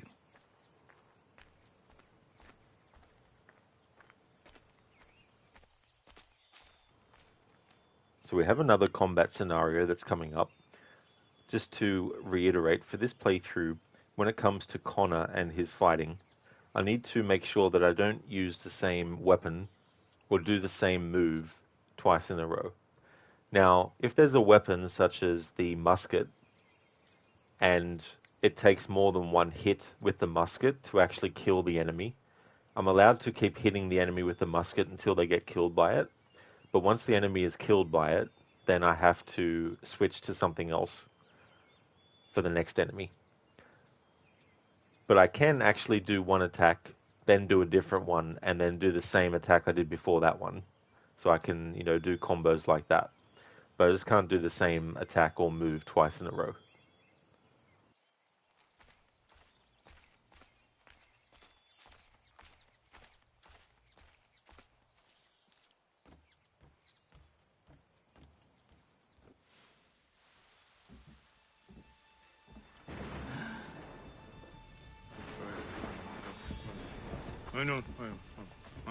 These are square toes.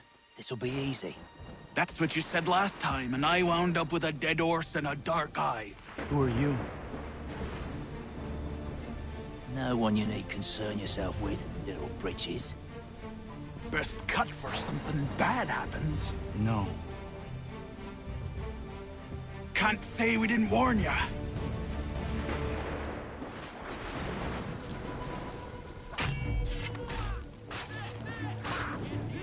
Oi, brothers!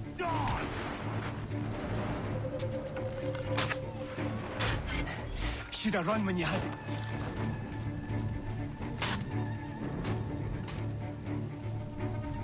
it. Songs and spirits can't save you now.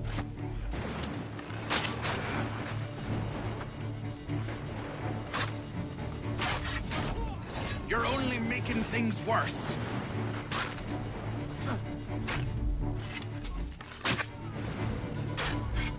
Yield, boy.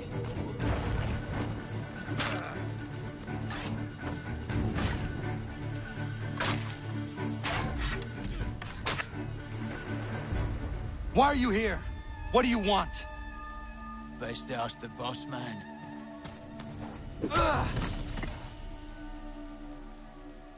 You working for the old man, then? That it? Maybe this'll get you talking. Oh. Oh, it always gets me.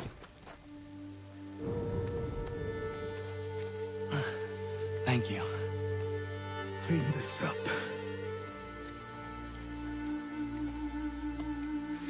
Then I suppose we should talk.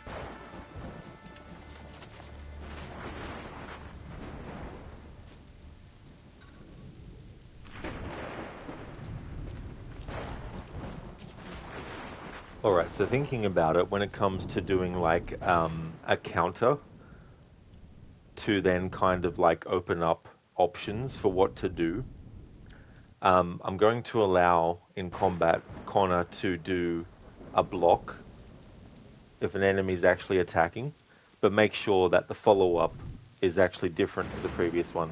So if I've done a block and then kill with the hatchet, when the next enemy comes along, I can do a block, but I can't do the hatchet again. I have to do a block and then like use the bow. And then when another enemy comes at me, I can do the block and then do the hatchet again. Or whatever weapon, whether it's a pistol or anything like that as well. because otherwise there's going to be a situation where I just have to take a hit every time. So when it comes to moves, as long as I'm not doing like a grab then throw and then another grab then throw back to back, I can do a grab then throw, and then I can do a grab then hatchet, and then grab and then bow with the enemy.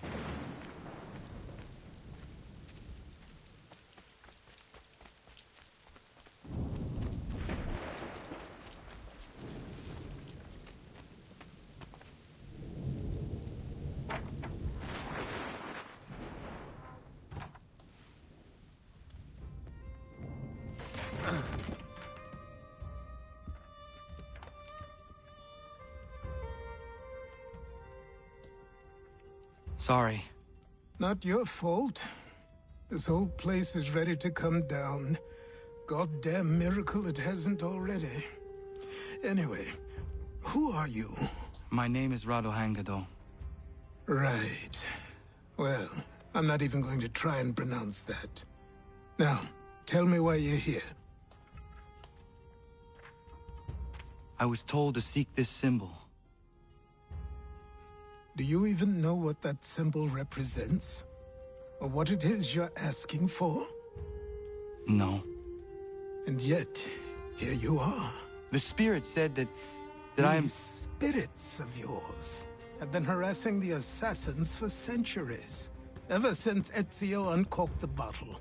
But you don't even know what an assassin is, do you?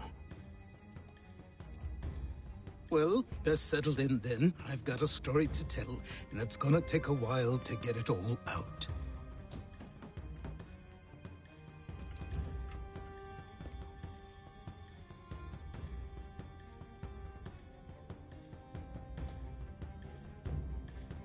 And so, this is why the Assassins have dedicated themselves to the pursuit of the Templars. Because if they succeed, your spirit's visions will become reality. Then I will stop them. Oh, I have no doubt you'll try. Come on, I've something to show you. Careful. Wasn't a joke when I said this place was coming apart. Why don't you repair it? What's the point? Besides, I don't have materials for the job. So buy them.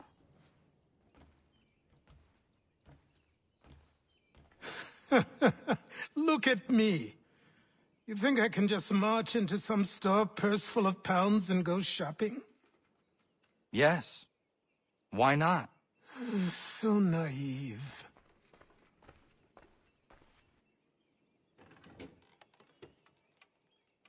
This way. Gorky, money, lucky day. You can actually throw money in this game as well.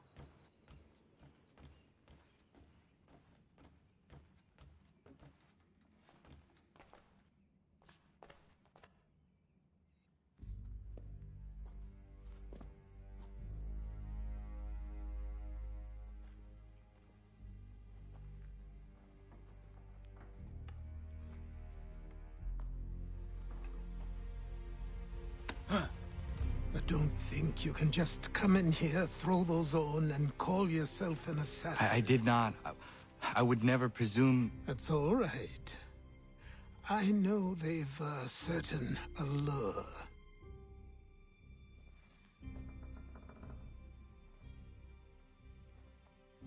Very well. I'll train you. Then we'll know if you've the right to wear those robes. Thank you. Name's Achilles.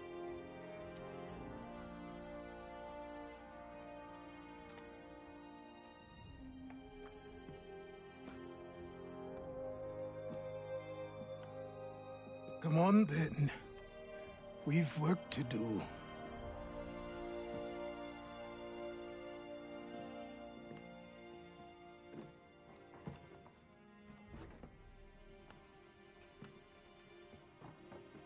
You are a speck of dust, a nothing. You and all your kind, living in the dirt like animals, oblivious to the true ways of the world. What do the Templars want? What they've always wanted. Control. They see an opportunity in the colonies. A chance for new beginnings, unfettered by the chaos of the past. This is why they backed the British. Here they have a chance to illustrate the merits of their beliefs, a people in service to the principles of order and structure. I have seen what is to come if they succeed. They have to die, don't they? All of them. Even my father. Especially your father. He's the one holding the whole thing together.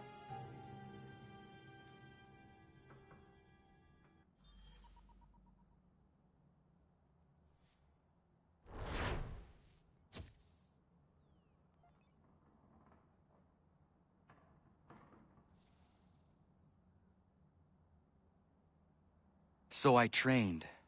In running, in climbing, in fighting, in falling.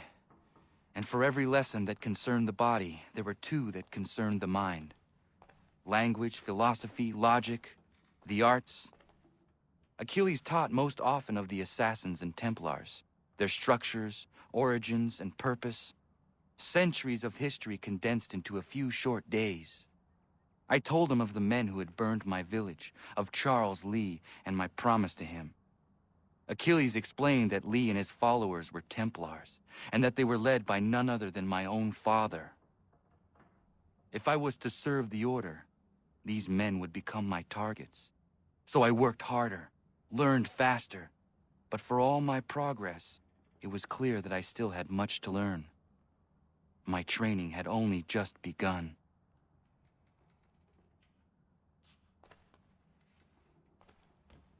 What's interesting about all these Templar targets is there is actually one target that you don't actually have to kill. It's a little bit of an oversight, but this Templar, Nicholas Biddle, he's a target that's related to all the naval stuff. So you don't have to do all the naval missions that tie in with Nicholas Biddle. You can actually complete the game without actually killing him. In fact, in the past, I've done playthroughs forgetting to kill him. But in this playthrough, of course, we're going to be doing all the naval stuff, so there's no way I'm going to forget for this playthrough to actually kill him.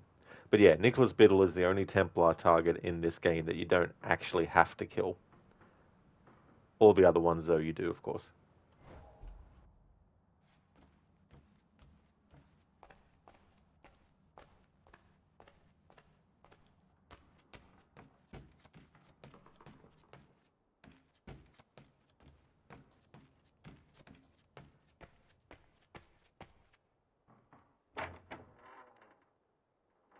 Gorky, kill them all. That is the plan. The plan. Zereth, money, my lucky owl. Why'd you throw the coin at me? Very unlucky day.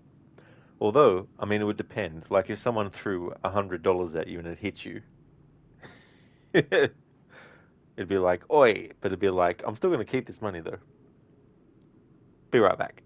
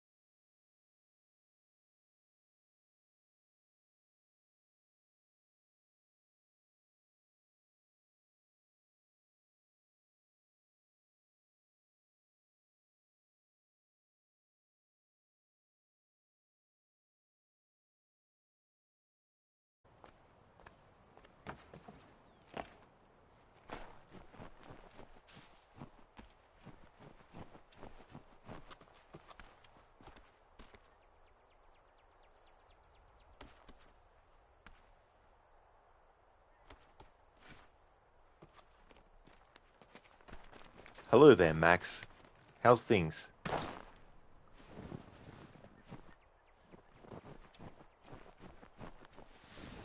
I think Achilles will do it, but it's daytime right now, and he says, I think, good evening before you interact with him, and then he says good morning in the scripted dialogue for the cutscene.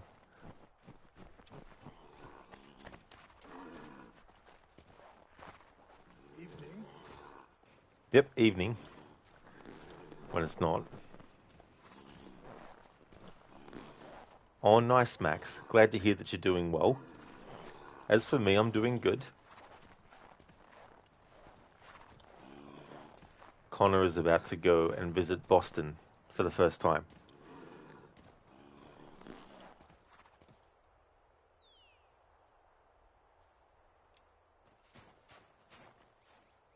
Good morning. To you as well. You taking a trip? I've decided to do something about the house, and you're going to help me. Get it? Is it evening or morning, Achilles? Make up your mind. He's like evening before interaction, after interaction. Good morning.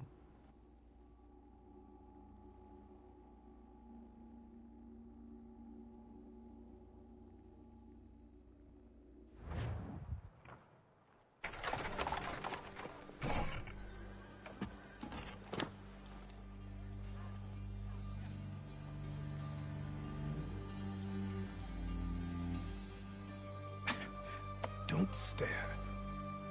Sorry. Come on.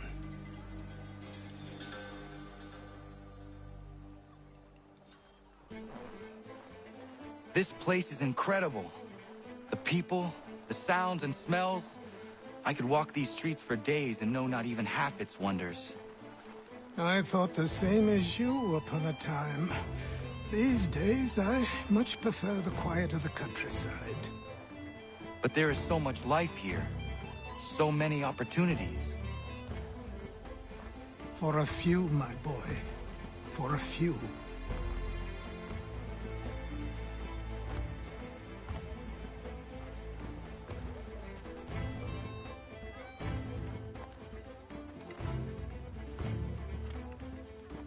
There's a store close to here. You're to buy the items on this list. Tell them where the carriage is, and they'll see that it's loaded. Understood? Yes. Good. You're also going to need a new name. Your skin is fair enough that you might pass for one with Spanish or Italian blood. Better to be thought a Spaniard than a native. And both are better still than I. That is not true. What's true and what is aren't always the same. What would you call me then? Connor. Yes, that will be your name.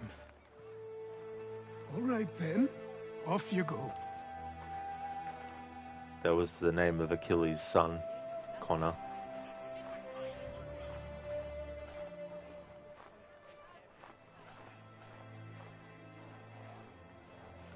Okay, so inside cities like Boston and New York, the rule where I have to try and stick to the treetops is not something I have to worry about. It's only when out in the frontier.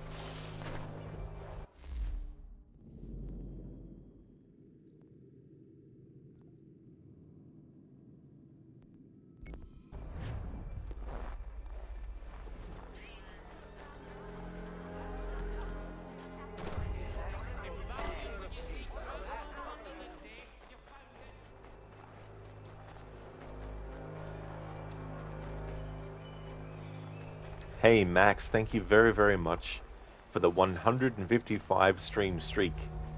Thank you for that, Max. Cheers.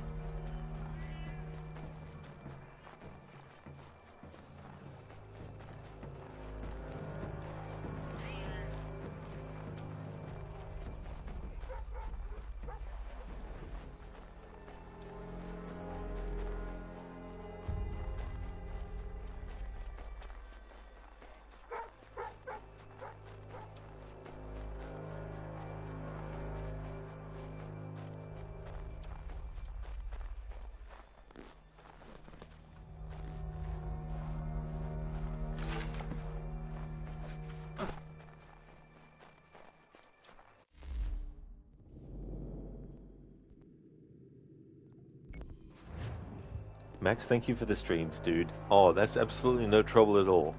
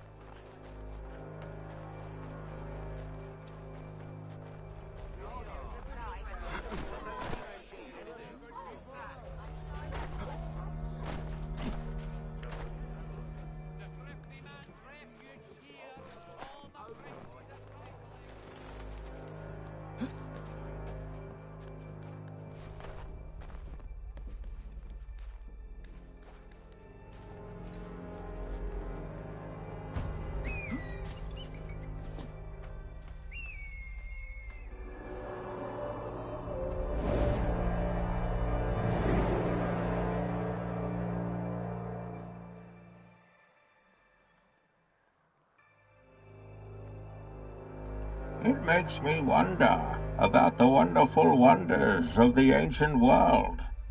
Who is in on this? The Egyptians? The Greeks? The Chinese? Fucking aliens? Shit. What were they building? Thank you for redeeming that as a Bane impression, Dr. Darling. Thank you very much.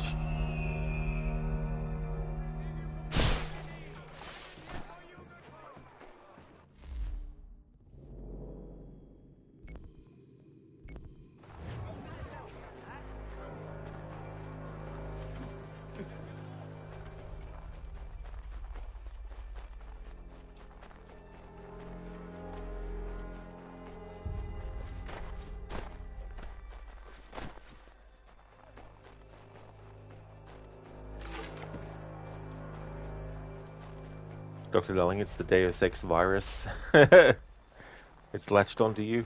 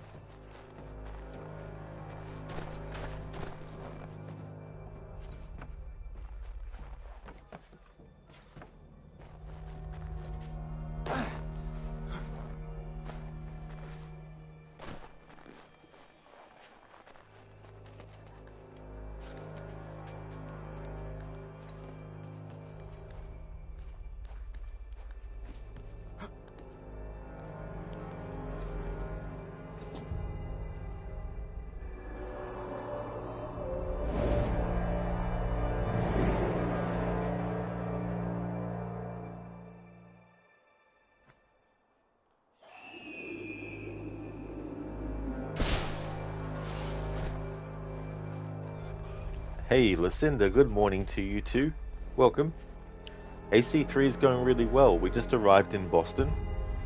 I collected all the peg leg trinkets in the frontier, which took about 5 hours. Because when I'm in the frontier, I have to have Connor use the treetops when going towards objectives. So it means, you know, backtracking sometimes along treetops to then get to the path leading to the objective via the treetops and things like that. Plus there's a lot to collect in the frontier with the trinkets. Won't be able to see how many now, but there was a few.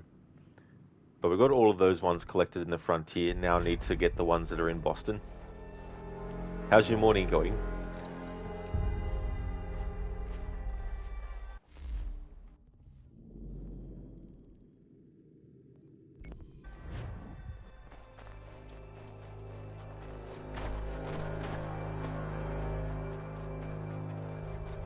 Plus no fast travel as well.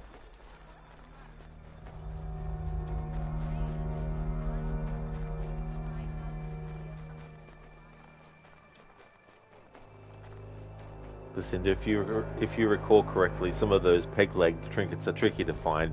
Oh, absolutely, they really are. Yeah.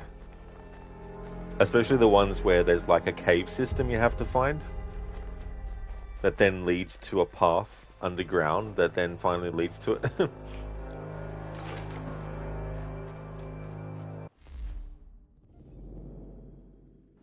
Bootleg, wow, impressive. You kept streaming and the connection alive while you flew to Boston. Neat.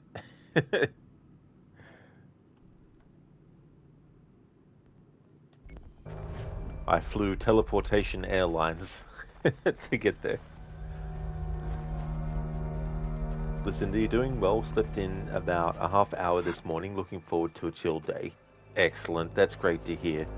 That's really good that you're able to get a bit of a sleep in as well. That definitely would have helped a lot.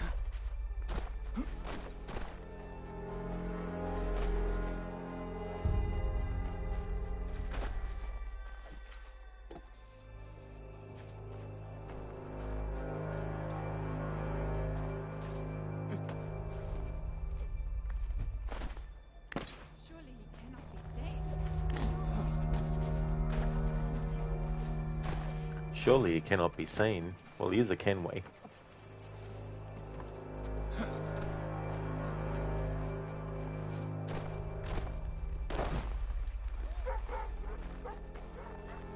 Listen, do you mean you have the dishwasher to run, beer run to do, shower to do, and laundry, but those are all easy. Give me a challenge. It's like, do those while standing on one foot. No, just kidding. That's definitely fair as well to have all that stuff that you need to do too.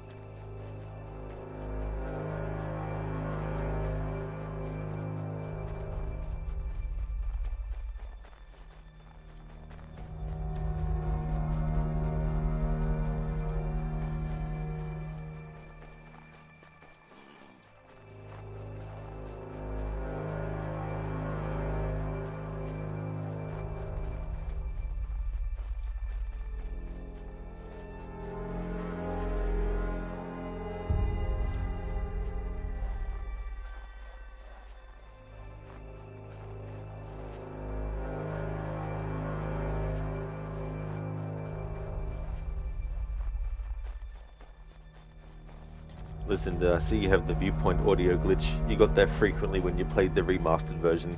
Absolutely, yeah. Even in the Frontier, the music that plays when you synchronize those viewpoints, which is different to this one, that also loops as well.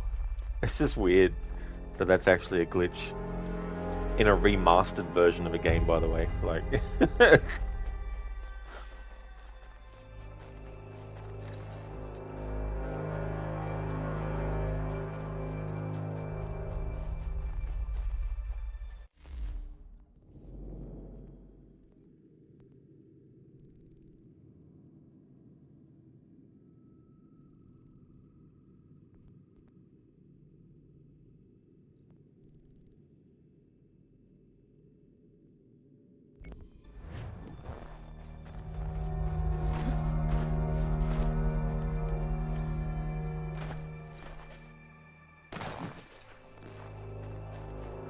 Listen, they're just Ubisoft things. Exactly. Like, okay, we've finished the game. And then they're like, no you haven't. What do you mean? The Glitches on Purpose team haven't had a look at the game yet. Oh, okay, sorry, that's right. That's the final part of the process. I see you fixed this glitch. Why did you fix the glitch for? Oh, because I wanted the player to have a good experience. No. We don't do that here. Put the glitch back in.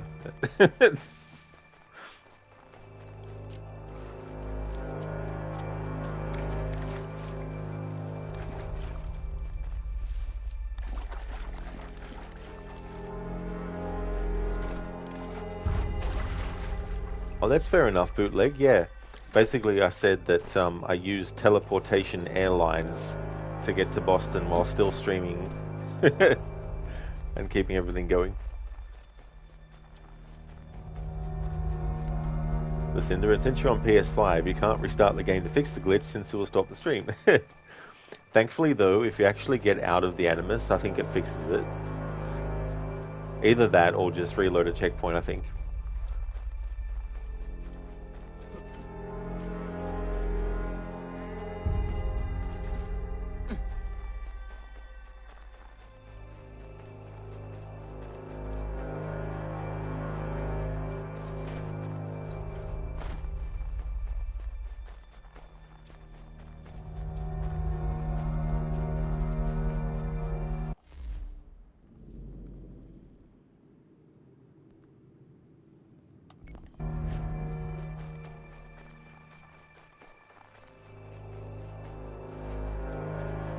Listen, if you ever did a music-only playthrough of this, it'd be possible with this damn glitch. Okay.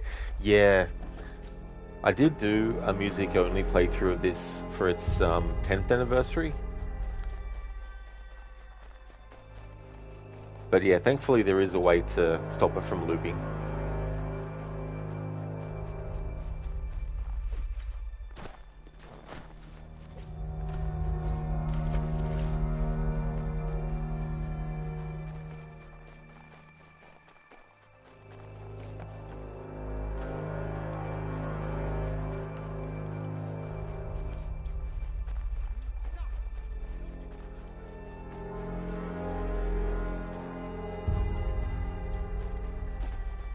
Lucinda, you didn't remember that. Oh, that's okay. It was really enjoyable. It was one of the first games I did that type of playthrough with as well.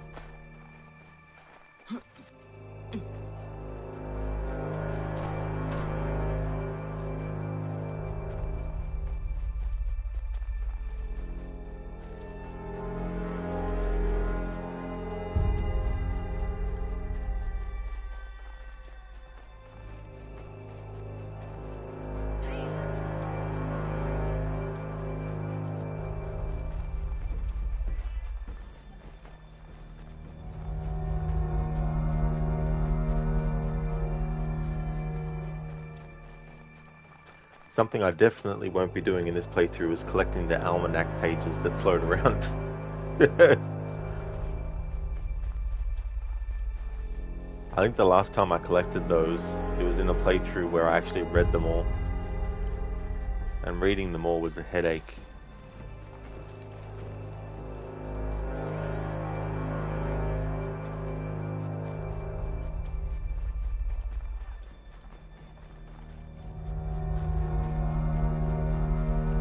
Gorky, those are a pain. Yeah, I mean, I don't mind the collecting of them necessarily, but it's one of those things that I don't like to worry about unless it's a very, very specific playthrough, like if I was doing a 100% playthrough.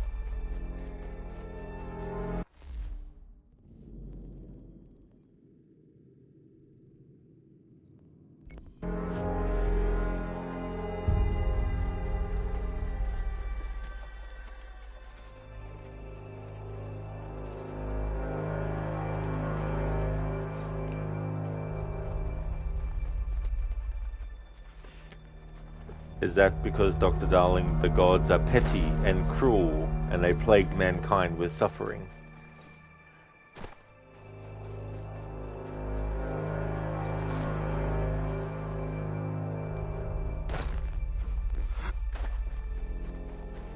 Gorky, wish you had enough money to get a PS5. Yeah, they'd be expensive.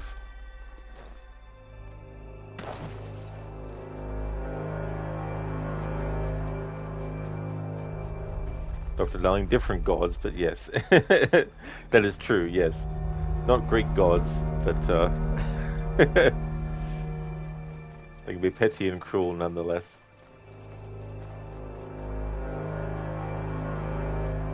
I never actually saw the episodes as they aired, but I remember they put on an episode of Hercules that I think it was either Hercules or Xena, and I think they ended up going to China, I think. So I think they added some deities from Chinese mythology into that. Or maybe it was Celtic. Or maybe that was Xena that did the Celtic thing. I can't remember now. Bootleg back also, funny response. Which response? Different gods, but yes.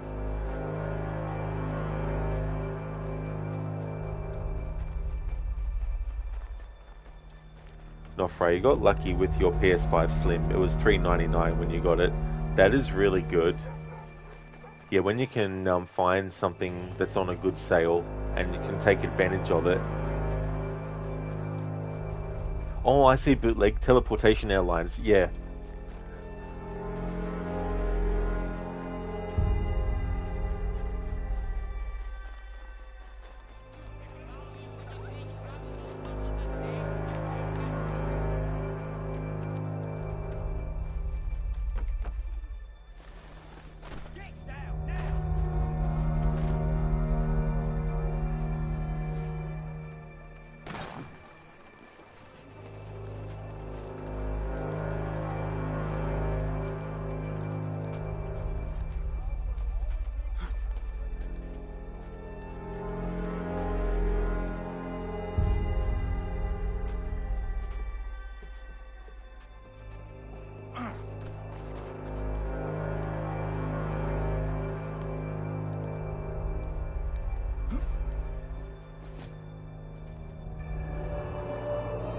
Pretty good deal, especially considering you only use the PS5 mostly for when an exclusive will come out, among a few that you try in the PlayStation Plus catalog.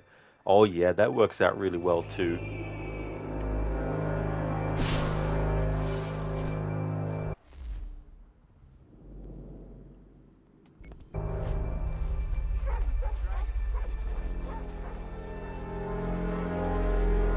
Zereth, did he just trip climbing up?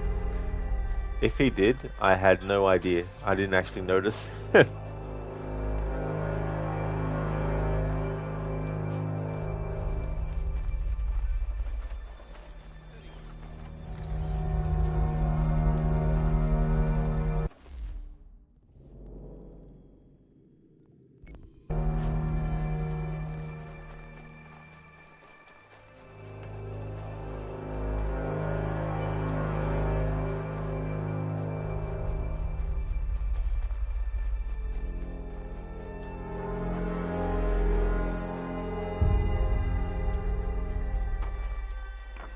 Bootleg, what's his name again?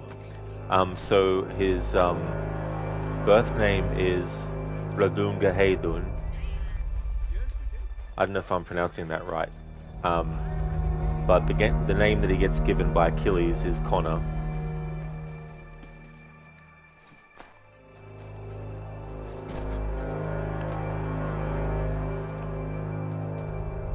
Dr. Darling, you remember that Xena was crucified and got resurrected. Whoops, spoilers. Oh my god, Dr. Darling, you spoiled something that I've had years worth of opportunity to actually watch myself. No, just kidding, it's alright.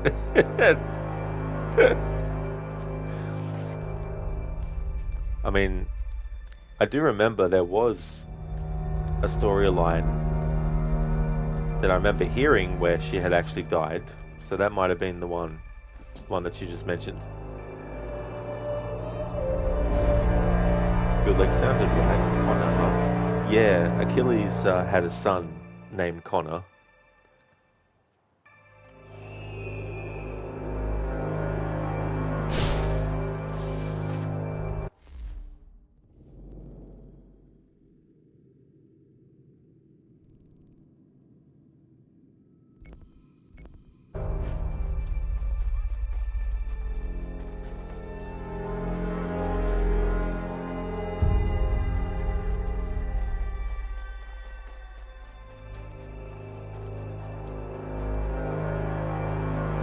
There's actually some Hercules and Xena games that I would like to actually stream at some point.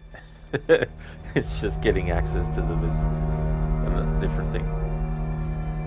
But there was a PlayStation 1 Xena game that was a third-person kind of game. Then there was a Nintendo 64 Xena game, which was a one-on-one fighting game. Then there was a Hercules game that was third-person. In fact, I played a little bit of it on emulation once. It's pretty much like it plays and feels like Legend of Zelda: Ocarina of Time. And then I think there was a Xena game that this company did, and they were doing these very poorly made games based on licenses like Xena and Beverly Hills Cop.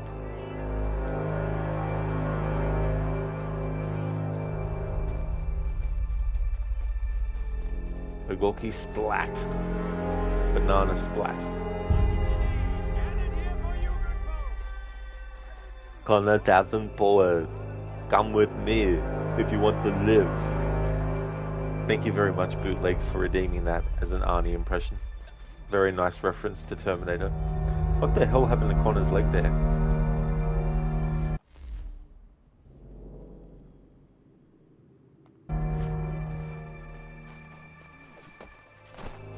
Zereth, damn it. You're typing out tongue twister, now it will have to be Bane. It will have to wait.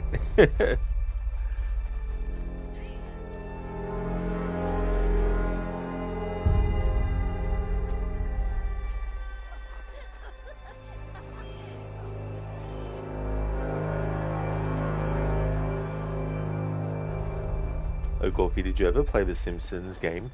I played a couple of the NES ones. In fact, one of those two I actually had. I still have it, actually. Which was Bart versus the Space Mutants. And there was also Bart versus the World. But I never actually finished that one. I think that one was quite tough. And then there was Bart's Nightmare on the Super Nintendo. It might have been on the Genesis as well. But I played the Super Nintendo version of it. And then I played a bit of Hit and Run, Simpsons Hit and Run, but I never actually finished it though. And then there's the Itchy and Scratchy game. Played that. Then there was some Krusty games where you played as Krusty the Clown on NES, and there was also a Super Nintendo one as well. Oh, you did, Lucinda? You played Bart's Nightmare. It was on Genesis, though, for you? You had? Oh, nice. Yeah, that was very interesting. That part where you play as Maggie in a treetop and it's getting really windy. Like, some of the games, like the mini games in that game were just like, what? Ogorki, Hit and Run is the one that you played. Oh, nice, Ogorki. Yeah, even though I didn't play that till completion, I did actually find that enjoyable. It was quite funny as well. GTA, but The Simpsons.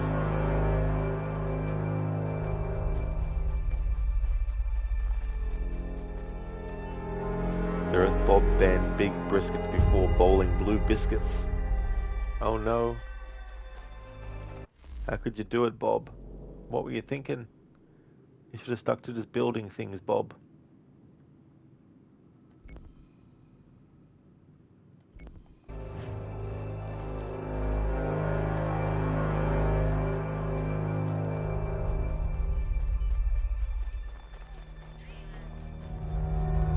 Also that Simpsons arcade game, which was a beat 'em up.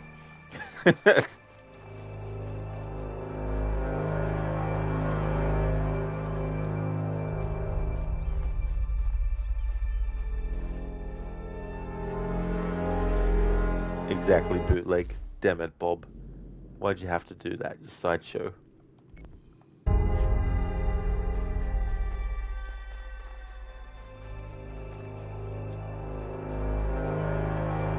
I'm surprised they didn't do like a McBain game that was like a first-person shooter.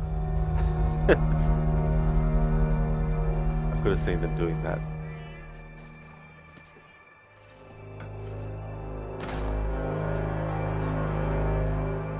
There you go, there's the Simpsons game idea for someone to make McBain as a first-person shooter game. Look, did you know that in Hit and Run, if you changed the date, you could Halloween in it? Oh. Was it like a default outfit that the game gave the characters for Halloween? Or could you like choose?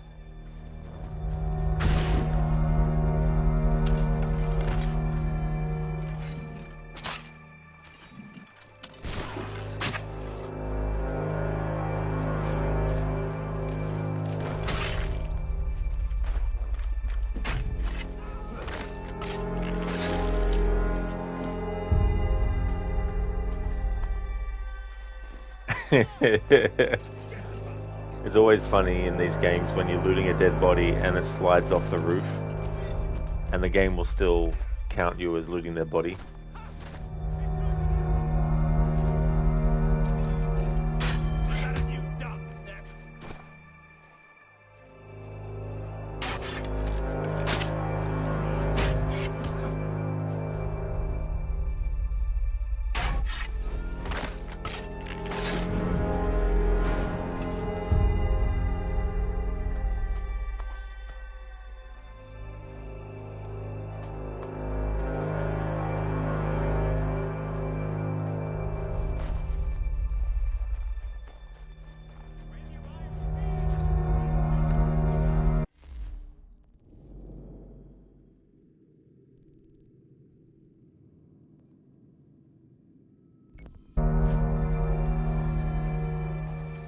Oh, I see, Ogorki. The graveyard was all Halloween stuff. Oh, nice. That's really cool.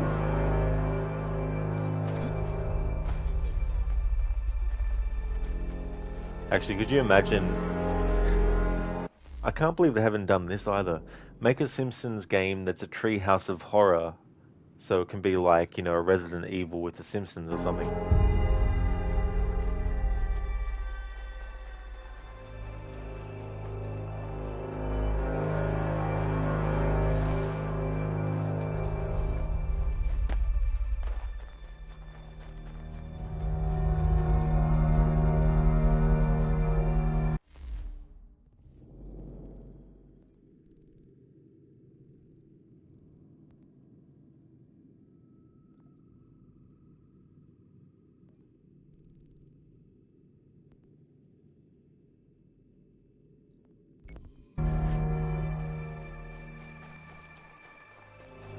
Yeah, Gorky. Yeah, I'd play that. Simpsons Resident Evil clone.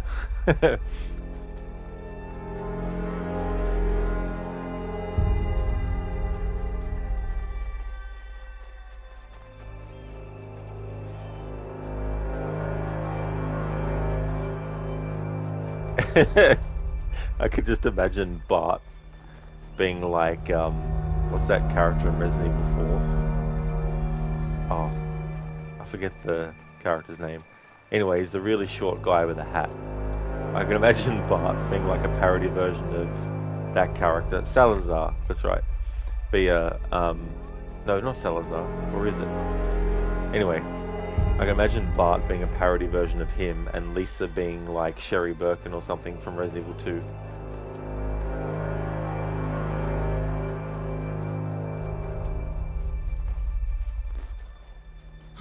Have Sideshow Bob be Wesker, or the equivalent.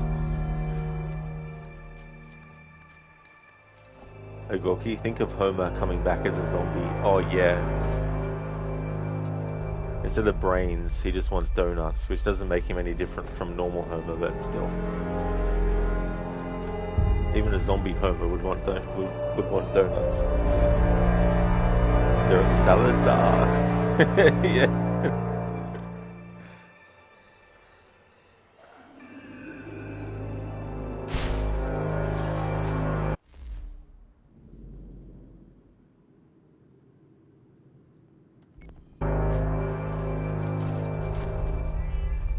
I grow tired of this. It seems each day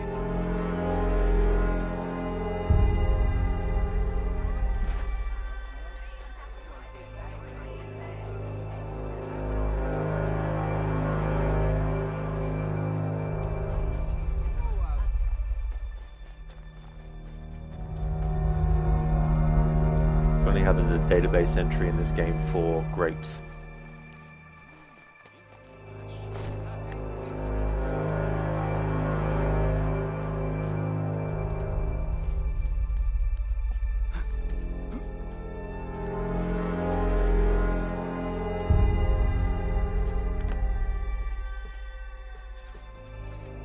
Oh, sorry, Zereth. Yeah, I missed that comment.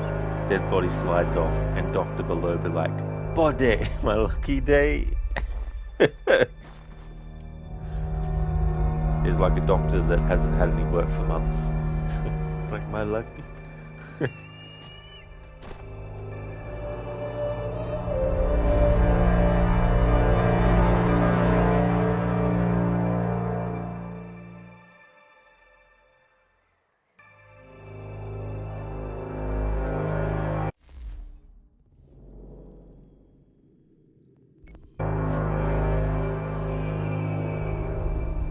Zereth, you could totally see that. Oh yeah. Ogoki, feel lucky, punk. Dirty Harry. There's a reference to that in Red Dead Redemption 2. One of the fake names that Arthur uses, the last name is Callahan, which is the last name of Clint Eastwood's character in Dirty Harry.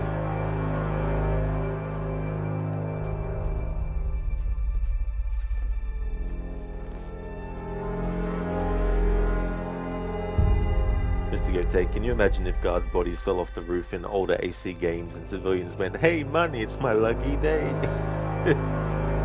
I mean, you could mess with the game's sound files maybe and mod it, so that's what they say when a dead body falls down on the ground. My lucky day.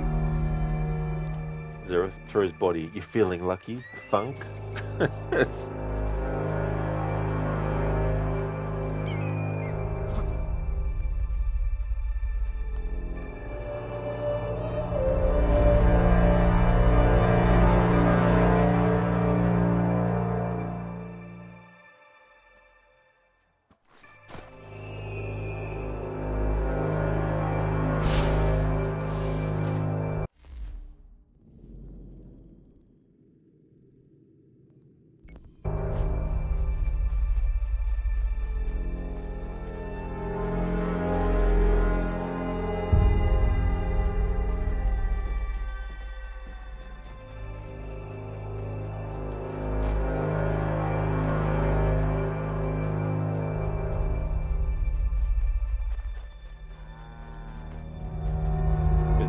imagine Michael Jackson fused with Assassin's Creed civilians.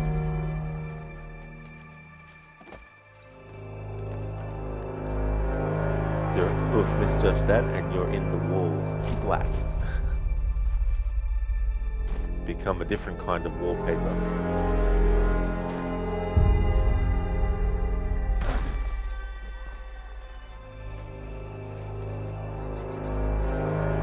Once I've finished synchronizing these viewpoints, I'm going to get this looping music to stop. In fact, I've actually got my own volume for myself turned down to 0. Because the music's been getting on my nerves. But because I'm synchronizing the viewpoints, even if I stopped it, it would just start up again.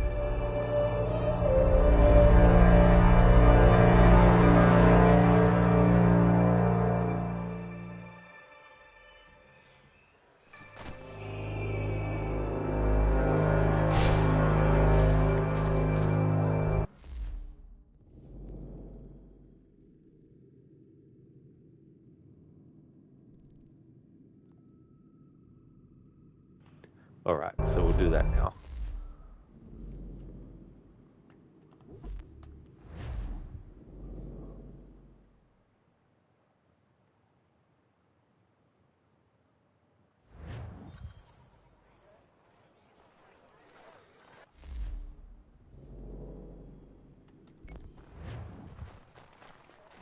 There we go.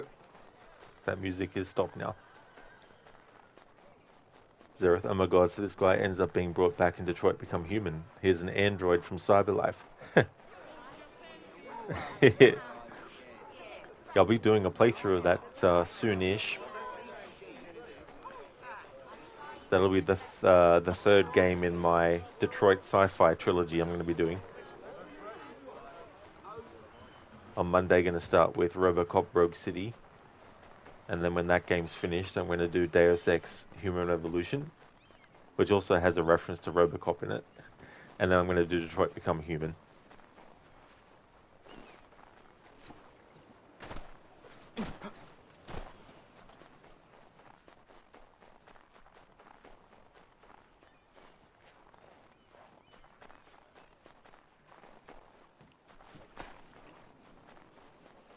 Some of Hank's reactions when one of the Connors has died and you come back as another one is just so funny. Where he's like, fuck you.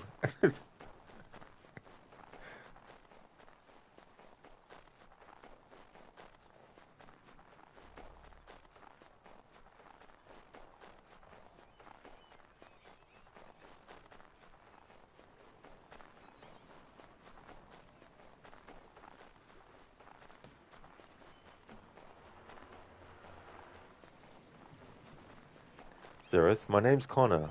I'm the android sent by Cyberlife to find the Templars.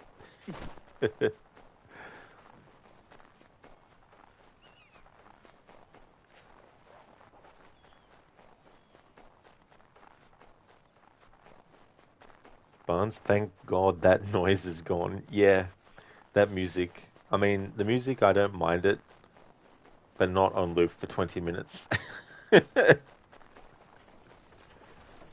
Listen, to every time you watch Detroit Become Human, it makes you want to rewatch the Shawshank Redemption movie. Oh, does it? Yeah.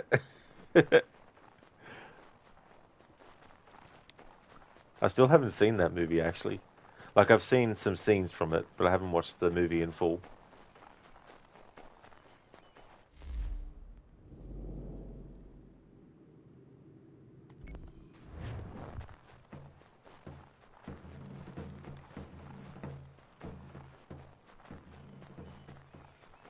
Mr. Gote, it's a good movie.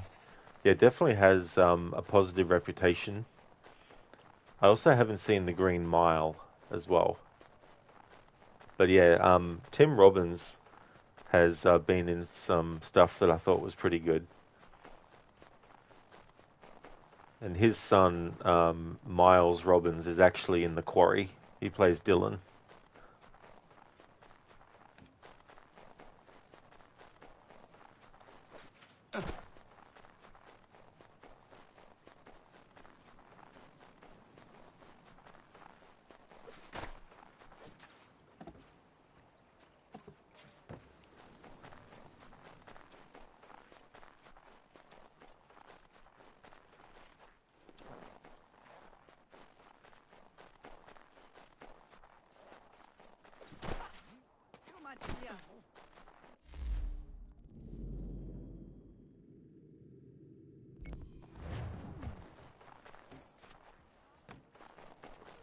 Listen, that's one. That one's good too. It's like a 3-hour movie though. Yeah, that's true too. Those really long movies. I mean, sometimes they can feel like they don't go for as long. But yeah. I mean, then you get some movies that are like 4 hours long. It's like I think that Charlton Heston Ben-Hur movie is about 4 hours long.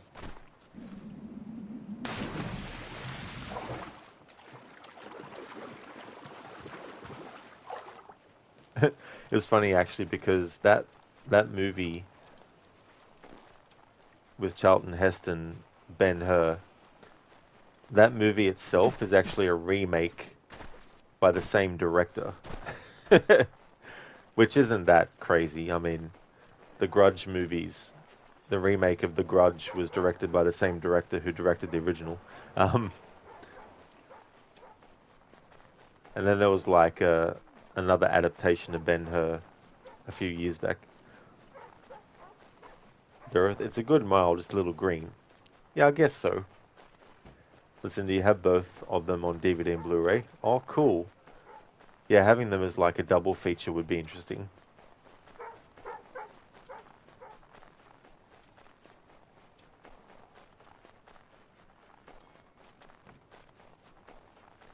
I think one of these trinkets was actually on a ship as well, but I can't remember if that was in Boston or New York.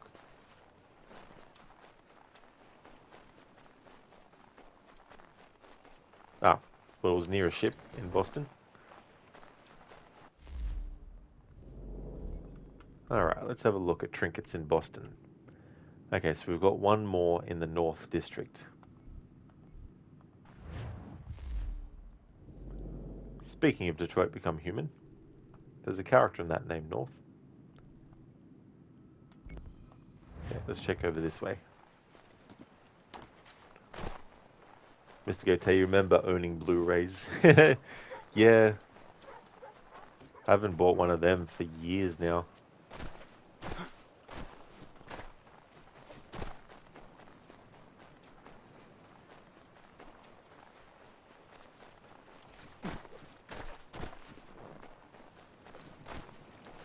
I know, it's funny. I feel like in terms of special features, that DVDs were the best for that.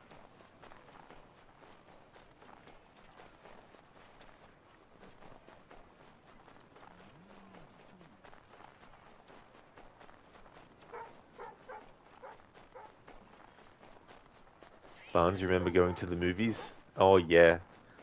The last time I went was to see a double feature showing of Jaws and Jurassic Park.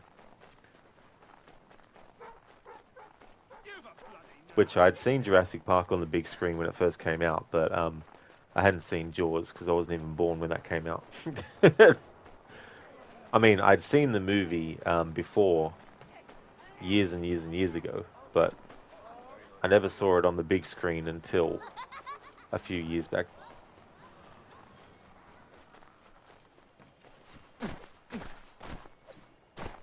Mr. Gote, same with the VHS. Oh, yes. Be kind, rewind. You could tell just by looking at the tape through the top if someone had actually rewound it or not.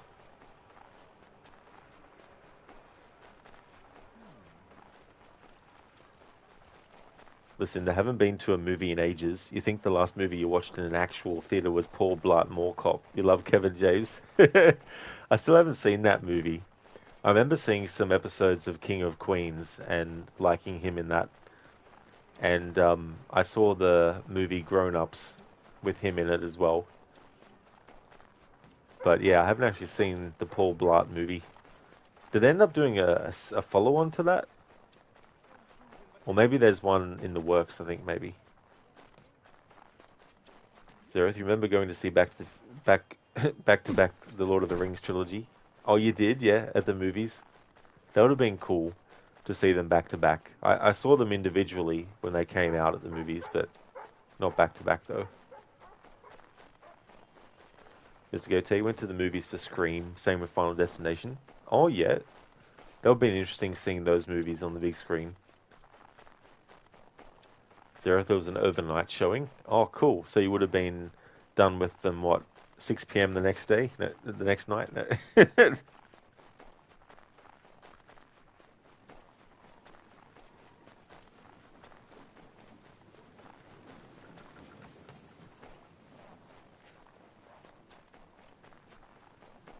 Lucinda, it's a silly movie. Don't pay too much if you ever buy it, lol. But you liked it. You have the entire DVD collection of all seasons of King of Queens also. Oh, nice, Lucinda. Yeah, I didn't realize, and this is a spoiler, of course, for I think the final episode. But yeah, I didn't realize until last year, I think, when I saw that the final episode, or one of the final episodes, was them getting a divorce or something. I thought that was definitely an interesting way to end a sitcom.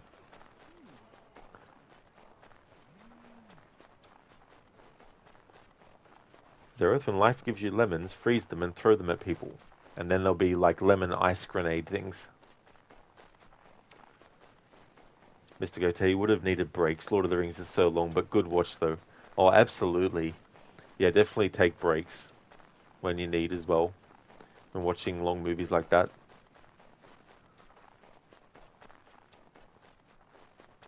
Lucinda, definitely not the way that fans would have wanted. Yeah, that's the other thing too. You know, like there's other series as well that I never saw the final episode of, but by the time the final episode had come around, it had been years since I saw an episode anyway. Like Lost, I saw the very first episode back when it first aired, but never watched any other ones after that. But I heard that the ending for the show was not that good. Same with Sopranos. Like I've seen some fans of that not like the end of that series,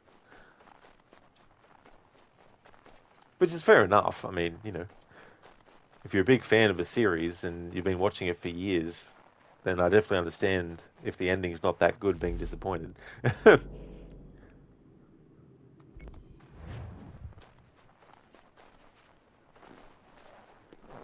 Zereth, divorce? Nah, dehorse. Consider that a divorce. Barnes, oh no, a spoiler. Sorry if I spoiled King of Queens for you, Barnes. Then there was that show, the Dinosaurs show. You can actually, you know, don't need to have seen the show to guess how that ends. Mr. Goatee, good shows for background noise, but not for endings. Not for endings, yeah. And the ending to this show is, it was all a dream. The entire thing.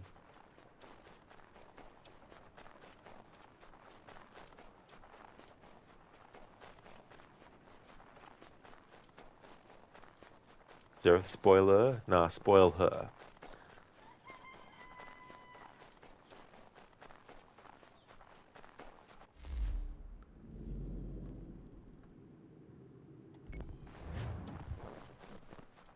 I mean, you can buy a map that shows the trinkets, but I want to save money in this playthrough, because this game, unless you dedicate time for grinding for money, can take a while.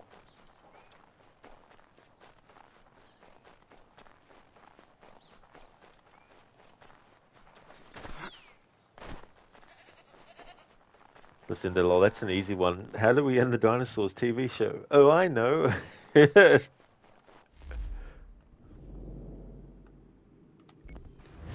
I mean, you could do an ending where the dinosaurs go into hiding, and there's a human that promises that they'll keep their secret. And that person goes on to have a family who also gets the secret carried down. And then it jumps to present time, and the dinosaurs come back.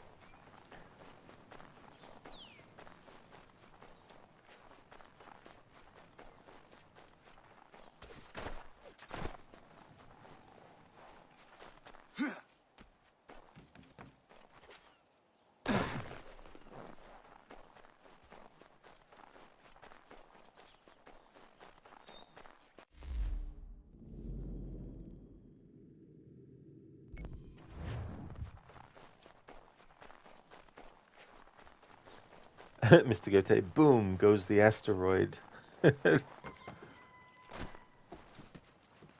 Imagine the plot twist, the asteroid was actually a spacecraft, and the pilot was actually drunk, and accidentally caused the destruction of the dinosaurs. Hey there, Octavius. How you doing this fine, almost perfect rainy day? You good? Eating some melon-flavored ice cream? Oh, that's an interesting flavor for ice cream. I don't think I've tried that flavor as ice cream before. Glad to hear that you're going good, Octavius. As for me, I'm doing really well. At the moment, collecting peg leg trinkets here in Boston.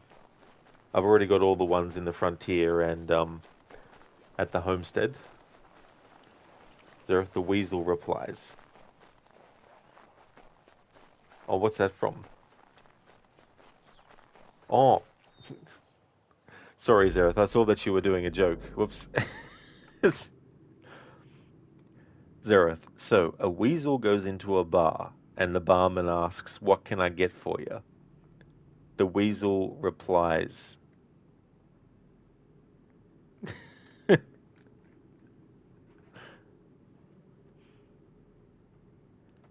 Ironhide, are you going to clear the whole Frontier in your young age, Connor? Well, I've already done the peg leg trinkets for the Frontier, so anything else we uncover on the map will just be basically because of story taking us there. Listen, remember that movie, We're Back, A Dinosaur Story? I never actually saw that, but I do remember seeing the movie poster for it when it came out, though. Hello there, Sheila. Thank you very, very much for the raid, dude. I hope you had a great stream. Welcome on in. Hey there, Dex. How's things? Draco Regina, welcome on in. Hope things are going well. Hey, Lone Star. How's things going? Hey, Arctic. How are you, dude? Ironhide, Pop. Pop goes the weasel. I mean, that would actually work really well as that joke, Ironhide. Mistress Memestress, welcome on in to you as well. Zereth, Pop goes the weasel. Oh, there we go, yeah. That's a good one, Zereth. A weasel goes into a bar and the barman asks, "What can I get for you?" Pop goes the weasel. How was Hogwarts Legacy? Arctic, you doing good, thanks. How about you? Excellent, Arctic. Great to hear that, dude. I'm doing really well. Just going around at the moment getting the peg leg trinkets in Boston. I've only got one more left to get. Dex, you're very good. How about you? How are you and Rodo? Sometimes I can say it. Sometimes I can't. Radun Gahedun. Doing. Going very well. Getting some exercise by running around Boston. Looking for the peg leg trinkets. I got all the ones in the Frontier and all the ones at the Homestead. Ironhide, when does a joke become a dad joke? When it is apparent. When it is apparent. Yeah. Nice one, Ironhide. Ahoy again there, Sheila. That's no worries at all, dude, for the shout out. Stream went well, thanks. You did some good progress in Hogwarts Legacy, but you got hungry and tired. I'm poor and sick and hungry, like the women in AC1 would say, and decided to take a 2-hour break, and then maybe start your Mafia marathon for the year, or do some more Hogwarts Legacy. That is totally understandable to take a break for that, Sheila, and I hope that you enjoy your food as well. And that would be cool for you to do your Mafia marathon, if that's what you choose to start. Draco, stoats always looked more like ferrets than weasels to you, but you know most people wouldn't see a difference in any of the three. Yeah, that's the thing too, as well, like, there can be, like, these small differences as well. To be honest, I haven't actually seen each one individually, so I don't know what they look like separate from each other, but I never actually knew what a stoat was. To be honest, until I played Watch Dogs, I didn't even know that there was such a thing as a stoat. Ironhide, money. That is true. For those just joining the stream from the raid, or if you're also just joining the stream generally, for my annual playthrough of this, I'm doing what I've called a legacy playthrough, and The legacy part is mainly more because some of the stuff I'm having Connor do in his playthrough, I'll be having his grandfather do in Black Flag when I get to it. So that's where the legacy part comes in. But when it comes to combat, I can't have Connor use the same weapon or move twice in a row. And when traveling in the location called the Frontier, when he's going towards objectives, I need to have him climb through the trees as much as possible as well.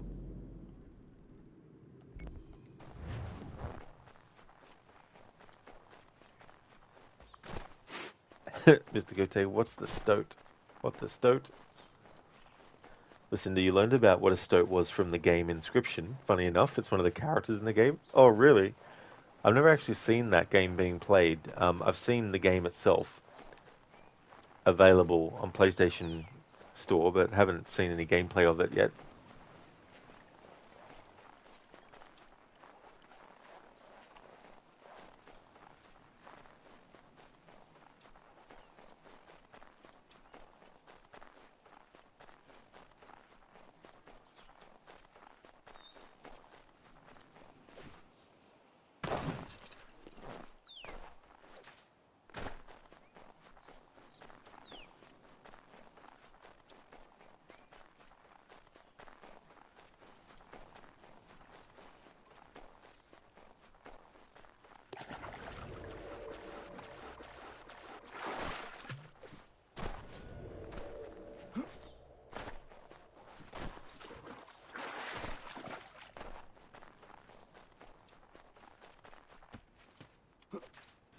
Listen, it's a sort of roguelike card game, but you weren't good at it, so never finished it. Oh, so one of those types of games, yeah. Yeah, that's understandable too, to not, finish a game when it's just, you're not gelling with it, because then it becomes a big time sink.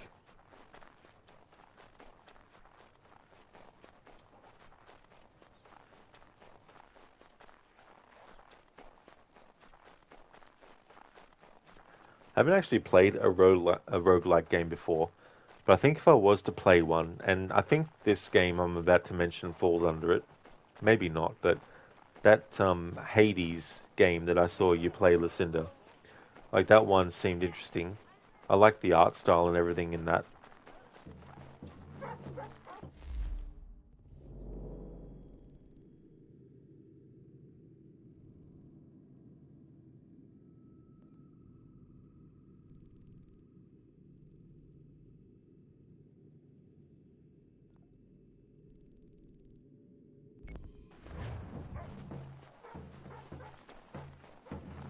Barnes, you need skis or an old snowmobile powered by stoats.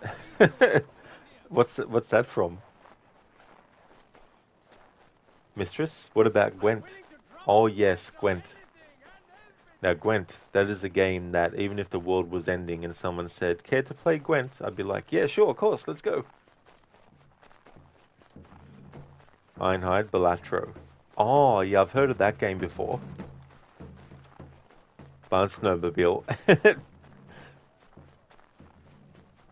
Listen, yeah, that's a roguelike game. It has a story that has a beginning, middle, and end, like any other game, but the gameplay is randomized loops where your progress stacks. So yeah, that counts. Oh, cool. Yeah, so that's a game that I would like to get to at some point.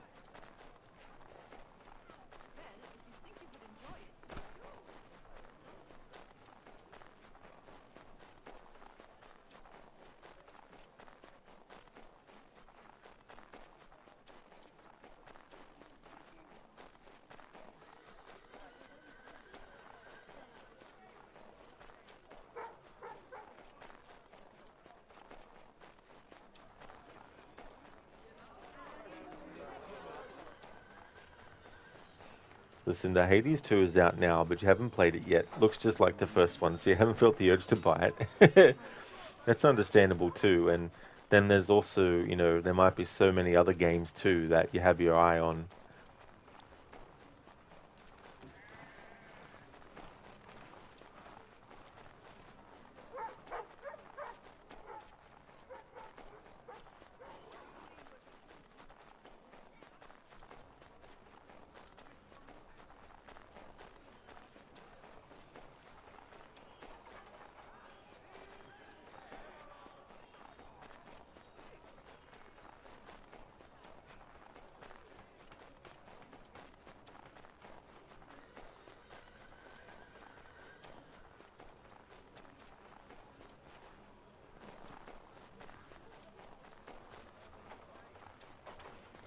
Zereth, be banished before beheading brothers, believing brown bats belittle brigands. Brigands.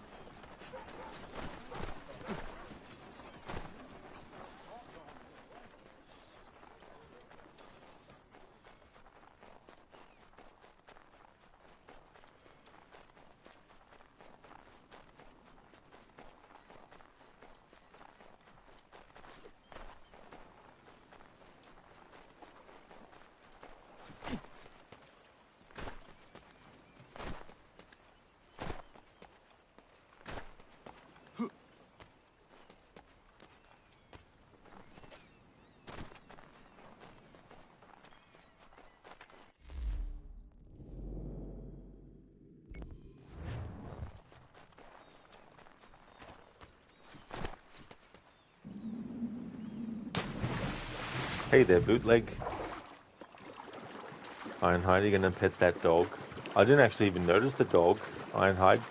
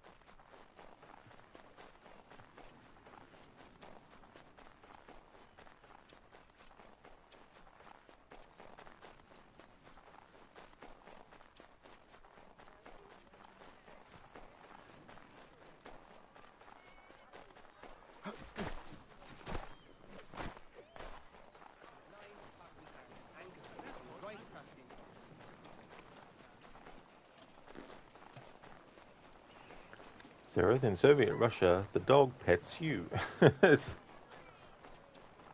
Ironhide, wait, have you not heard that sound clip? Which one?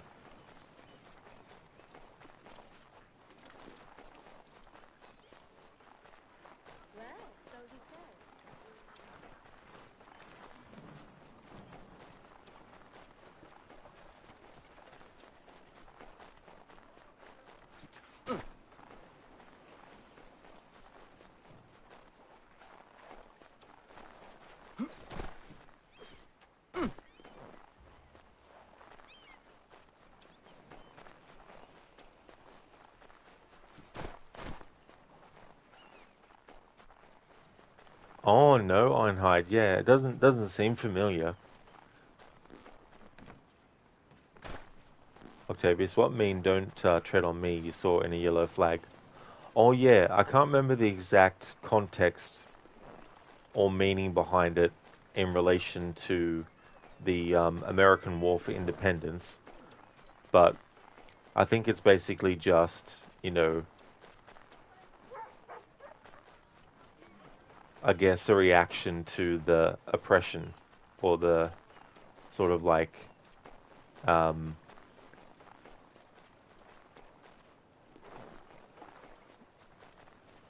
yeah, so I think it's something along those lines.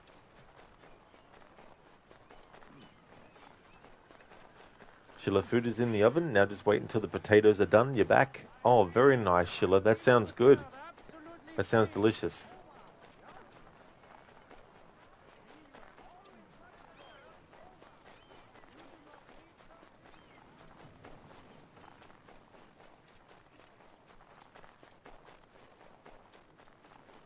Oh yeah, Ironhide, if you send me the link in a whisper, that'd be great, thanks.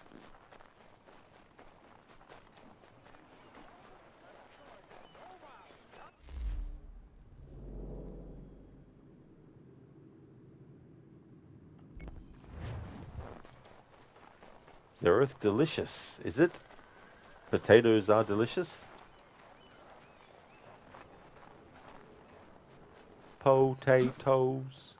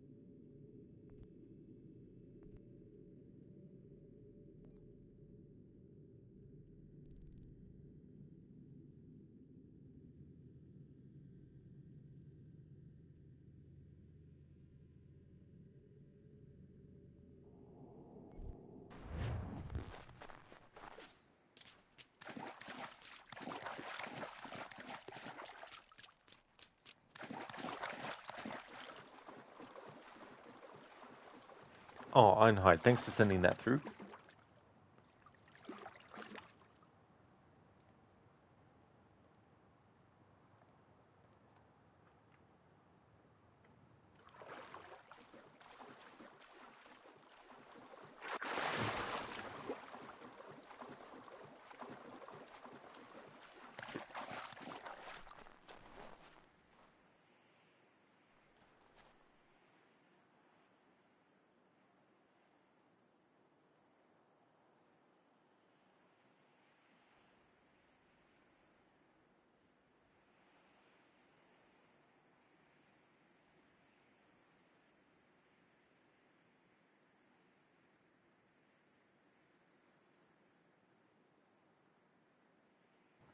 That is so funny, Ironhide.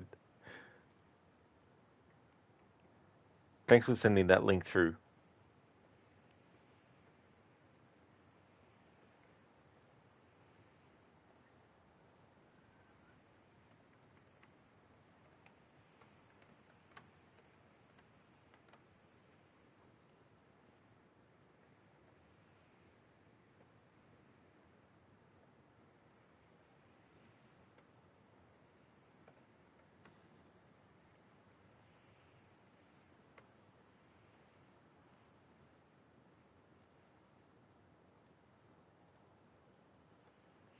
There we go. That was funny.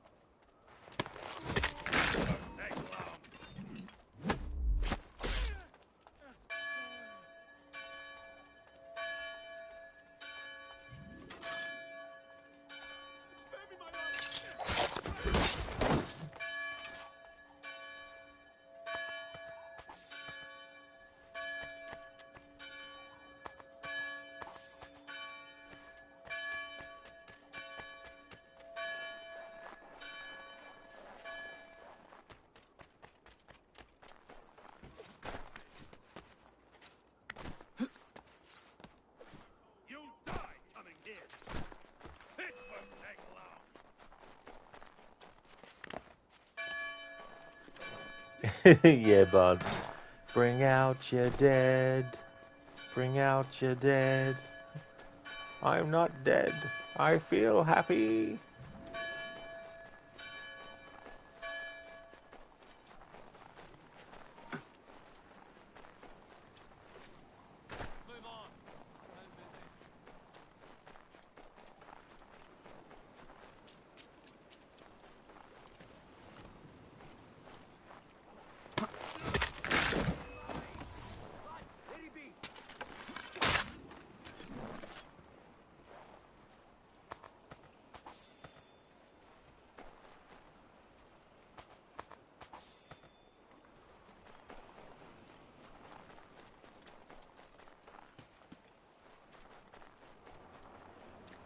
I like that scene where you got the peasants talking to each other, and then King Arthur walks past, or that rides past, and they're like, "Who's that?"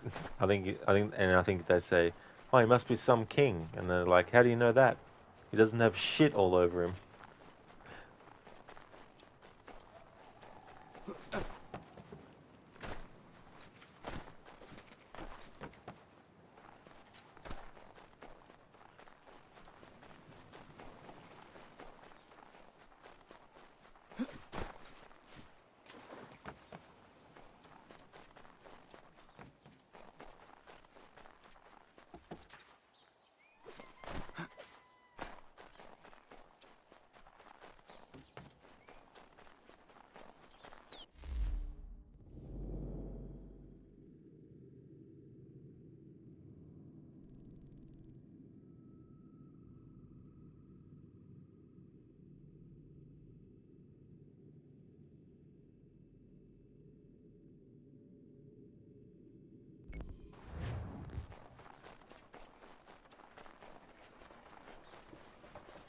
Don't be skittish.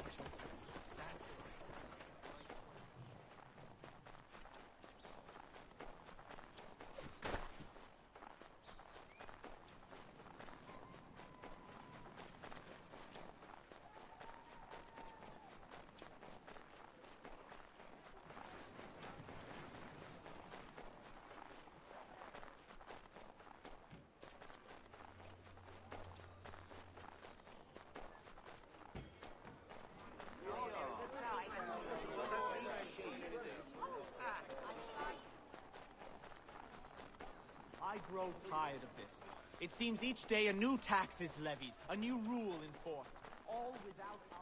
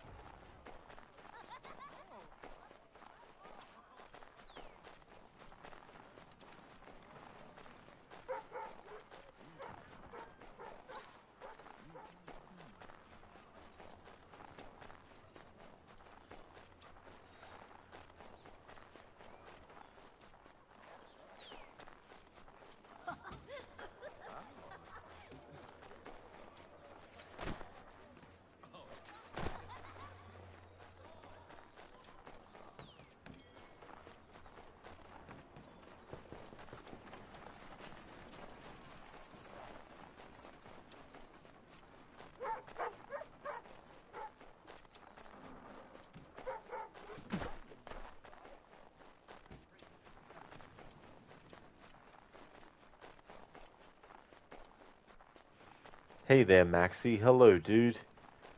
It's going really well, thank you. Just got one more peg leg trinket in Boston to find. But it's like looking for a needle in a haystack. How's things going with you, dude?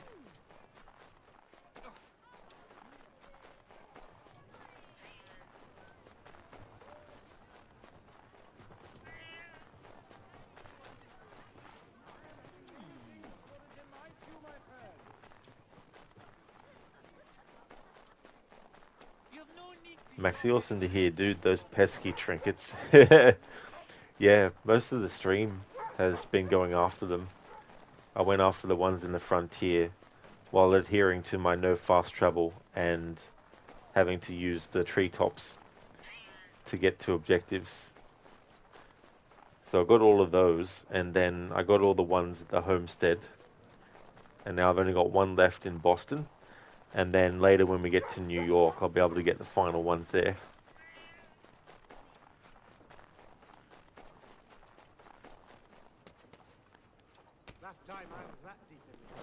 Oh, excellent, Maxi. I'm glad to hear that you're doing good. That's awesome. A busy week, but nice to chill today. Oh, hell yeah. That's really good to be able to do that at the end of a busy week. Lucinda, okay, Rod, you've got an errand to run, then got to hop in the shower when you get back. Hope you have a great rest of your stream. Thank you, Lucinda. I definitely will, for sure. Would like to highly recommend people check out Lucinda's channel if you haven't before. Doing a playthrough of Watch Dogs 2. Also did a stream recently for fun of Resident Evil 6, a big fan of that franchise. Also did a playthrough recently of Watch Dogs 1, finished that for the first time. Doing a first time playthrough of Watch Dogs 2.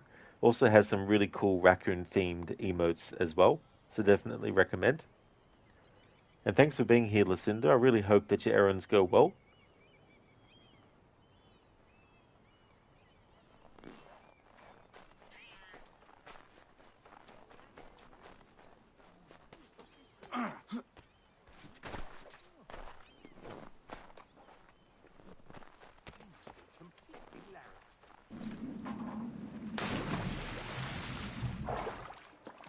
That's all good, Lucinda, for the shout out. No worries at all.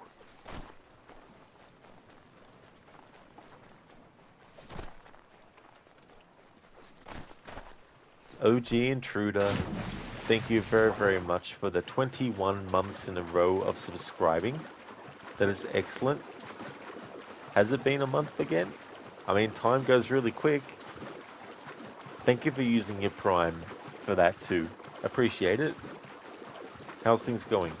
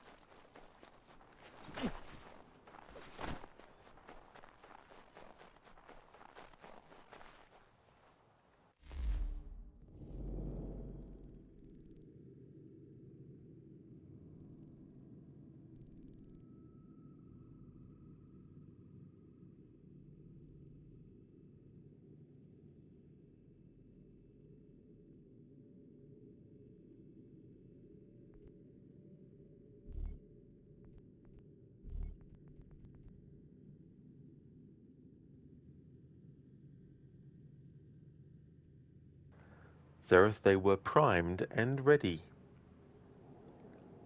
OG, wish they added auto-subbing with Prime for you lazy people. I mean, it'd be good to have an option that you could, like, select at the point where you do the, using of the Prime.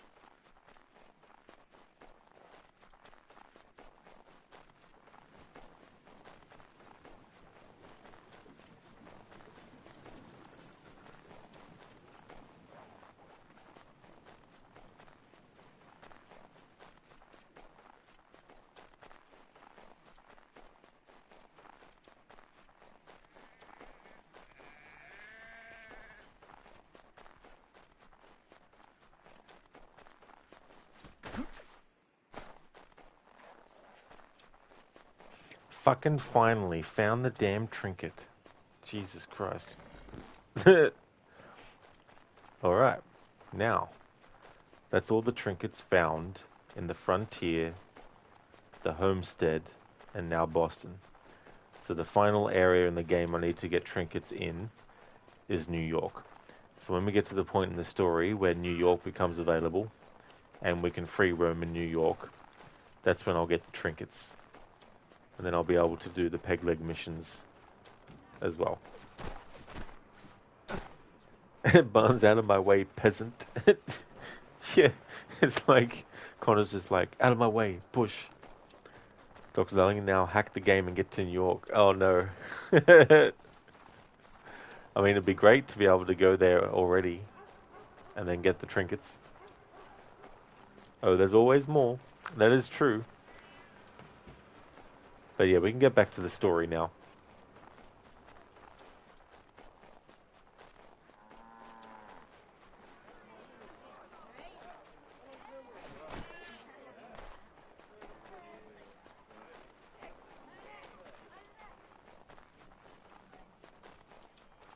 I grow tired of this. It seems each day a new tax is levied, a new rule enforced, all without our consent. The Revenue Act, the Indemnity Act, the Commissioners of Customs Act. Oh, Chancellor Townsend must have thought himself so clever when he papered these thefts and made them law, but the Constitution says we've a right to refuse, that there will be no taxation without representation. Tell me, who represented us in Parliament? Who spoke on our behalf? Signed in our stead? Give me a name. Only you can't. And you know why? You can't tell me who represented us because nobody did.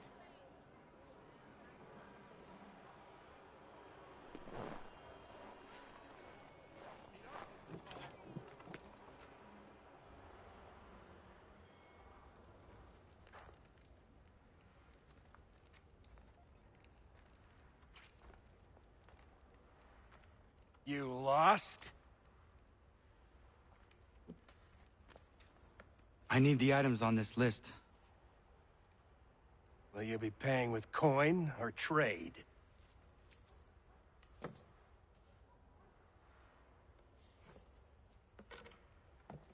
Some of these things I have, some I don't. Lumber's hard to come by since my supplier up and vanished. I have the tools and pitch, though. Nails, too. So, where do you want this delivered? Our wagon is near the State House.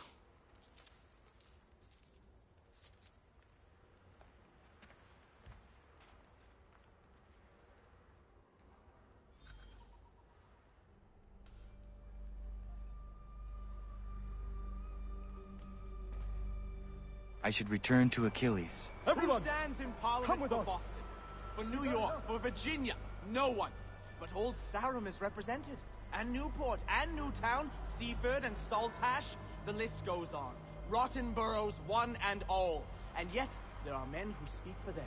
These places, what has become of the rights of Englishmen? Are we not entitled to have a say in our governance? Who are they to silence our voices, to insist we be represented by strangers? Have you forgotten the Stamp Act and how we responded? We spoke up. We resisted, so they stood down. We were heard, and it was repealed. But now too many are silent, or worse, they excuse it. The taxes are not so high, they say. The money is put to good use, they say. Fie, I say. Fie, we should all say. Though the taxes may be small, they were enacted and enforced without our consent. As to their use, they pay governors and judges. And if it's Britain pays them, it's Britain to whom they are beholden, not us. Do none see the danger here?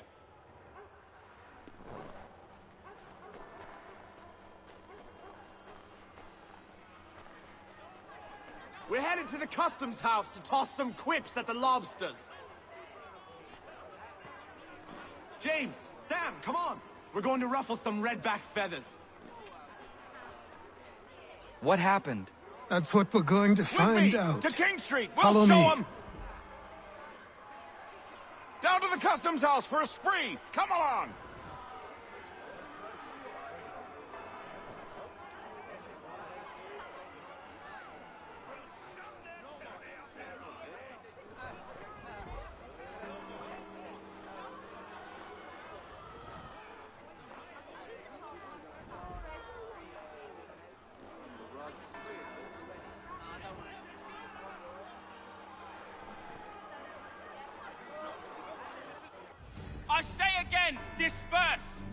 Navigating in this manner is forbidden. We're not going anywhere, Bug. Oi!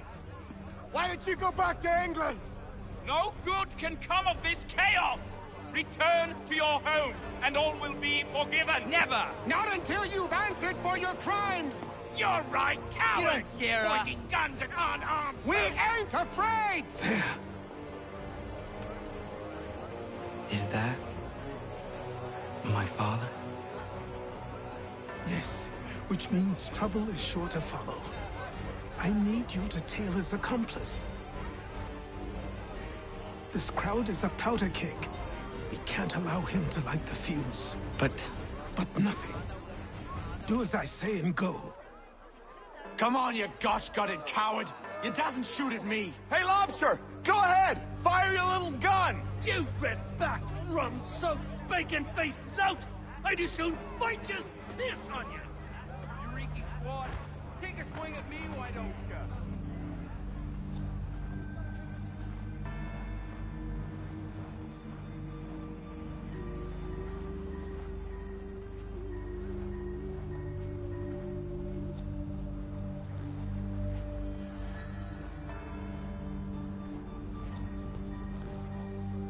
Boy, you there! What's all the fuss about? Fire at the townhouse.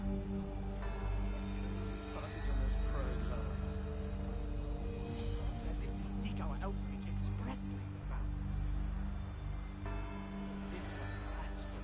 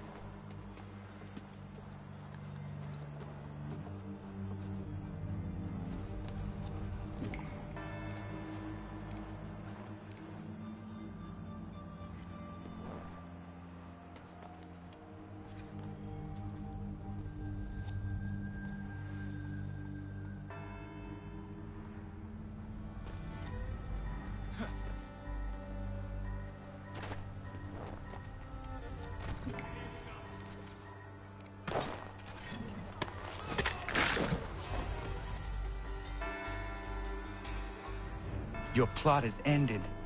Not quite. Oh, damn you! Fire!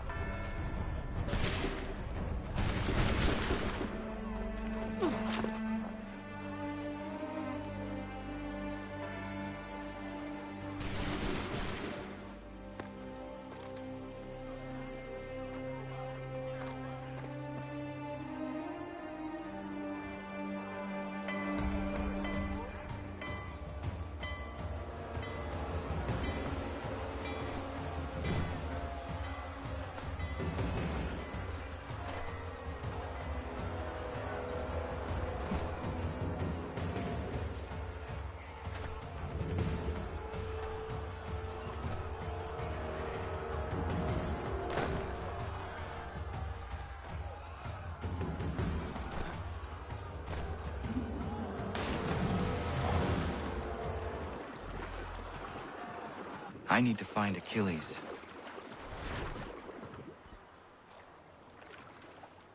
Barnes J. Burt Reynolds. Charles Lee. Burt Reynolds as Charles Lee.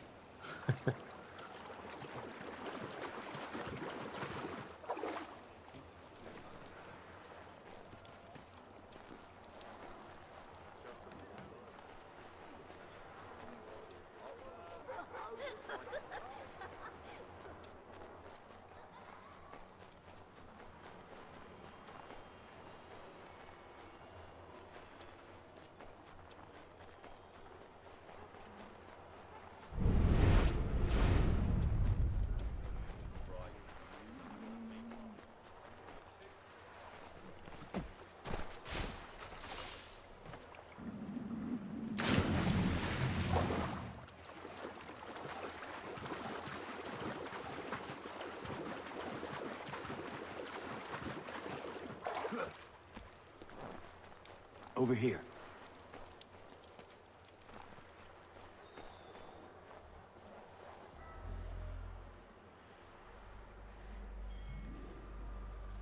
You're Achilles' boy. Connor, was it? I saw what happened at the townhouse. A fine mess, that. Who are you? Samuel Adams, at your service. Achilles asked me to get you out of Boston. Explain. The whole city's looking for you. Oh yay, oh yay! A criminal stalks the streets, wanted in connection with the massacre at the townhouse. Citizens are advised to call the guards if they see him. £10 to whoever brings this madman. What am I supposed to do? You can take down these posters for a start. Return to me once you remove the others. I've nothing more to say so long as those posters remain.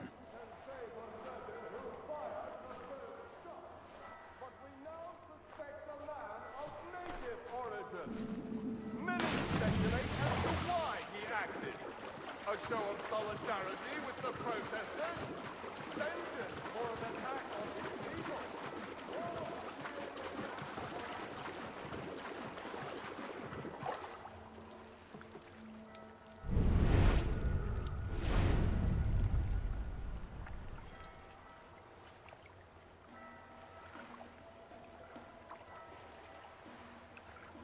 Dr. Darling, oh yeah, oh yeah. Yeah. Oh yay, oh yay. Would you like to drink some OJ?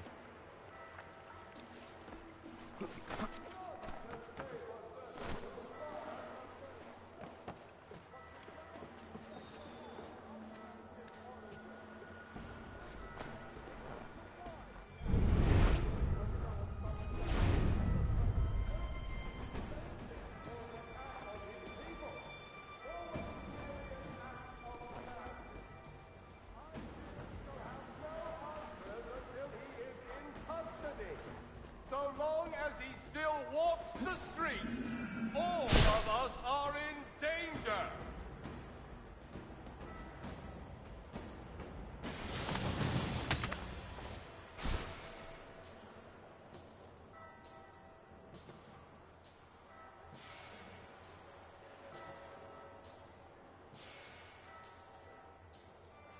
None can say for certain who fired the first shot. But we now suspect a man of native origin. Many speculate as to why he acted. A show of solidarity with the protesters? Vengeance for an attack on his people? Or was it merely an act of madness? I fear we shall have no answers until he is in custody. So long as he still walks the streets, all of us are in danger.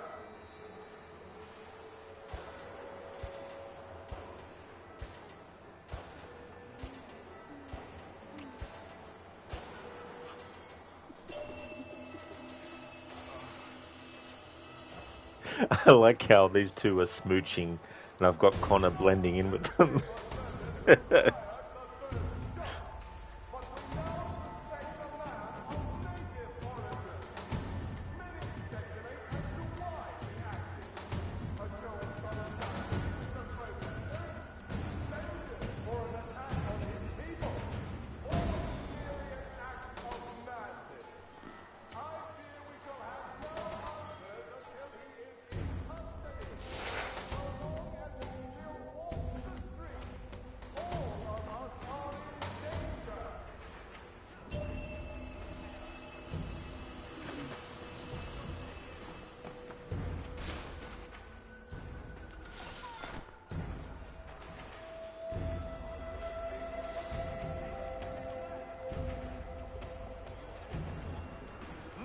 Can say for certain who fired the first shot, but we now suspect a man of native origin.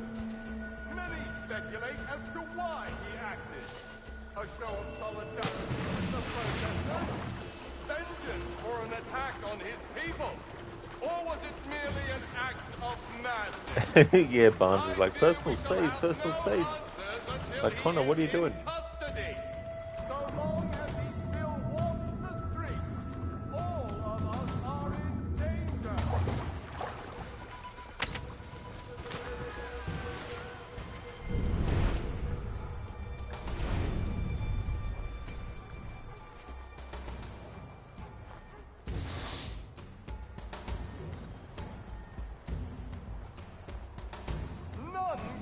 say for certain who fired the first shot, but we now suspect a man of native origin.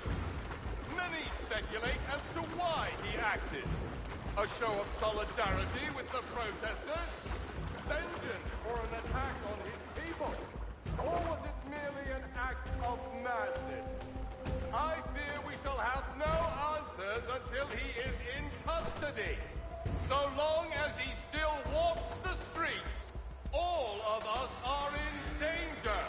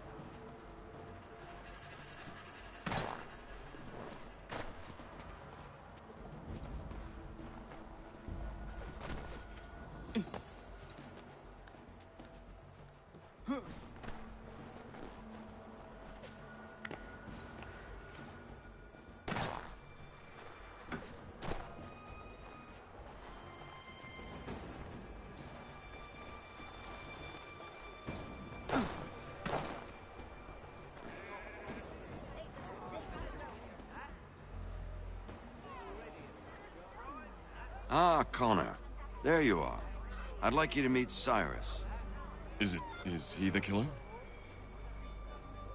Peace. Cyrus is on our side, or rather, for the right price, he will be. Have you seen this man? Watch and learn.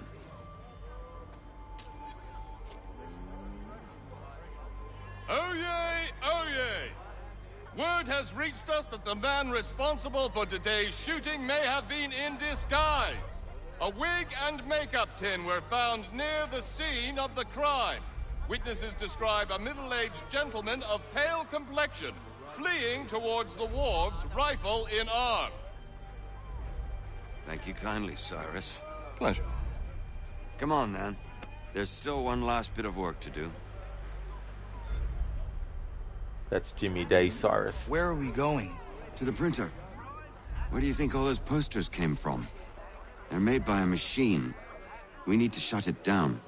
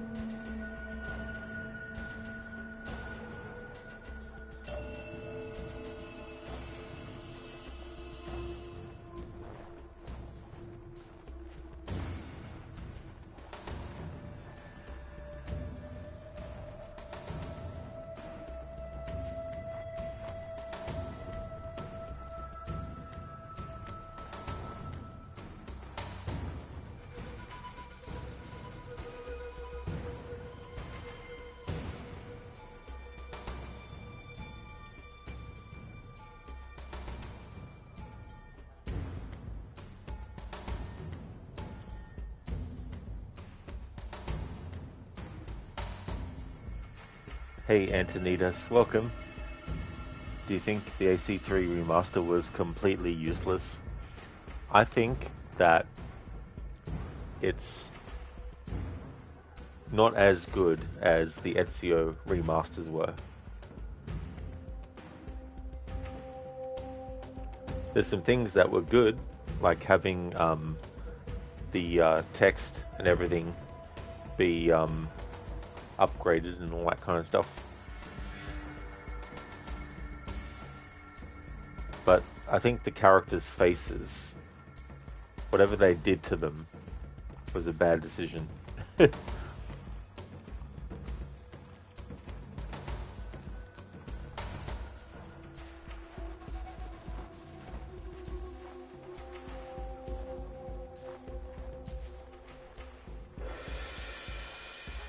I mean, it is handy, especially if you want, like, to access all the content that was released for the game. So that's a plus. I also liked it for having Liberation. The remaster of that as well, bundled with it. So, because I like that game, I get a lot out of the remaster of this, having that too. Plus, it also makes it easier for me to stream this version than the Xbox 360 one. But that's mainly due to just preferring streaming from the PlayStation, even if when the game crashes, the stream ends too, which is very annoying.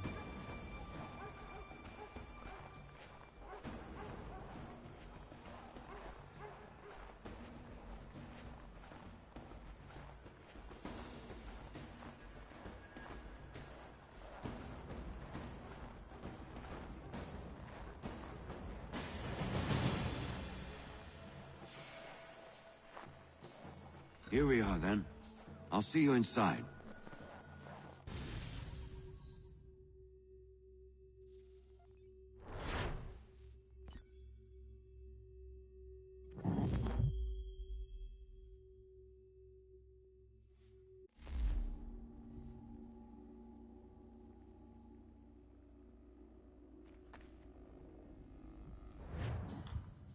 Hold on.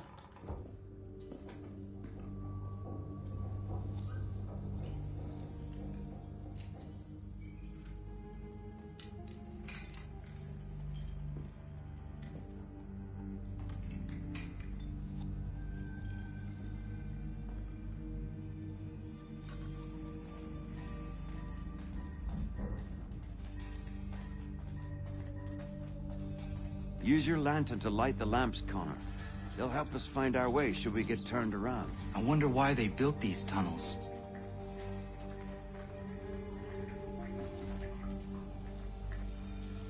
Excellent.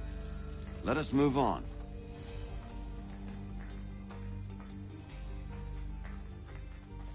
Much as it pains me to say it, we must follow the rats, as they often move in the direction of an exit.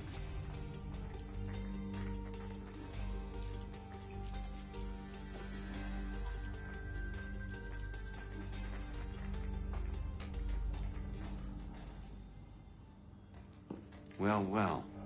You were right. I apologize for ever doubting. No wonder Achilles has taken such an interest in you. Arse. I don't suppose lockpicking is part of your repertoire?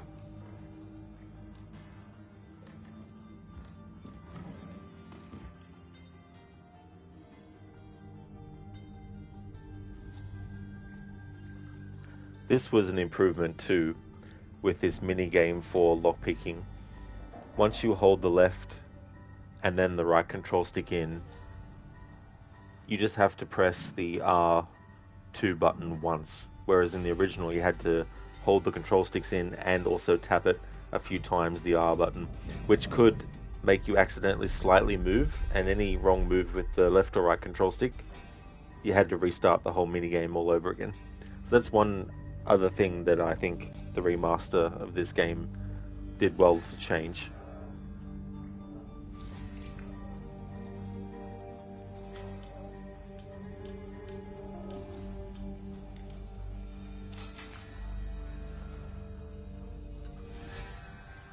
Well done.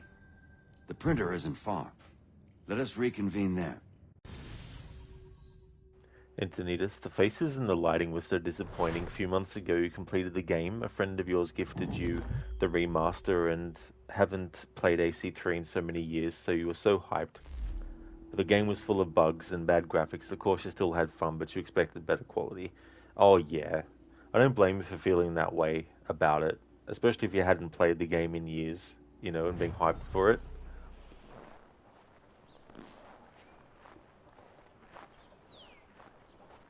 As much as it was good that they improved the quality of the text on screen and stuff, when you actually have subtitles active and you also have the option to show the speaker's name, there's moments where two different people are talking, yet both of the dialogues are attributed to the one character name.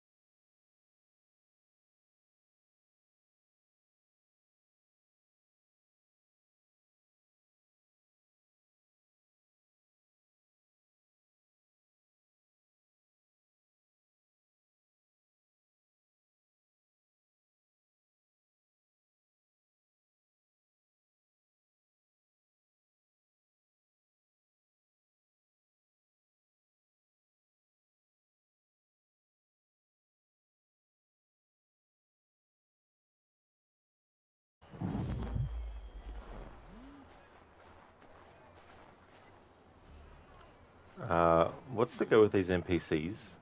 Like, looking at Connor weird for.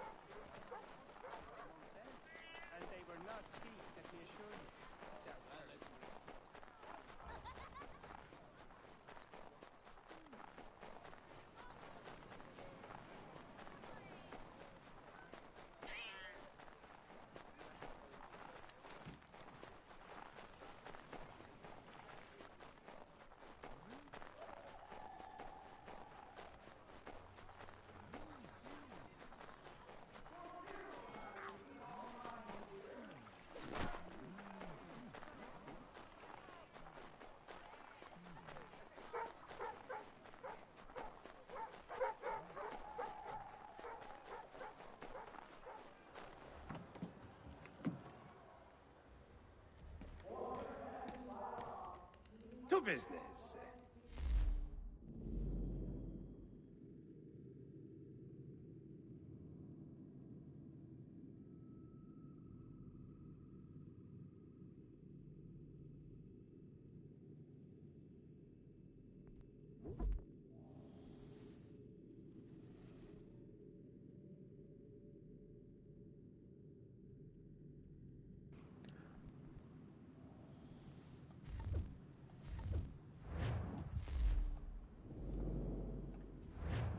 Alright, so the last time I checked, the amount of wolves pelts that we had was, I think, 35.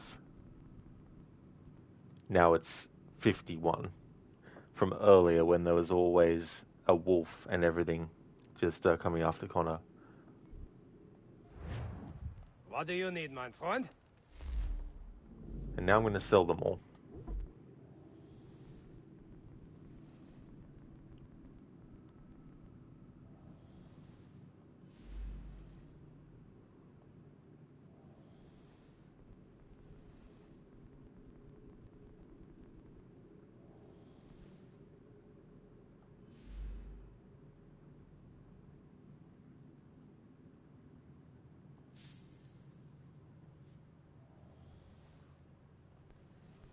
There we go, that's better.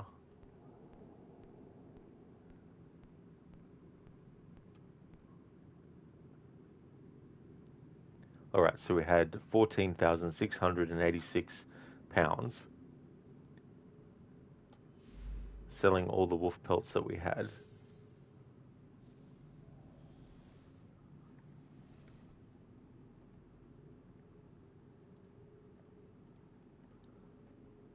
That was like 6,630 alone.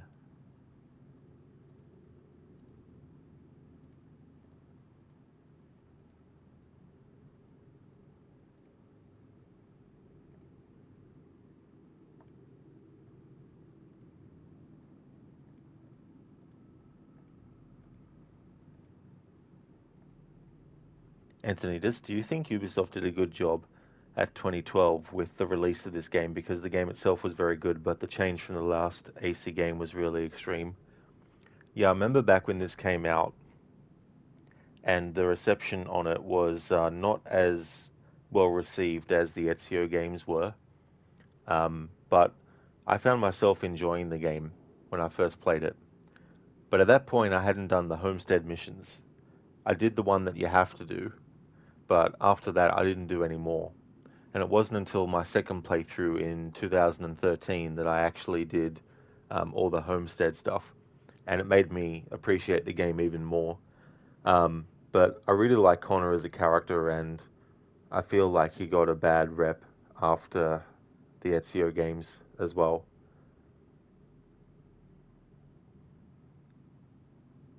And that's like the blessing and the curse of having a character like Ezio. The blessing is that if you enjoy the character, getting 2 more games, and if those games are done well and you enjoy, give you more of the character that you enjoy. But the downside is that when a new character gets introduced and comes next, it might make some people write off the new character because they don't feel the same as the previous one.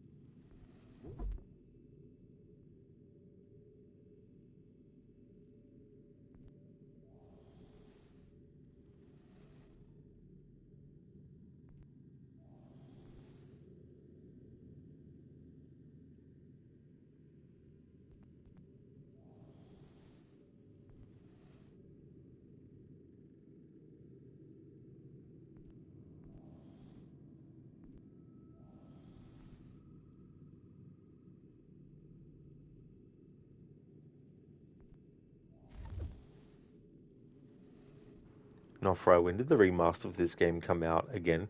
It was 2018, the same year that Assassin's Creed Odyssey came out. You could get this game individually, or if you pre-ordered, or if you got a certain collector's edition, I think, of Odyssey, it came bundled with it. Or at least once it was available, you could then download it.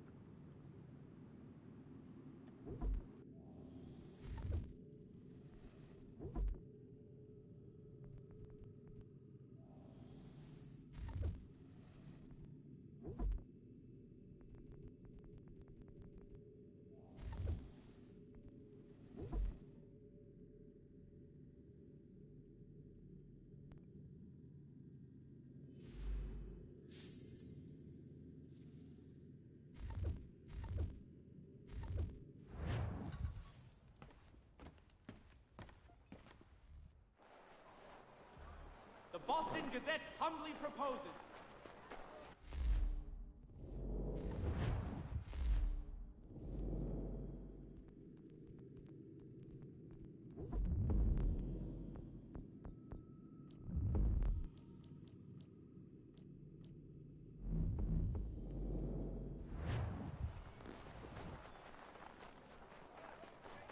Yeah, not Fry. So it also came bundled with Assassin's Creed Liberation, which originally was a PlayStation Vita portable game. And they actually did, for the Xbox 360 and PS3, an HD version of that game, where they had improved the graphics. And so the remastered version of that game was an even more improved version than the HD version was. Oh no, Antonidas, I hate Rogue. I've only played it once, and after I finished it, I was like, I hate this game. I hate the character. I hate that Adewale gets killed. So I was like, never again. I'm good. Don't ever need to play the game ever again. Yeah, not Fry. I thought so too, because I never played the original, and I never played the HD version that was on Xbox 360 and PS3. So when it was bundled with this, I was like, oh nice, I'll be able to try it. And I enjoyed it enough that I made it part of my annual playthroughs.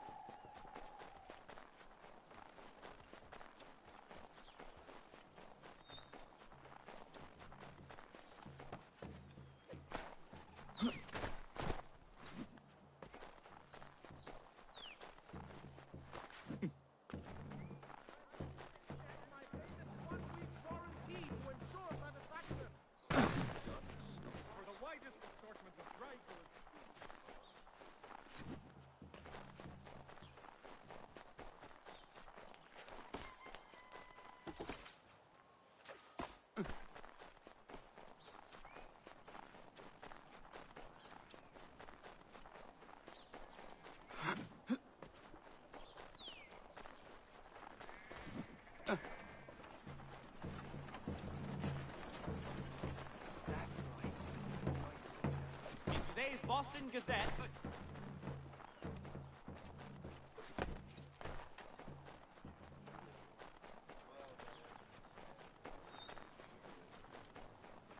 So in this playthrough, I can't fast travel. So when it comes to actually getting back to a different part of the game world. If we look at the map, this is the entirety of the Boston map. And this leads to the frontier. And if we zoom out, and then we go to the frontier and zoom in,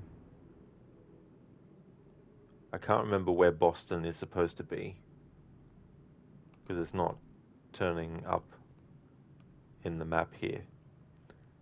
But anyway, when it comes to not being able to fast travel, going to the exit point that leads to where I need to go isn't fast traveling. Fast traveling would be if I zoomed out, went here to the homestead, zoomed in, and then pressed square to fast travel. So I can't do that. But I can simply go to this exit point in Boston that leads to the frontier.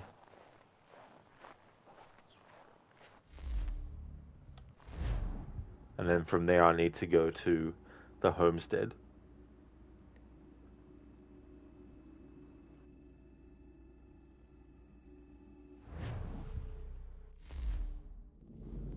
Ah yes, so it is here.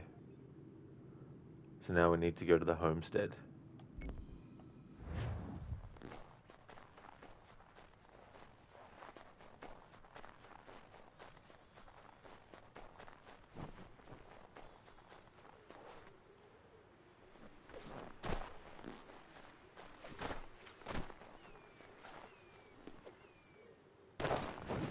Antonidas, you think Rogue had great potential, but it was given to one of the worst studios, Ubisoft Sofia, which is the studio in your own country, by the way. But for some reason, Rogue didn't get treated like it was a real AC game. It had a low budget. It wanted to show different perspective in the franchise, but it was kind of a failure. You agree? Yeah, what didn't help was that, like a lot of the other games, unlike a lot of the other games in the series, which they started work on it years before it came out. Whereas with Rogue, the very year it came out was the very year they started making it. And so they had to rush it all, which is partly why they reused Black Flag assets, because it meant that they didn't have to spend as much time. They could get as much stuff in Rogue done as possible. But as a result, too, they didn't give them enough time to really do a lot of rewriting on the story and stuff. And so it becomes a lazy, Templars good, Assassins bad. Make the Assassins do what the Templars normally do, make the Templars do what the Assassins normally do, and then call it a day. And completely ignore major things that were established in AC3, namely Achilles and the loss of his wife and son. Just, mention it and spend 5 seconds on it, but then be like, so anyway, instead of actually making it a major part of the game's story. But anyway, it's one of those situations where not having as much time as they did on the other games. And it's actually Rogue's fault that people are like in Unity, how come Arno doesn't go after Shay? And they blame Unity for having the plot hole, when Rogue is the reason why the plot hole exists. It's not like the writers of Unity waited until the Rogue story was written and then started writing their story. It was the other way around. They had already written their story before the writers of Rogue wrote theirs. So it was up to the writers of Rogue to make sure that there weren't any discrepancies with Unity. But I think it was more the higher-ups at Ubisoft wanted to have something that connected to Rogue, considering Unity and Rogue came out the same year. So they wanted to have some kind of major connection to it. So they decided to make it that the final sequence would be of Shay going to France and killing Arno's father.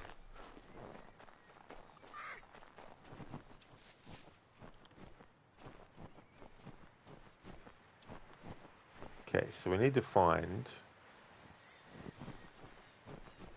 Going towards the objective, I need to travel primarily via the treetops. Naturally, there will be points where we can't travel further on the treetops, but as I'm going towards the objective, that's what I need to try and do.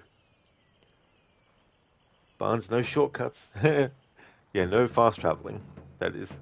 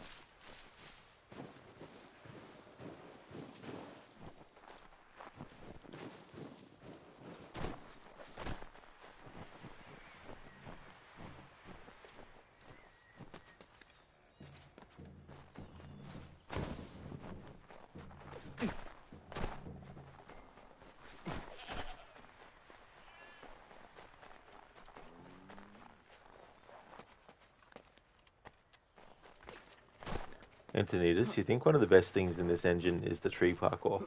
Yeah, I've always quite liked the tree parkour in this, and one of the reasons why I made it that in this playthrough when traveling towards an objective, to try and travel through the tree line as much as possible, is simply because I don't normally really use that traversal method too often.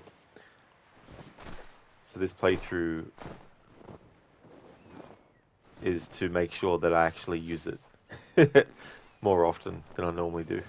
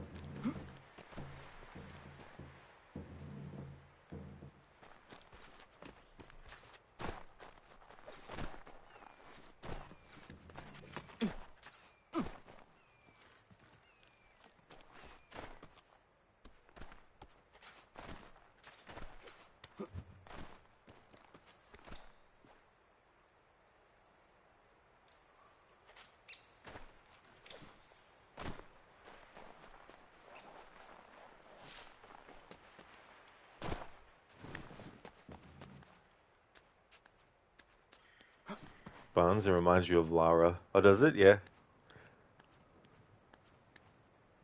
Yeah, in the 2013 game and its sequels, there's parts where Lara can climb in trees.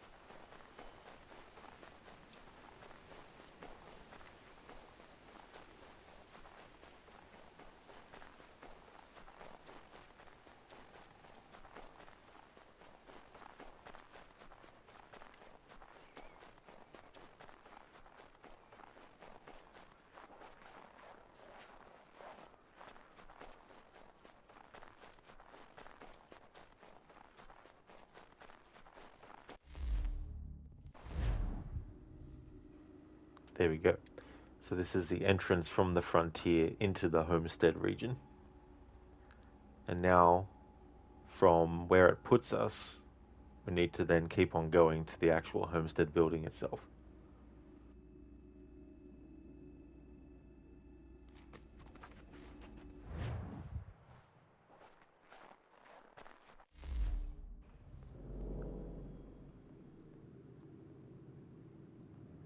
So this was the entrance point in the frontier that we accessed this homestead. So now we have to go up this way.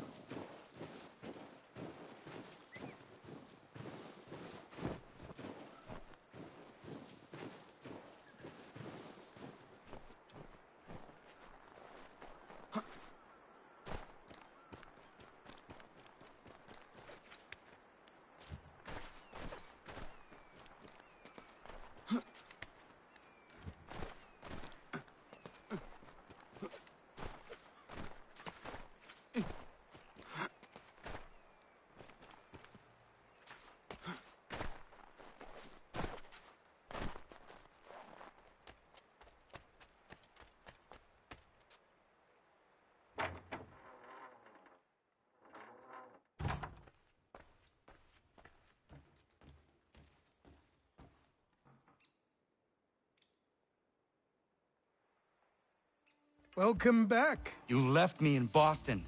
The training we've done here is all well and good, but experience is a better teacher by far.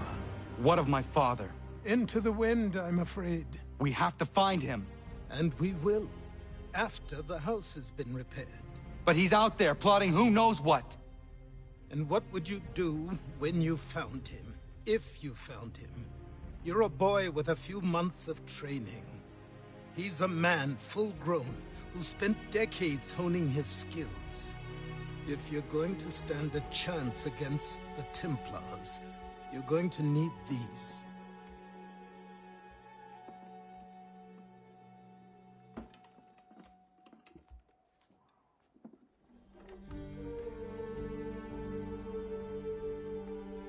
Go on before I change my mind.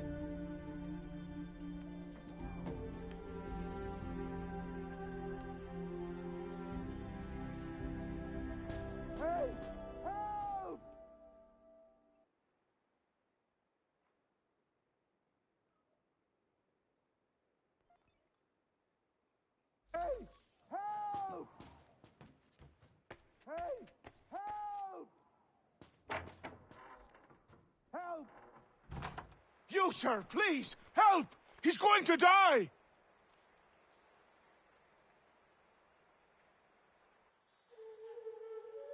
Who? There's no time! Please, come!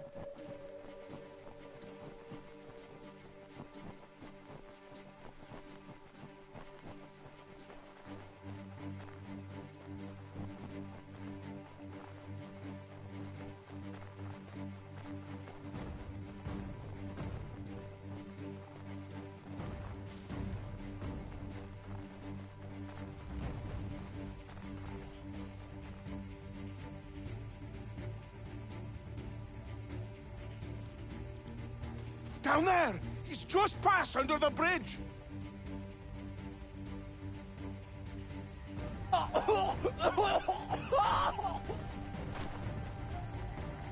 Someone! Help! Help me! Please!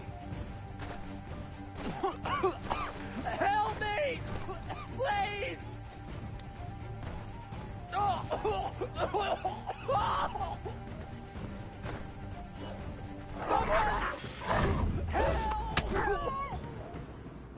Someone! Help!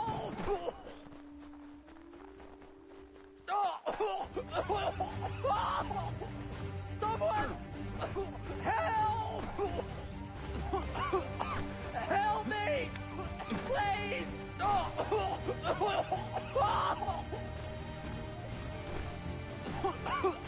Help me!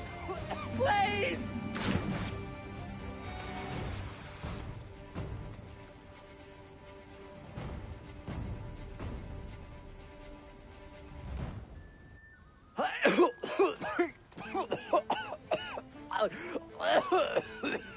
What this knobbend is trying to say is he's forever in your debt, sir.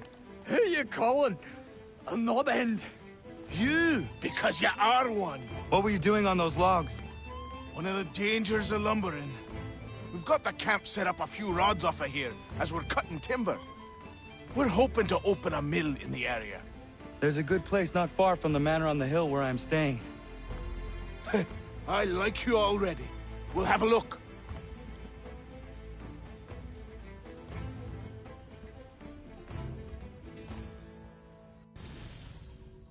I didn't do it in this playthrough, but depending on how you get to the homestead when you first go there, you can actually come past the two of them actually talking and having a conversation. I'll miss the peace and quiet, but we can certainly use the wood. The manor needs a lot of work. That and other things. Meet me at the small shack by the shoreline when you have time. There's something else you need to see. What is it? An asset.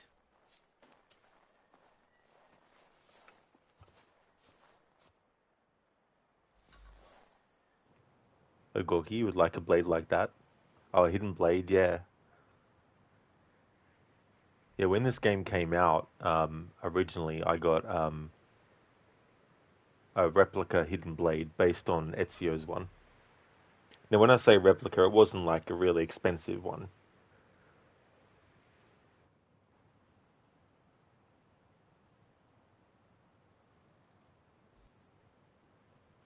And it didn't have a blade or anything on it, but if you actually put it near your eye or something like that, and then you press the button, it would definitely fucking hurt, that's for sure. But yeah, you can lock it so that even if you press the button, it won't actually come out.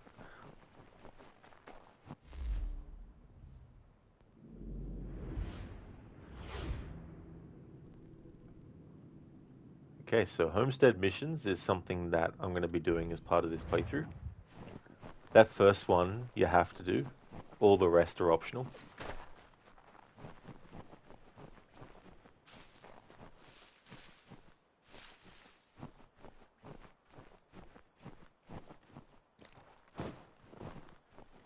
These are good because you get to see Connor outside of the main story's drive for him to, you know, assassinate Templars and all that kind of stuff.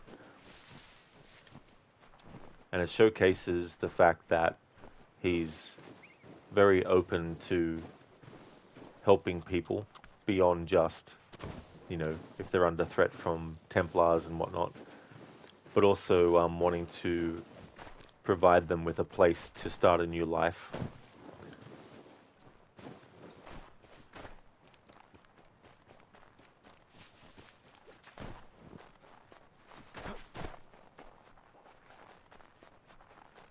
It's only every so often I'll do a playthrough where I don't include doing them all. Ever since that second playthrough I did back in 2013, I primarily like to always do their missions. I've probably done less than 10 playthroughs for sure without doing that content. Let's see if our man can fly.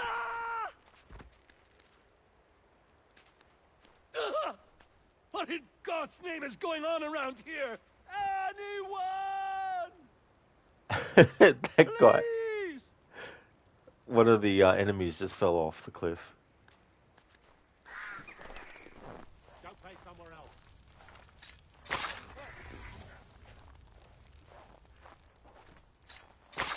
Someone pull me up!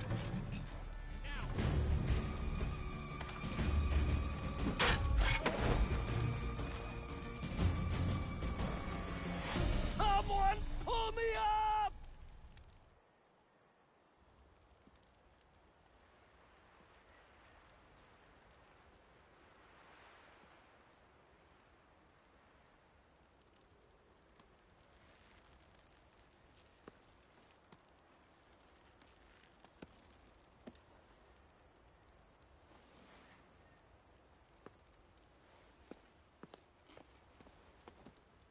Thank you. Thank you. Are you all right? I think so. Didn't do much to me aside from a good scare. Blackguards. What did they want with you? My purse, which was meager, and they decided to punish me for their trouble.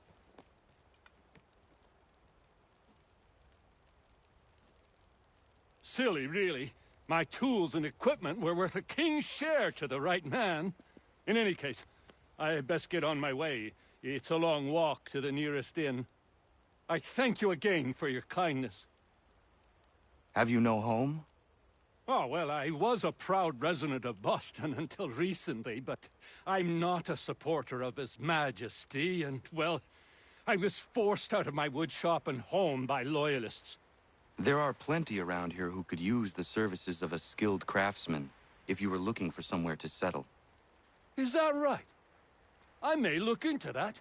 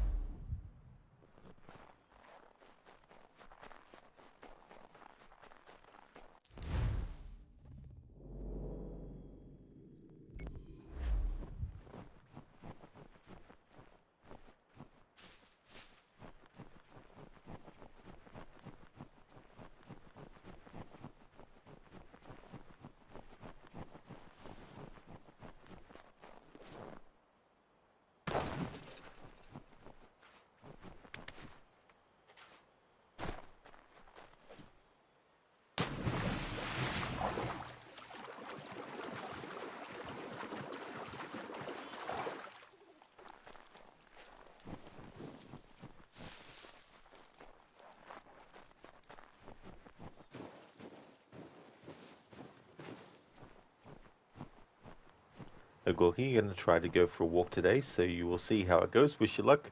Well, best of luck with that, Ogorki. I really hope that you have a great walk and that you enjoy yourself as well. Hey, Lidus, you kind of like this game, except for the blinding white light loading screens. Yeah, especially too if you're playing the game while you have all your other lights off. Just have this big blaze of white light just blasting through the screen. It's like that meme of that guy who gets woken up really early in the morning.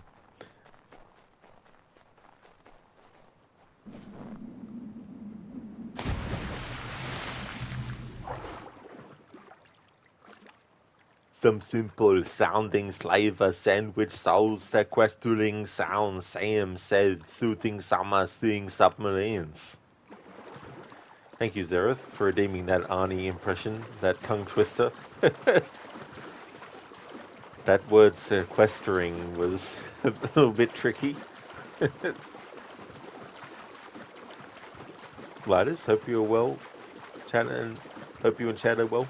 Absolutely, Lidus. Yeah, I'm going to be ending the stream soon, but I've been going well. We're in sequence 5, but I want to get that finished before ending the stream. But I have them. Sure, just get me a ship and a crew, and we'll find out what it was he held so dear. I met him once at town. He was 7 feet tall if he was an inch. I tell ya, legs like tree trunks and a smithy's arms. Almost broke my hand shaking it'll know. I could feel it then when I met him. No weapon made by man could harm him. Ogorki, watch out for sharks. Yeah. Zereth had to take it slowly, lol. Absolutely, yeah. Sequestering. Soul sequestering sounds, Sam said. Some simple sounding slaver sandwich souls sequestering sounds, Sam said, suiting summer seeing submarines. Lidus, did you see Angry Joe YouTube review about this game? You'll whisper that clip and at the time so you can laugh at it. It was blinding during the day too. I don't believe I have, no. Yeah, I don't think I have seen that review of this game.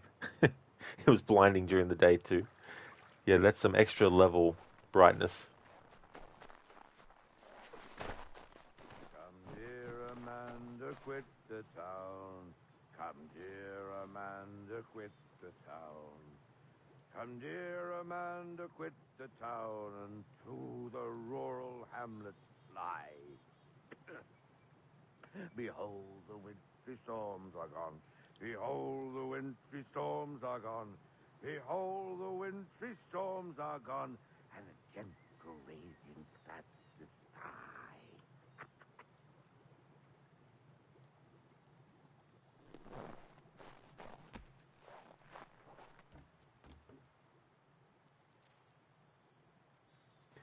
Thank you, Zereth, for making a clip. Ogorki, you should make a Jaws sound redeem. Come dear Amanda, quit the Now, doing that would be quite interesting. But yeah, it's very tricky because I can't even remember how the whole tune goes.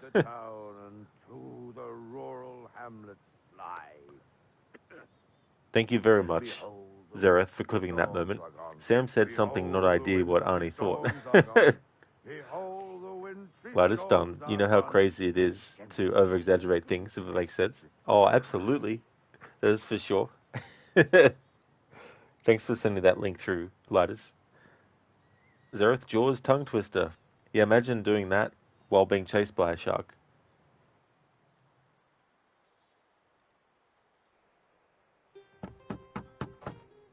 Go away!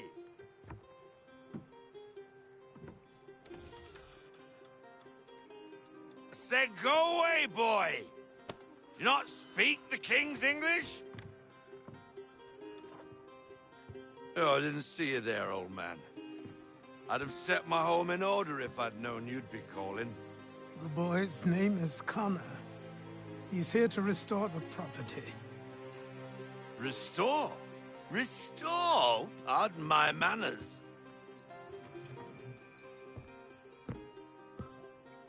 She's still the fastest in the Atlantic. Sure, she needs some attention, minor things mostly, but with a little affection, she'll fly again. Who is she? Who is she? Why, the Aquila boy, the ghost of the North Seas. The boat. A boat? She's a ship boy, and make no mistake about it. I thought you brought him here to restore order. I reckon he's the greenest thing on the frontier. Connor, meet me back at the manor when you've finished here. You said it requires repairs. You able? She does need work. A ship is a she, boy. And yes, I can refit her, but I'm lacking in the proper supplies. Some quality timber would help me get started. I can see to that. How long before she is able to sail again? Just get me the lumber, boy. I'll raise a crew.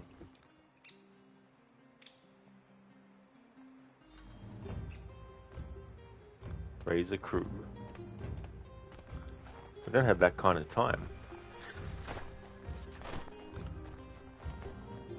This game's soundtrack is just so good.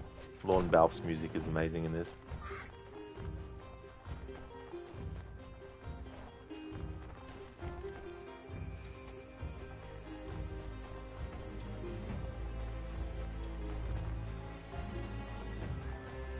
Glidus, my pleasure, brother. You thought it was Charles Lee. Where is Charles Lee? Find him. Attack of the Clones. Clone Charles Lee, so that every NPC in this game is actually Charles Lee. And every time Connor goes past an NPC, he's like, "Where is Charles Lee? Give me Lee!" Zereth? Lee, is it? It is indeed. Everywhere.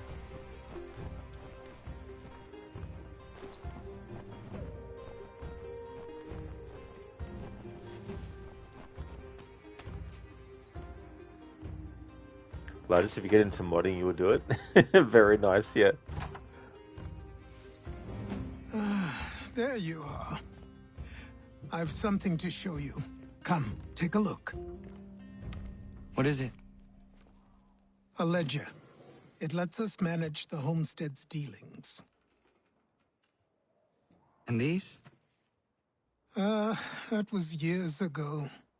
Before the slow fever, before the Templars, before everything collapsed. But that's all in the past.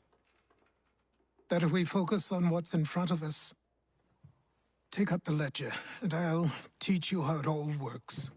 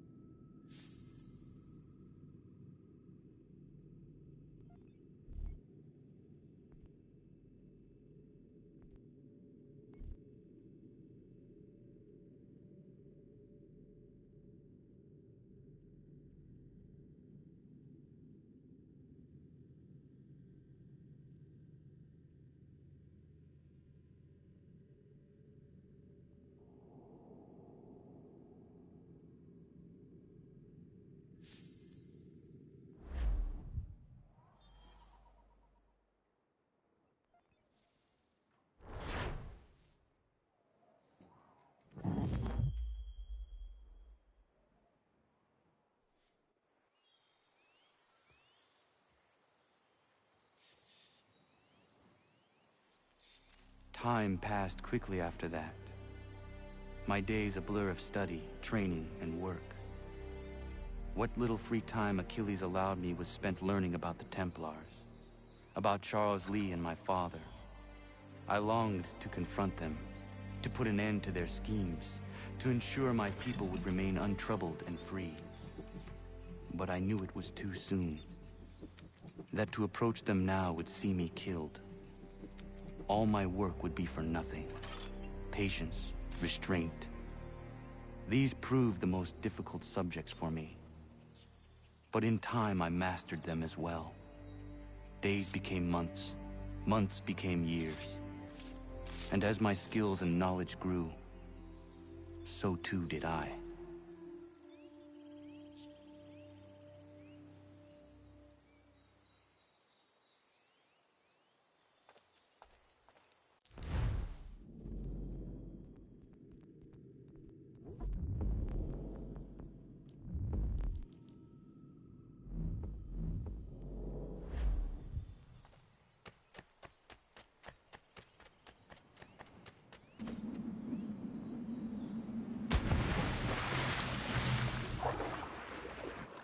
Antonidas, the ending of the game is considered very good, but you're the only one who thought it doesn't make a lot of sense, the Charles Lee part, you mean? Oh, so what about it, Antonidas, with the Charles Lee aspect? Lidus, I know we don't talk about AC Rogue. Lidus, it's all good. It can be talked about. It's just I don't like the game, that's all. You know, we don't talk about AC Rogue, but you do have a question to ask to connect to this game and understand this game. And then the prologue, that is Rogue. The antagonist, what was his name again? He learned his assassin skills but joined the Templars, the pirate's captain's son, who Connor is his son. Oh yeah, as Antonidas says, it's Hatham Kenway. Yeah. So Hatham, when he was 10 years old, he was present when Edward was killed. And he also killed a couple of the Templars that killed his father. But Reginald Birch basically adopted Hatham and brainwashed him to become a Templar, because Birch became the head of the Templars.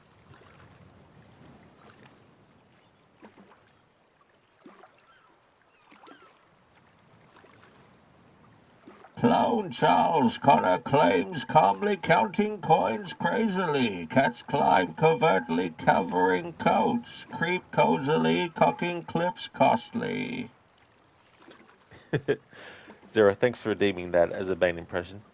What a tongue twister that one was. Zereth Catham Henway. Lidus, he became a Templar and they recruited the one who went rogue. You forgot his name as well.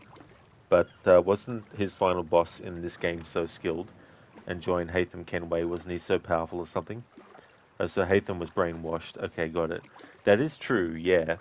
Also, his sister was actually... well, Birch had a thing for Jennifer Kenway, and she refused him, so she had her kidnapped and sent away to be a slave. I can't remember where she sent her to, but he told Hatham that she went missing. And it was years and years later that Hatham learned the truth and rescued his sister, and then both of them killed Birch. But Hatham still stayed a Templar, even though a Templar had done that to his sister. But yeah, Shay is the assassin that acted like a crybaby, and then I say that facetiously. He did have reason to be upset, but it wasn't logical. He had months to think on the ship about how he would respond, but he just runs in there claiming things. But so still followed into the brainwashed Templar ideology. Oh, exactly, Lidus, yeah. Hatham's a lost cause for that.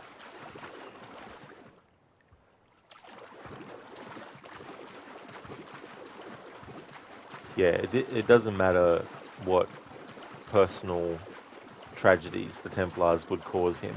He would still stay loyal to them.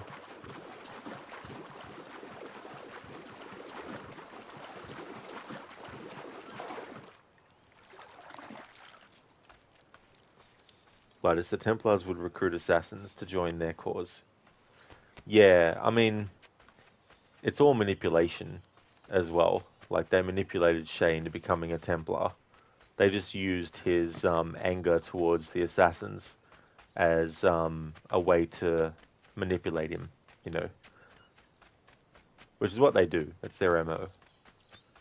If people don't join them willingly, they coerce them or manipulate them behind the scenes first. And then if that doesn't work, then they, you know, threaten. And if that doesn't work, then they kill.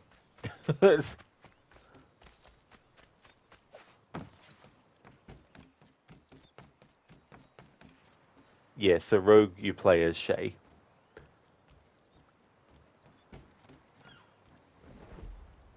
A character that was created after the writers of Assassin's Creed Unity had actually already written the story for Unity and locked it in. And they'd already been developing the game years before Rogue was even a thing.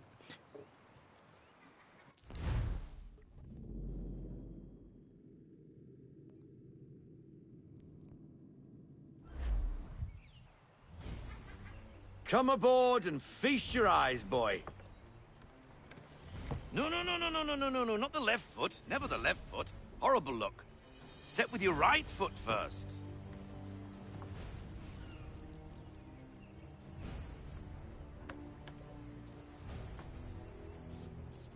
She is... solid? Aye. Weatherly and sleek. She'll fetch 12 knots in a stiff gale. Ne'er a ship from here to Singapore can outrun her on her best day. What do you say we take her out and show you what she can do firsthand? Where would we go? As it happens, she still needs guns and the officers to command them.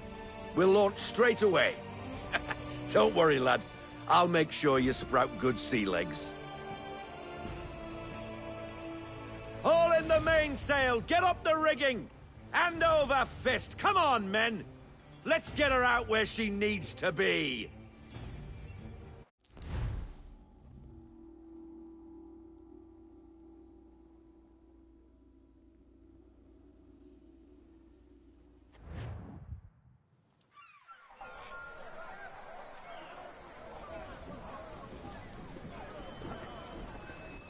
Come on, lad. No time like the present.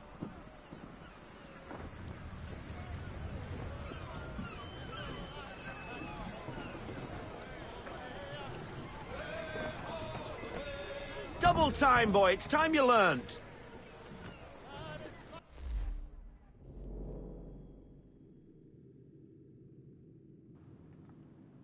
Thank you very much, Zereth, for clipping that Bane impression as well. Antonidas, so basically Connor confronted him unarmed with his guards present. Lee didn't really do anything to Connor, then Charles Lee lost his influence, or what, because later when Connor goes to chase him, no guards are present, and then after the ship explosion, Charles Lee crosses the sea. Hours later, Connor wakes up. He crosses the sea too, and finds Charles Lee drinking himself to death in a tavern. It was so strange to you, the whole section, you guess, you don't understand it. Oh yeah, I see what you mean now, that whole part with the ending. Yeah, because they were doing the eulogy for Hatham, and Charles Lee was doing a speech, and then Connor shows up, and they grab Connor, and Charles Lee does a speech to Connor, but then he leaves his lackeys to deal with Connor while he goes off. But as for the part where he has no guards with him later, that is a bit of an oversight. You would think that he would want to have some kind of, like, you know, guards with him, or some kind of security detail or something like that with him as well. But yeah, as for the stuff where he gets injured and all that, him going to that tavern is just, you know, like a place to kind of try and recover as well. But he's so wounded that he doesn't move, and so when Connor comes in, he basically resigns himself to the fact that he's going to die, and so he just wants to, I guess, chill a bit before he dies, I guess. But I can understand why it doesn't make sense in a lot of ways, the logic behind the sequence of events with that last part. But yeah, I just see it as Charles Lee realizes that he's done for, you know, and when he sees Connor, he knows that Connor is going to just kill him. And so he kind of just, you know, accepts his fate. That's all good, Ladders. I knew who you meant, though. But yeah, imagine calling him Shane. Here comes the money. Yeah. Oh, that's okay, Antonidas, as well, about the misspelling. That's all good. Zereth, take her out, but she did nothing wrong. Exactly, Zereth. It's like, what the hell? Ladders, this game did something so interesting. You mean thinking that Pathway and Lee were assassins, and then the masks came off and Lee became brutal and ruthless? Exactly, Ladders, you know, like he goes from being kind of like a wide-eyed, kind of, you know, wanting to please kind of character, and then he turns into this brutal, you know, asshole, uncaring, you know, type of thing. But the way I see it, when we see Charles Lee, before we start playing as Connor, we see him the way that he himself sees him and the others, and also how Hatham sees himself and the other Templars, you know what I mean? But we actually see Charles Lee for what he is through Connor's eyes, you know. See you tomorrow, Barnes. I hope that you have a good one. Thank you for being here. Would like to definitely recommend people check out Barnes's channel if you haven't before. Been doing Far Cry 2. Thank you so much, Barnes, for being here. Hope you have a good rest. Lighters. Hathaway. Anne Hathaway. Stupid autocorrect on Mac is annoying. It's like mobile. That's fair enough, yeah. Yeah. So we have Connor taking his first steps as a captain. He's not officially a captain yet, but the playthrough being called Legacy is because when playing as Edward in Black Flag, I'm also going to have Edward do all the naval stuff. So making Connor do all the naval stuff, I wanted to have that kind of, content done to match Edward. So for Connor, we're going to do all the naval missions as well as the privateer contracts. And when I play Black Flag, I'm going to do all the privateer contracts as Edward as well. But yeah, there's no rules or anything for the ship combat or anything in this playthrough. Just that I want to do all the naval content.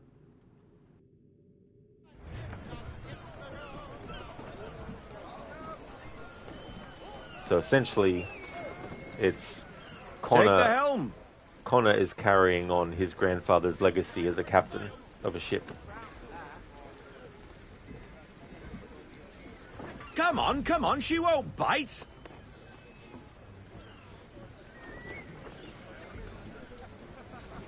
Half sail! Ha! Your killer flies again! Do you feel it, lad? Set a course for Martha's Vineyard. We'll find our guns and officers there. She's a nimble vessel, but the faster she goes, the more cumbersome she grows, and the firmer your hand needs to be. Enjoy this stretch of open water before we come upon those shallows. Call for full sail if you like. I want everything. Full sail. Full sail.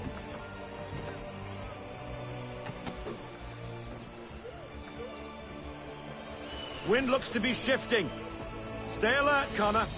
Gusty winds can be difficult to manage. Full sail.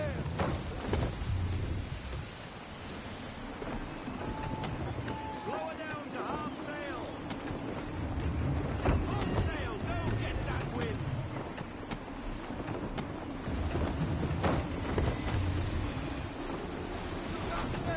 Haul in to half sail. Let's fly full sail. Loosen to full sail.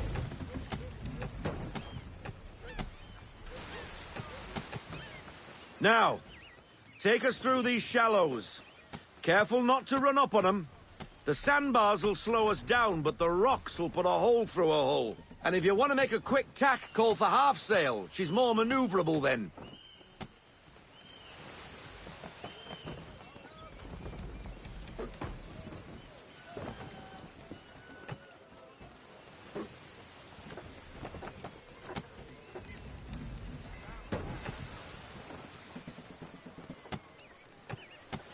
Mind those other vessels! Hold your tack to keep your right of way!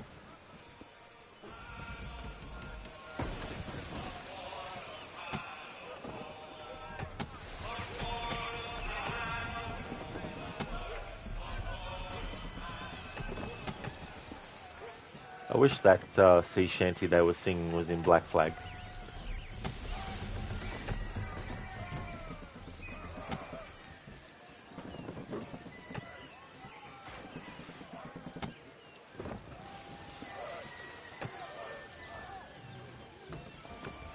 Rogue wind!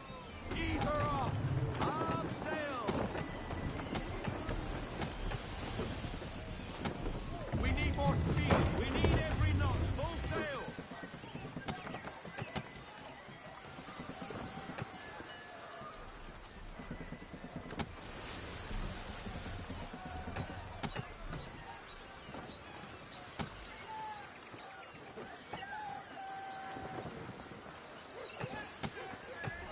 Cottages!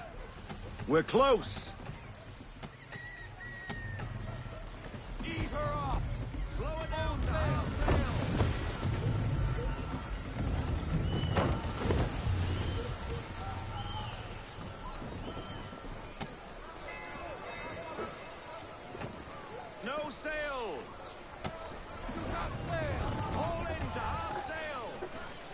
Drop anchor. We'll go ashore, buy our guns, and find our officers.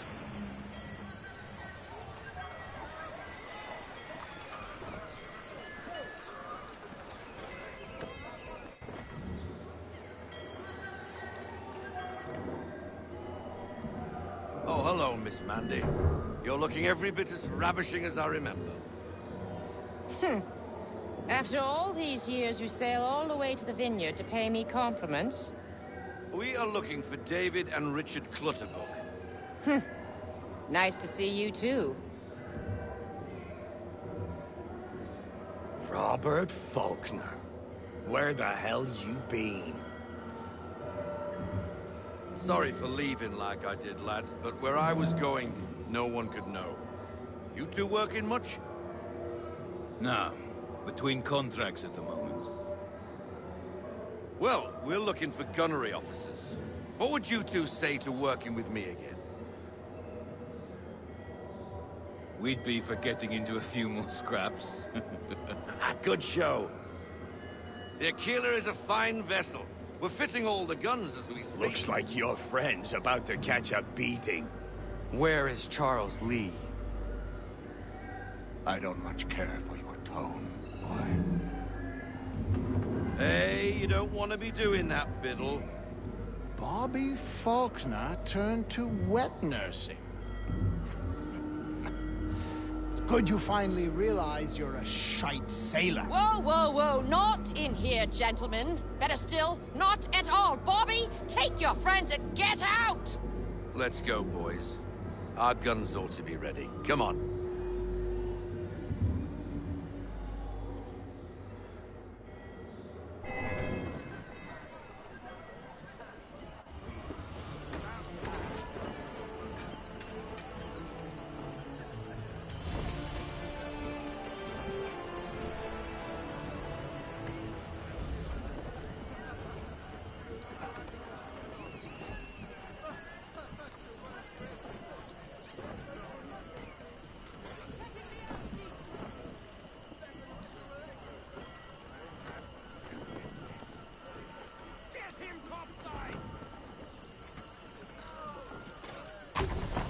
What the hell was that about?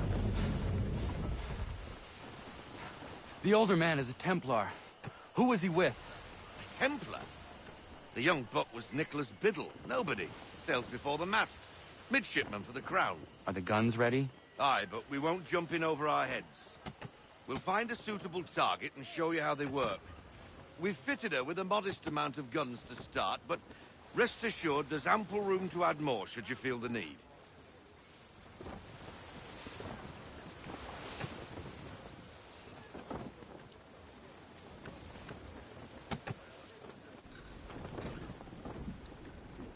Looks like a British frigate with half seas over.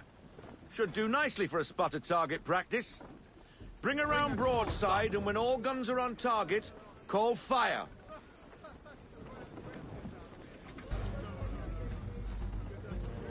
Round shot for a start. And fire! Well done, boy. Now, aim all guns at her bow and do as much damage as possible.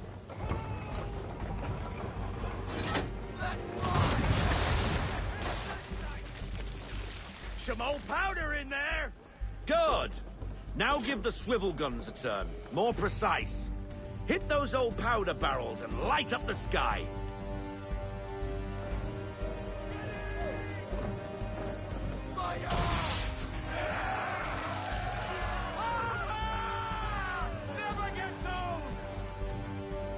Not bad for a spot, Captain. You are a fast learner. Provided something interests me.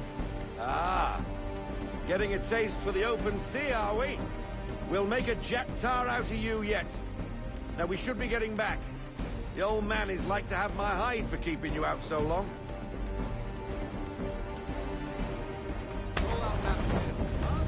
He gets it from his grandfather, Faulkner. The ship captaining Jean skipped Hatham and went to Connor instead.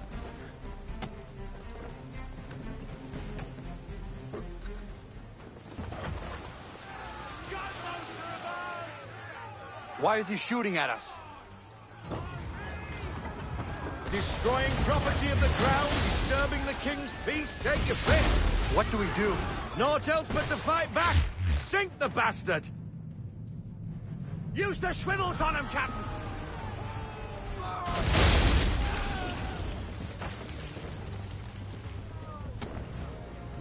English frigate! I'll be betwattled, another one. Where in the bloody hell did she come from?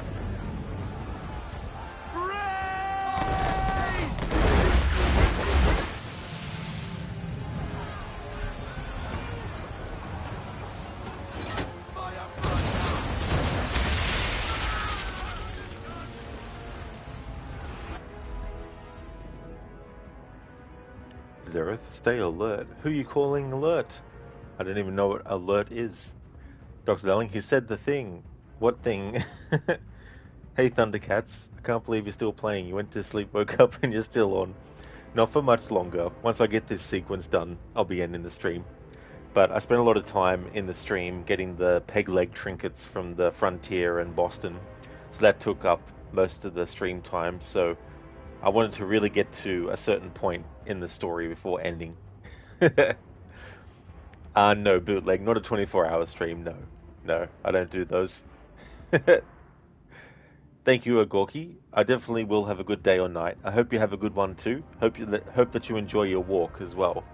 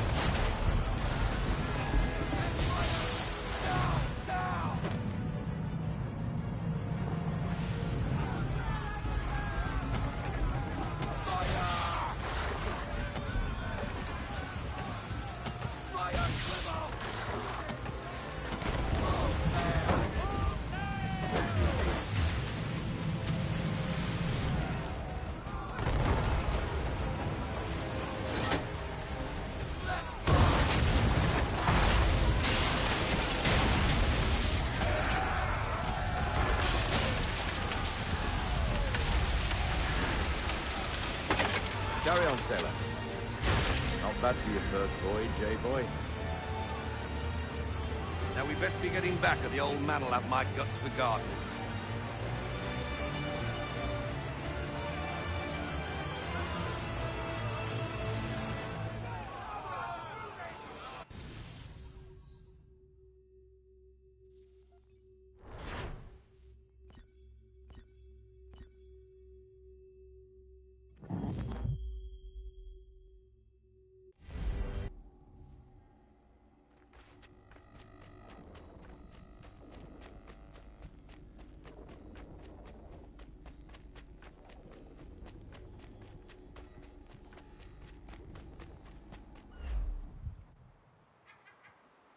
I got 'em! All of 'em!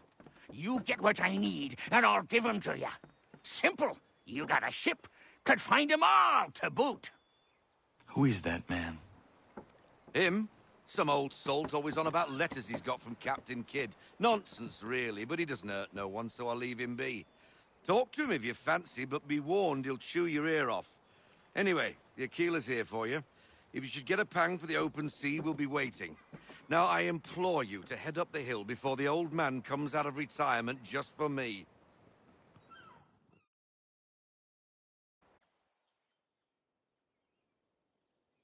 3 weeks. And not even a goodbye before you left. Sorry. Well, what are you waiting for?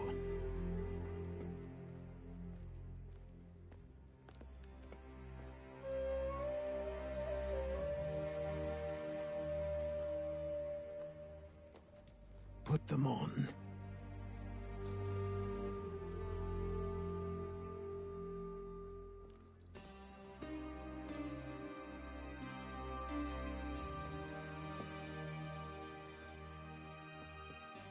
Once upon a time, we had a ceremony on such occasions. But I don't think either of us are really the type for that.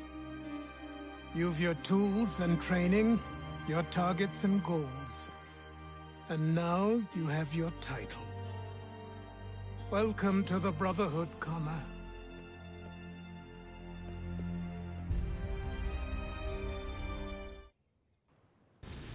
He's now an assassin, like his grandfather before him.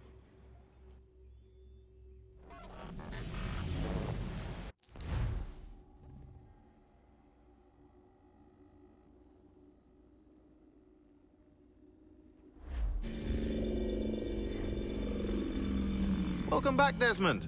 You'll be happy to hear there's actually good news for once. Yeah? I've managed to locate a power source, and it's relatively close by. Up for a trip to Manhattan? Is it safe to leave? Abstergo's gotta be looking for us. Obviously it's not safe. Can't exactly sit around here hoping to get lucky, though, can we? We need that power source. Besides, I'm sure you can cook up some way to hide our movements. Maybe. The Templars have access to all kinds of satellites and camera systems. We'll need to find a way to mask our digital signature. I can probably camouflage the van, too. But there's not much I can do for us. That's an easy one.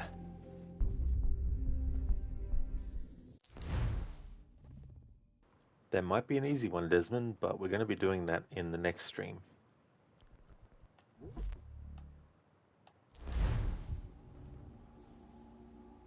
That's right, bootleg. I couldn't end the stream without Connor getting his assassin outfit. Finally got the drip. Drip acquired. Absolutely. Thank you everyone for watching the stream. I really appreciate it. The next stream that you'll see from me will be this again, for my Sunday stream of it. Before I end, I'd like to give a shout out to some streamers that I'd like to recommend.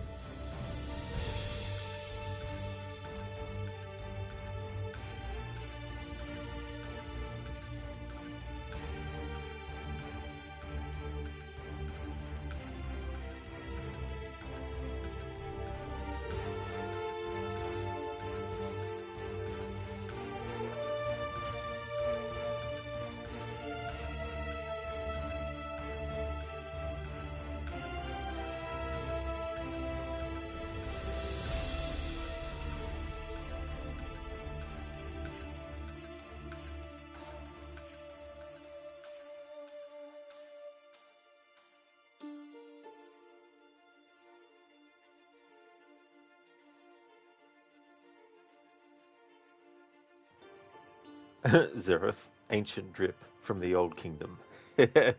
I mean, the outfit that Bayek wears is cool. Bootleg, longest you've seen me go for a while.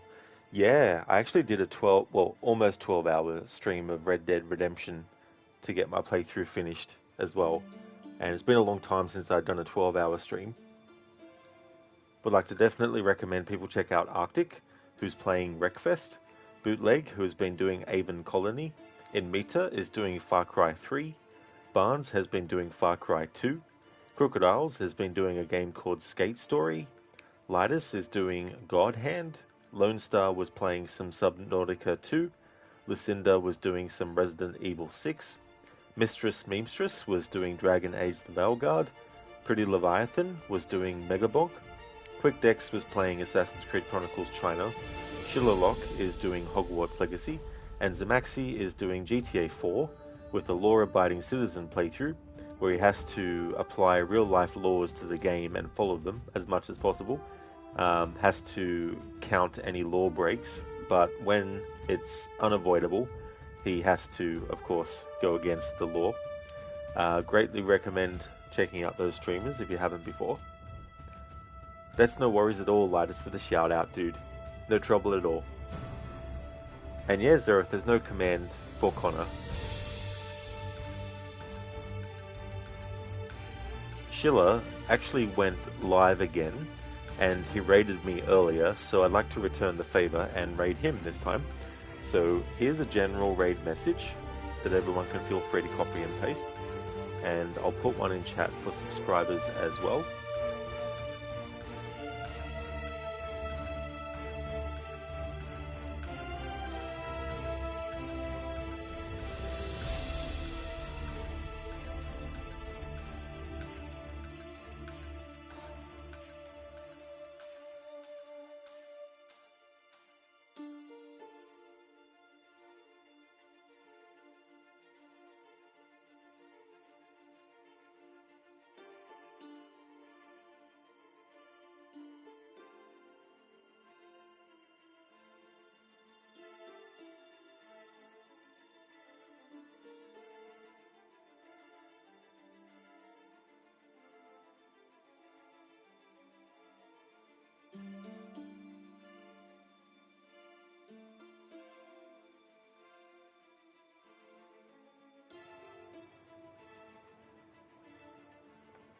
Zereth Shilderlock.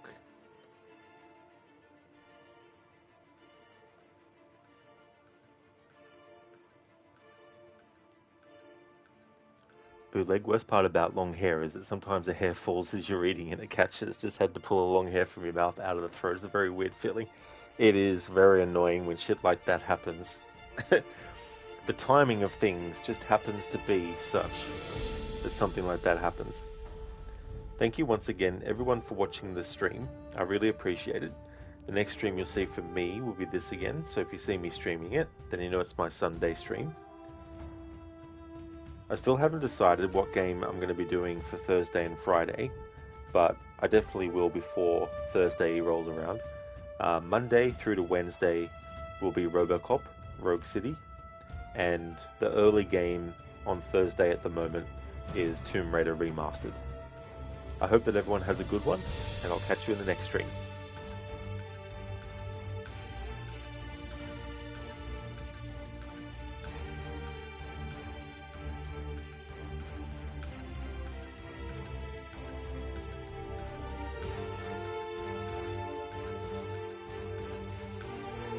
See you, Bootleg. Catch you next time.